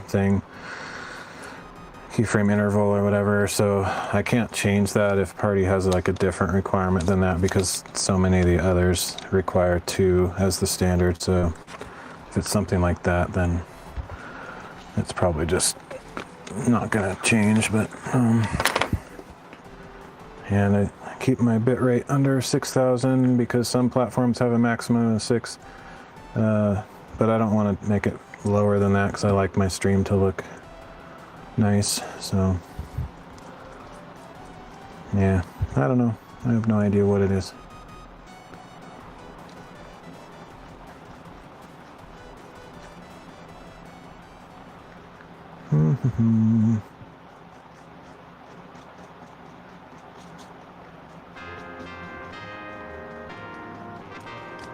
This journal is actually way easier to do than the last 2 I've done on stream because the fabric isn't like absurdly thick, so it's way more pleasant. It's like less stressful to work on these books when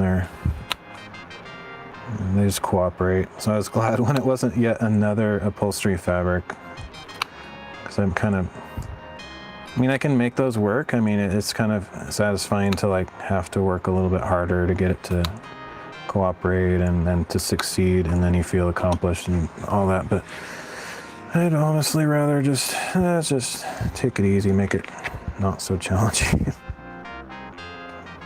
Okay.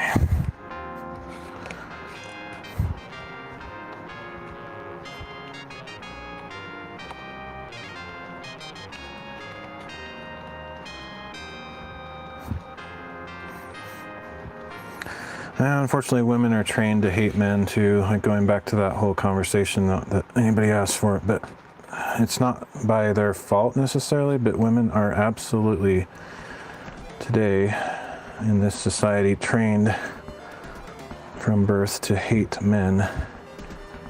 So it's pretty hard to find a woman that's not jaded by that, because that's what they're taught. So like, that's part of the reason I wanted to get out in the country too. I think people are a little bit less influenced by those societal patterns that they're supposed to believe. And you know, I'm a white male, so I'm the enemy of all society currently, and especially if I live in a city. So if I get out of there, maybe a chance I could meet somebody that doesn't see me as evil just because of my skin color and gender. It's like, yeah, it's no fun. Not fun. Okay. Very racist and very sexist, obviously, even though they preach against those things. Not to get into politics, how ironic is that?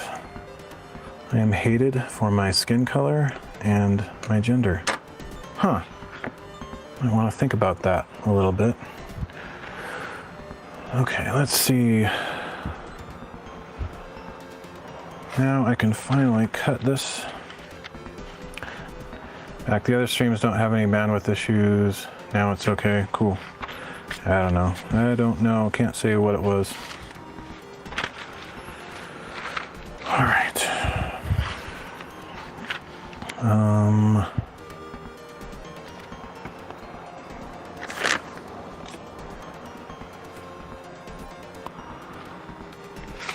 Let's see.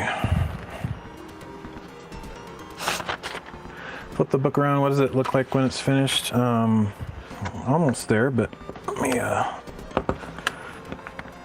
let you know. Well, I have a few finished books here, but I'll show you what the front looks like. But I'll be actually done with it relatively soon. But yeah, so it just has random letters on it. Oh man, I'm lucky. I didn't even think to check if I got the letters upside up. I could have very easily made that upside down. I got lucky. It just has random cursive letters or calligraphy letters. And then here's some of the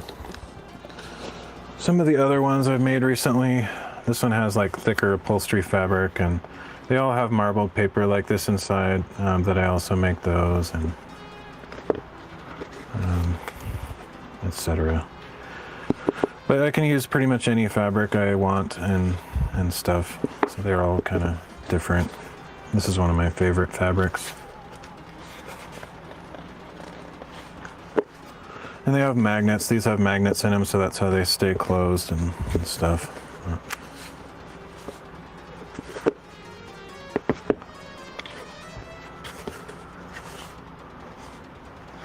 There we go. But now I'll get this one finished. I'm having a little bit of mental breakdown here of like trying to figure out what am I doing with this piece here. Just because I made it so big, I don't know what I was thinking, but it doesn't need to be nearly this big. So let me chop it down to size, and then I think I'll feel a little bit better about what I'm doing here. I don't know what. I mean, I know I need to add a little extra so that I can cut it off in the end, but I don't need nearly as much as like the other steps. I just overdid it, that's all.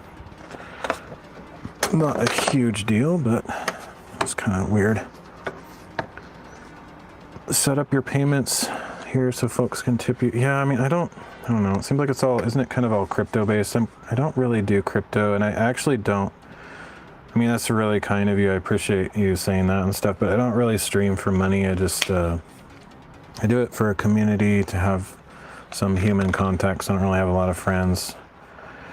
And I do it because I want to bless people. I'm a spiritual person, and I want to be a blessing and encouragement to people, because I know there's a lot of other people in the streaming world that don't have real world IRL friends, and so I just want to be kind of a peaceful place where people can show up and say hi and whatever. And you know, I'm not the most interesting person to talk to, but I just try to be friendly to everybody. Can also do cards.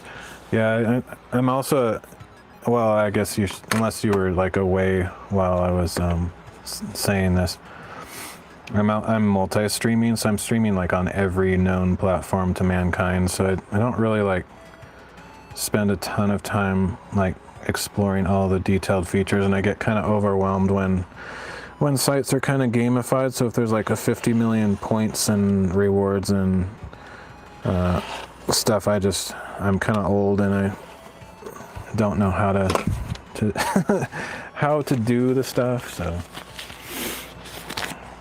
I kind of just stream. I don't do a lot of the like streamer culture things. I just basically just turn on my camera, do my stuff, and yeah.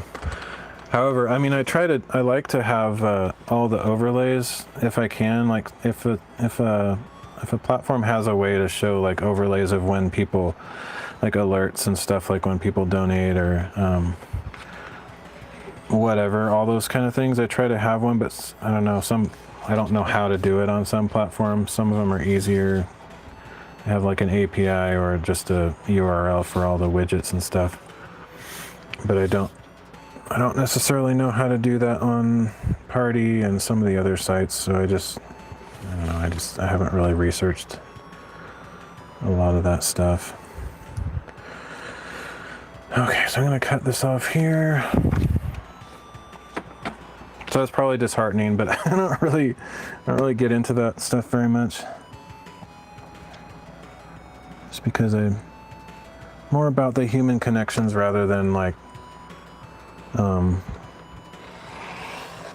trying to like promote the streaming culture. I'm kind of old school and basically just an old guy that turns his camera on. It's generally some kind of REST SOAP request for those on-screen overlays. Yeah, not every platform has developed like a public API, or if they do, you have to, I don't know, just some of them just haven't taken it that far, I guess. I don't know. Like for example, when Rumble first came out, they didn't really have an API, so you just kind of had to screen scrape your own solution or find somebody else that had done their homework and figured it all out. And then finally, you know, like a year or two later, they made an API and stuff. Happy to get on board if you like. We try to make it as simple as possible anyway. I love you. Thank you. I appreciate it. It's always nice to have a staff kind of member come by, and speaks volumes to the platform, because, you know, like YouTube and Twitch and Kick and stuff, you're never going to get a staff member dropping by your stream. So I like small platforms better than big ones generally. So, but I also stream everywhere, so I'm not like a platform guy where I'm gonna dedicate all my energy to one place. So I know that's probably not what most people want to hear, but that's just where I'm at. I've done the thing where I'm like all about one platform, and it just didn't work out for me. So I've kind of just spread my wings, and I'm everywhere I possibly can. I can be. Okay, here we go.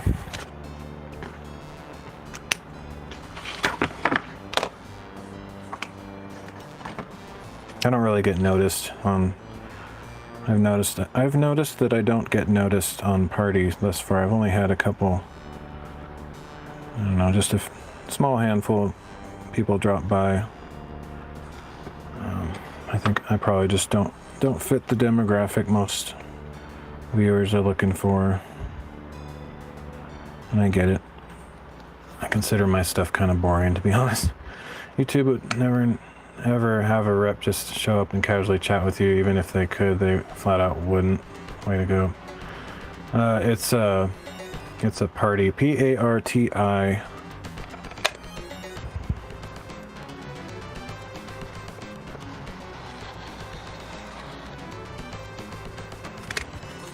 They're also kind of, I think, if I remember right, they have some sort of crypto-based kind of like Odyssey and Soulbound, but I don't know. I'm kind of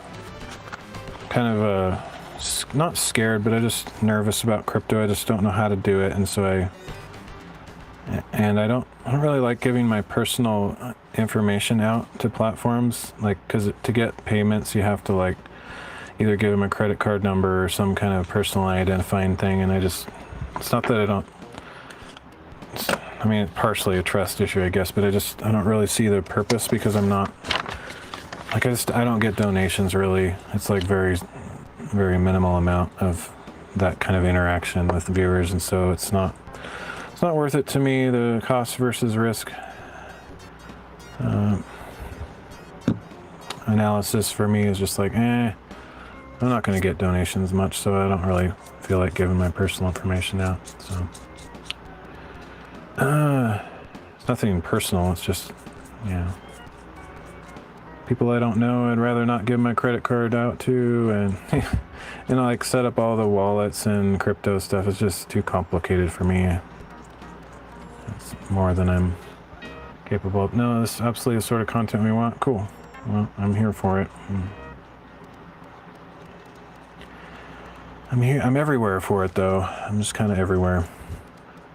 For crypto, you would just give them a wallet address and they'd send the money to it. The wallet address is safe to share publicly by design. Yeah, I just don't understand the stuff. I mean, I know that much. I don't like, the thing that I don't like is that a lot of the wallets you have to like install a browser extension, and by definition, they pretty much have access to all websites. And I don't know, I just feel leery about that. I don't really like wallets in general, even if they're totally legit. I don't like the concept that you like have a browser extension running. It seems kind of iffy. Have a Stripe integration, takes like 5 minutes, avoids all crypto. Yeah, possibly. But the thing is, I just don't get donations really.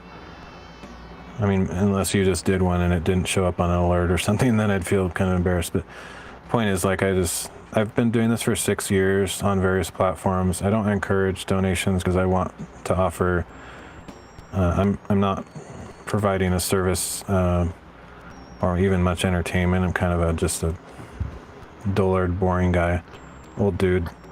And I just want to be a blessing to people, and they don't have to pay for it, you know. If they want to, I'm always encouraged, but I don't encourage it. Just because it's just not what I'm about. I'm amazed that you set up a multi-stream multiple platforms. To me, that feels much more complicated than setting up the banking details. Well, it's not about complicated. I mean, I used to be a web developer, so I know how to, it's not like I don't know how to enter credit card details or bank details or whatever. I just don't really want to. And it's also that I don't think I'm gonna get donations, because I haven't for 6 years really. Like, I've probably made less than $100 total on all the platforms for 6 years straight. So it's just, yeah, it's not even, sadly, it's just not even worth it for me personally to set it up, because the likelihood that I'm going to get donations is very slim. And typically what I've done in the past is, like on DLive, I was on there for a long time. got so little that it was not worth, I couldn't cash out. I never got enough to cash out. So I was just like, I'll just give all the lemons back to other streamers, promote community, and a lot of others. Yeah, it's just the way it is.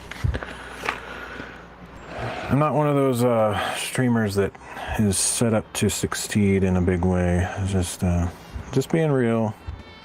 Just being real.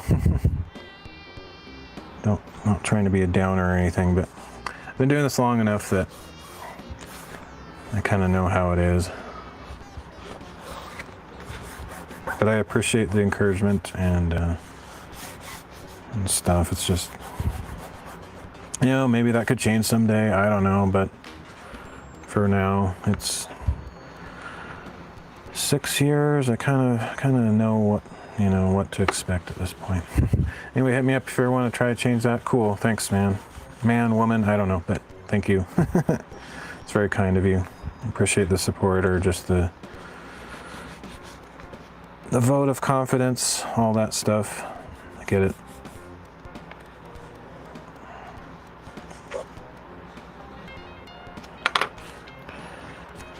All right.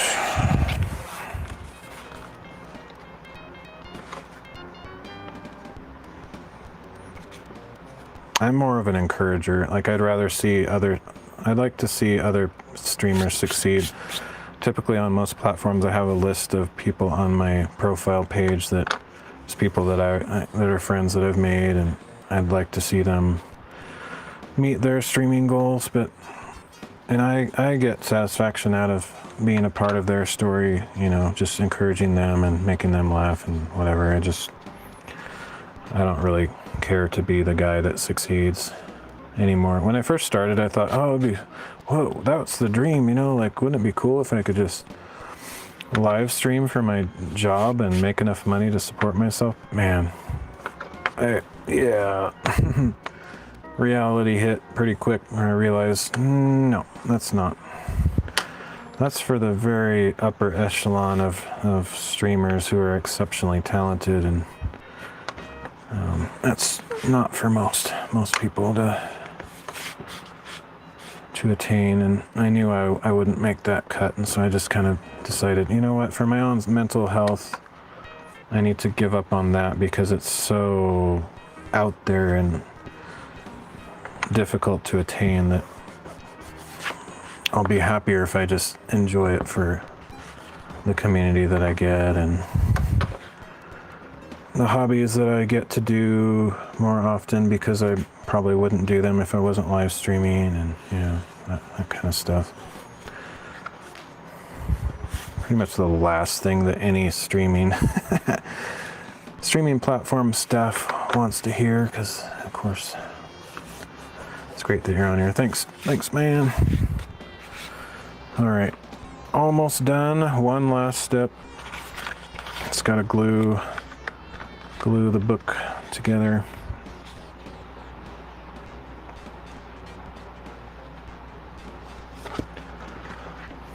All right. This used to be the most stressful part, because I could, before I kind of came up with some tricks, and I mentioned this last time, it used to be stressful because I could mess up the book on the very last step, but thankfully I've solved all that, and it's pretty much guaranteed to succeed. Unless I make a really horrible mistake, but that would have been something I did much earlier in the process, and I go so slow, and I double check everything that it hasn't. I don't know if it's happened except since the very beginning. I've made, like, when I was first figuring out the techniques and all my dimensions and measuring and stuff, I made some experimental mistakes, but I just chalked that up to like research and development, like, oh shoot, I did it wrong, but not ever again, because I know what I did wrong and I learned from the mistake. And so it's been a very long time since I've actually messed up a book where I forget a step that's unreversible, or I measure it so bad that something comes so short that it's like, oh yeah, that's not gonna fit. I almost did that recently where I forgot to mention the thickness of one, I forgot to measure the thickness of one of the book boards involved in it. It was very tight, but it still worked. So yeah, it's been a while. It's almost kind of exciting and fun when I do make a mistake like that, because then I have to like adapt really quickly and like do an emergency repair. So even when that happens, it's not the end of the world, because I've gone through most of the paces of different catastrophic failures or mistakes in the past where I know what to do if that happens. So there's always a way to save a book, even if you have to rip it apart just to get back to where you were.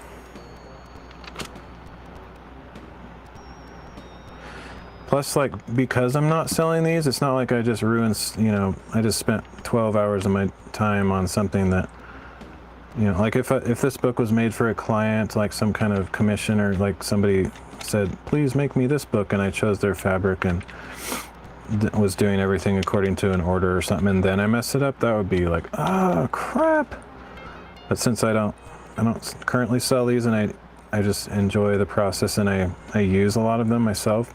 Typically when I make what I consider a mistake, it's usually something that nobody would even care or notice, but I still like set those aside and I use them myself rather than like giving them to somebody as a gift, because I always want to make sure I'm giving people like something really special and not like a reject.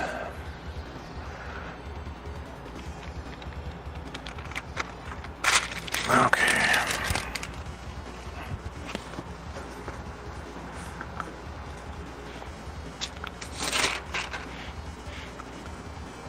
Oh, okay, almost was just not thinking straight there, but okay. Self-correct, course correct.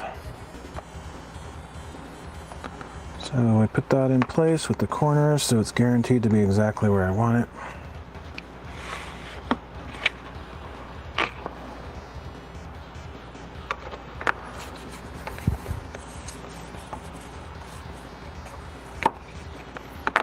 This one's actually easier because everything's so much thinner. It's like very relaxing and no stress involved. It's like even the paper that I used for the end sheet is thinner than the other ones that I've been using recently, and so it's just so much like easier to paste on.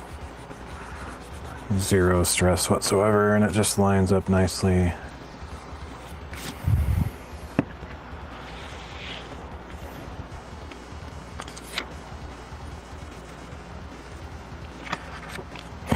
It's funny, comical how slow I'm going today though. It's like, how long have I been streaming? 4.5 hours. It's ridiculous. What time is it? 5:30? Wow, I was totally lost track of time. That's good though. I mean, MK, you were giving me good conversation. Time just flew. I can't believe you stayed that long. Hopefully you're not skipping out on something in your life that's important. But I appreciate anybody that chats. It means a lot to me to spend time that you could be doing other things. And I don't encourage people to like just spend their time like on my stream day in, day out, hours and hours at a time. Like everybody has a life, and should prioritize things that promote your welfare and the joy of people around you. Ideally, if you have a family or friends in real life, spend time with them, not some random guy on the internet like me. But I do appreciate when people find something about my content or personality worth their time. That's a high compliment that I appreciate. Whether they say it or not, just the idea that somebody actually spends their time here is kind of always amazing to me.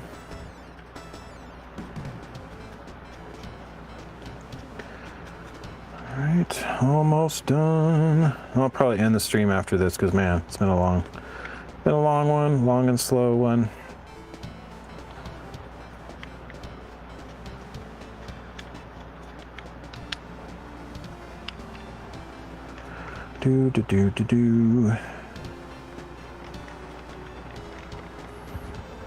Yeah, I'm not the I'm like the worst person for any staff member to talk to, because I've not necessarily jaded, but I've figured out my role in the streaming world. It's not to make money, which means I probably won't make any money for the platform unless they have a way to, because like generally the way that platforms make money is by taking a cut of the earnings of the streamer. And so if I'm not taking any donations or getting any money myself, then they're probably not making money either. So it's probably not, unless they just like the diversity that I bring, you know, like I'm bringing a content that they want to have. And so they even if I don't, you know, make money somehow, then they see it as a win. But honestly, there's a lot of people doing crafts and art, and it just depends on which platform you're on. Like Kick and Twitch have lots of people like me that are more engaging and more skillful. I just happen to be the kind that is willing to stream on every platform, so maybe I'm filling a gap that the smaller platforms don't have, but the bigger platforms, yeah, I'm just like a fish in the sea. Okay.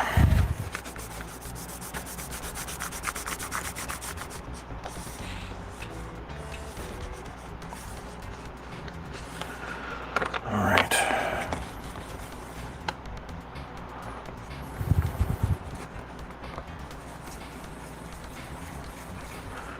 Tiny fish in a big pond.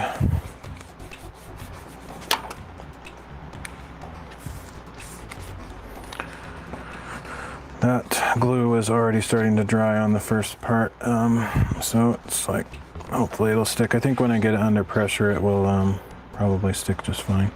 Wow, that's really tight. Like the back, the spine is, I don't know why that would be though. It doesn't really make sense to me, but I mean, it's actually a perfect fit, but it's so close that if it was any tighter, it would have a, I mean, see how it kind of wants to open, but that's partially because it hasn't been under pressure long enough to form a,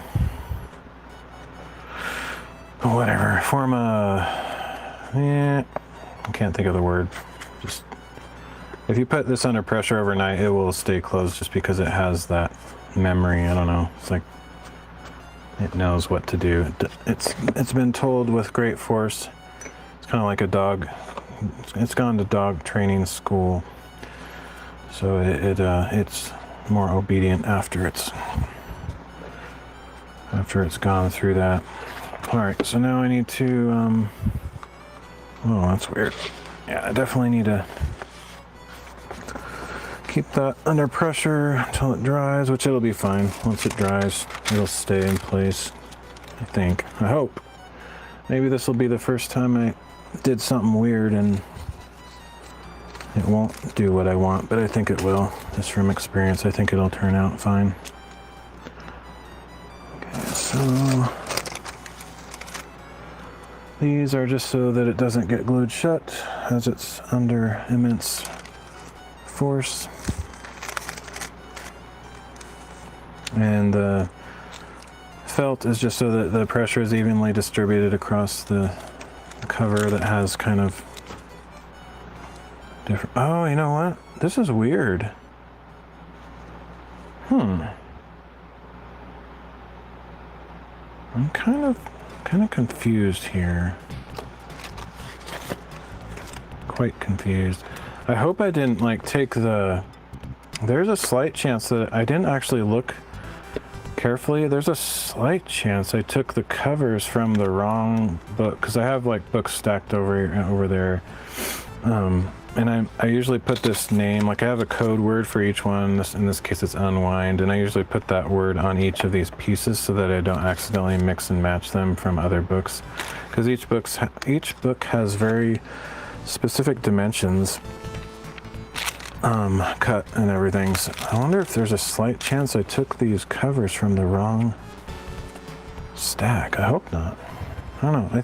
Maybe it'll turn out just fine, but it's feeling somehow mismatched to me. Like it, because usually there's a bigger space between the spine and where the board starts. And that's kind of what is telling me that something might not be quite right here. But I guess I'll find out later. And as long as it works, it's fine, but I don't know, some kind of red flag is going off in my mind about that, and I might have done something wrong. I don't know. Anyway, it'll probably be in the tolerance. Even if I did make a mistake, it'll probably be in the tolerance of it'll work. It's just might be a little bit wonky. So I'm looking for my felt.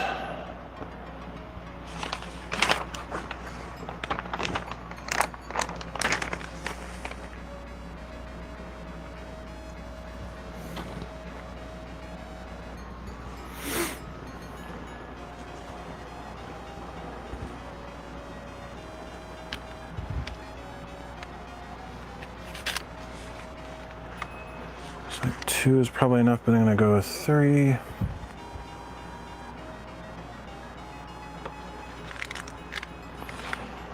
Wrap those around.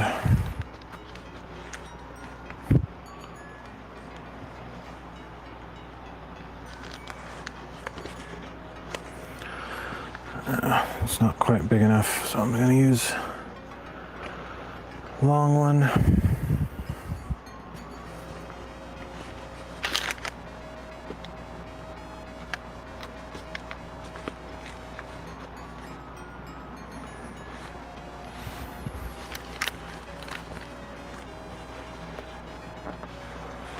And time for the book press. And then the final reveal will be next stream whenever it's dry. It takes about, I like to leave it overnight, but since I'm staying up all night, that kind of is nebulous. But I don't stream bookbinding every day, so typically it's going to be in there for a day or two, so which is way longer than it needs to be, but I usually go 6 to 8 hours. Makes me feel comfortable. I could probably do less than that, but I just feel better about it if it's in there kind of longer than it needs to be. Plus it helps me work on patience. Like I want to just pull it out of there and look at it, you know, like I always want to see what it looks like, but I force myself to wait a day or two then, and I get to work on my patience.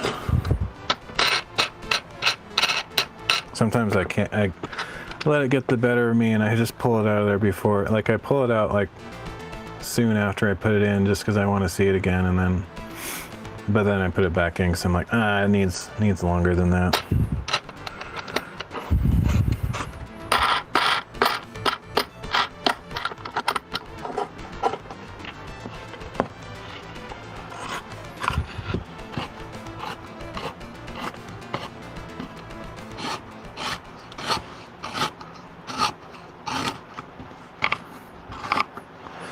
Alright, so I am officially done with this book for tonight. I have a couple last steps, but it's basically done, just like the other ones I've done. Same deal. So let's put that on there, and we just let it dry for a day or two. And because of that, because I'm done, I am probably going to end the stream. And there's a slight chance I might do some other thing.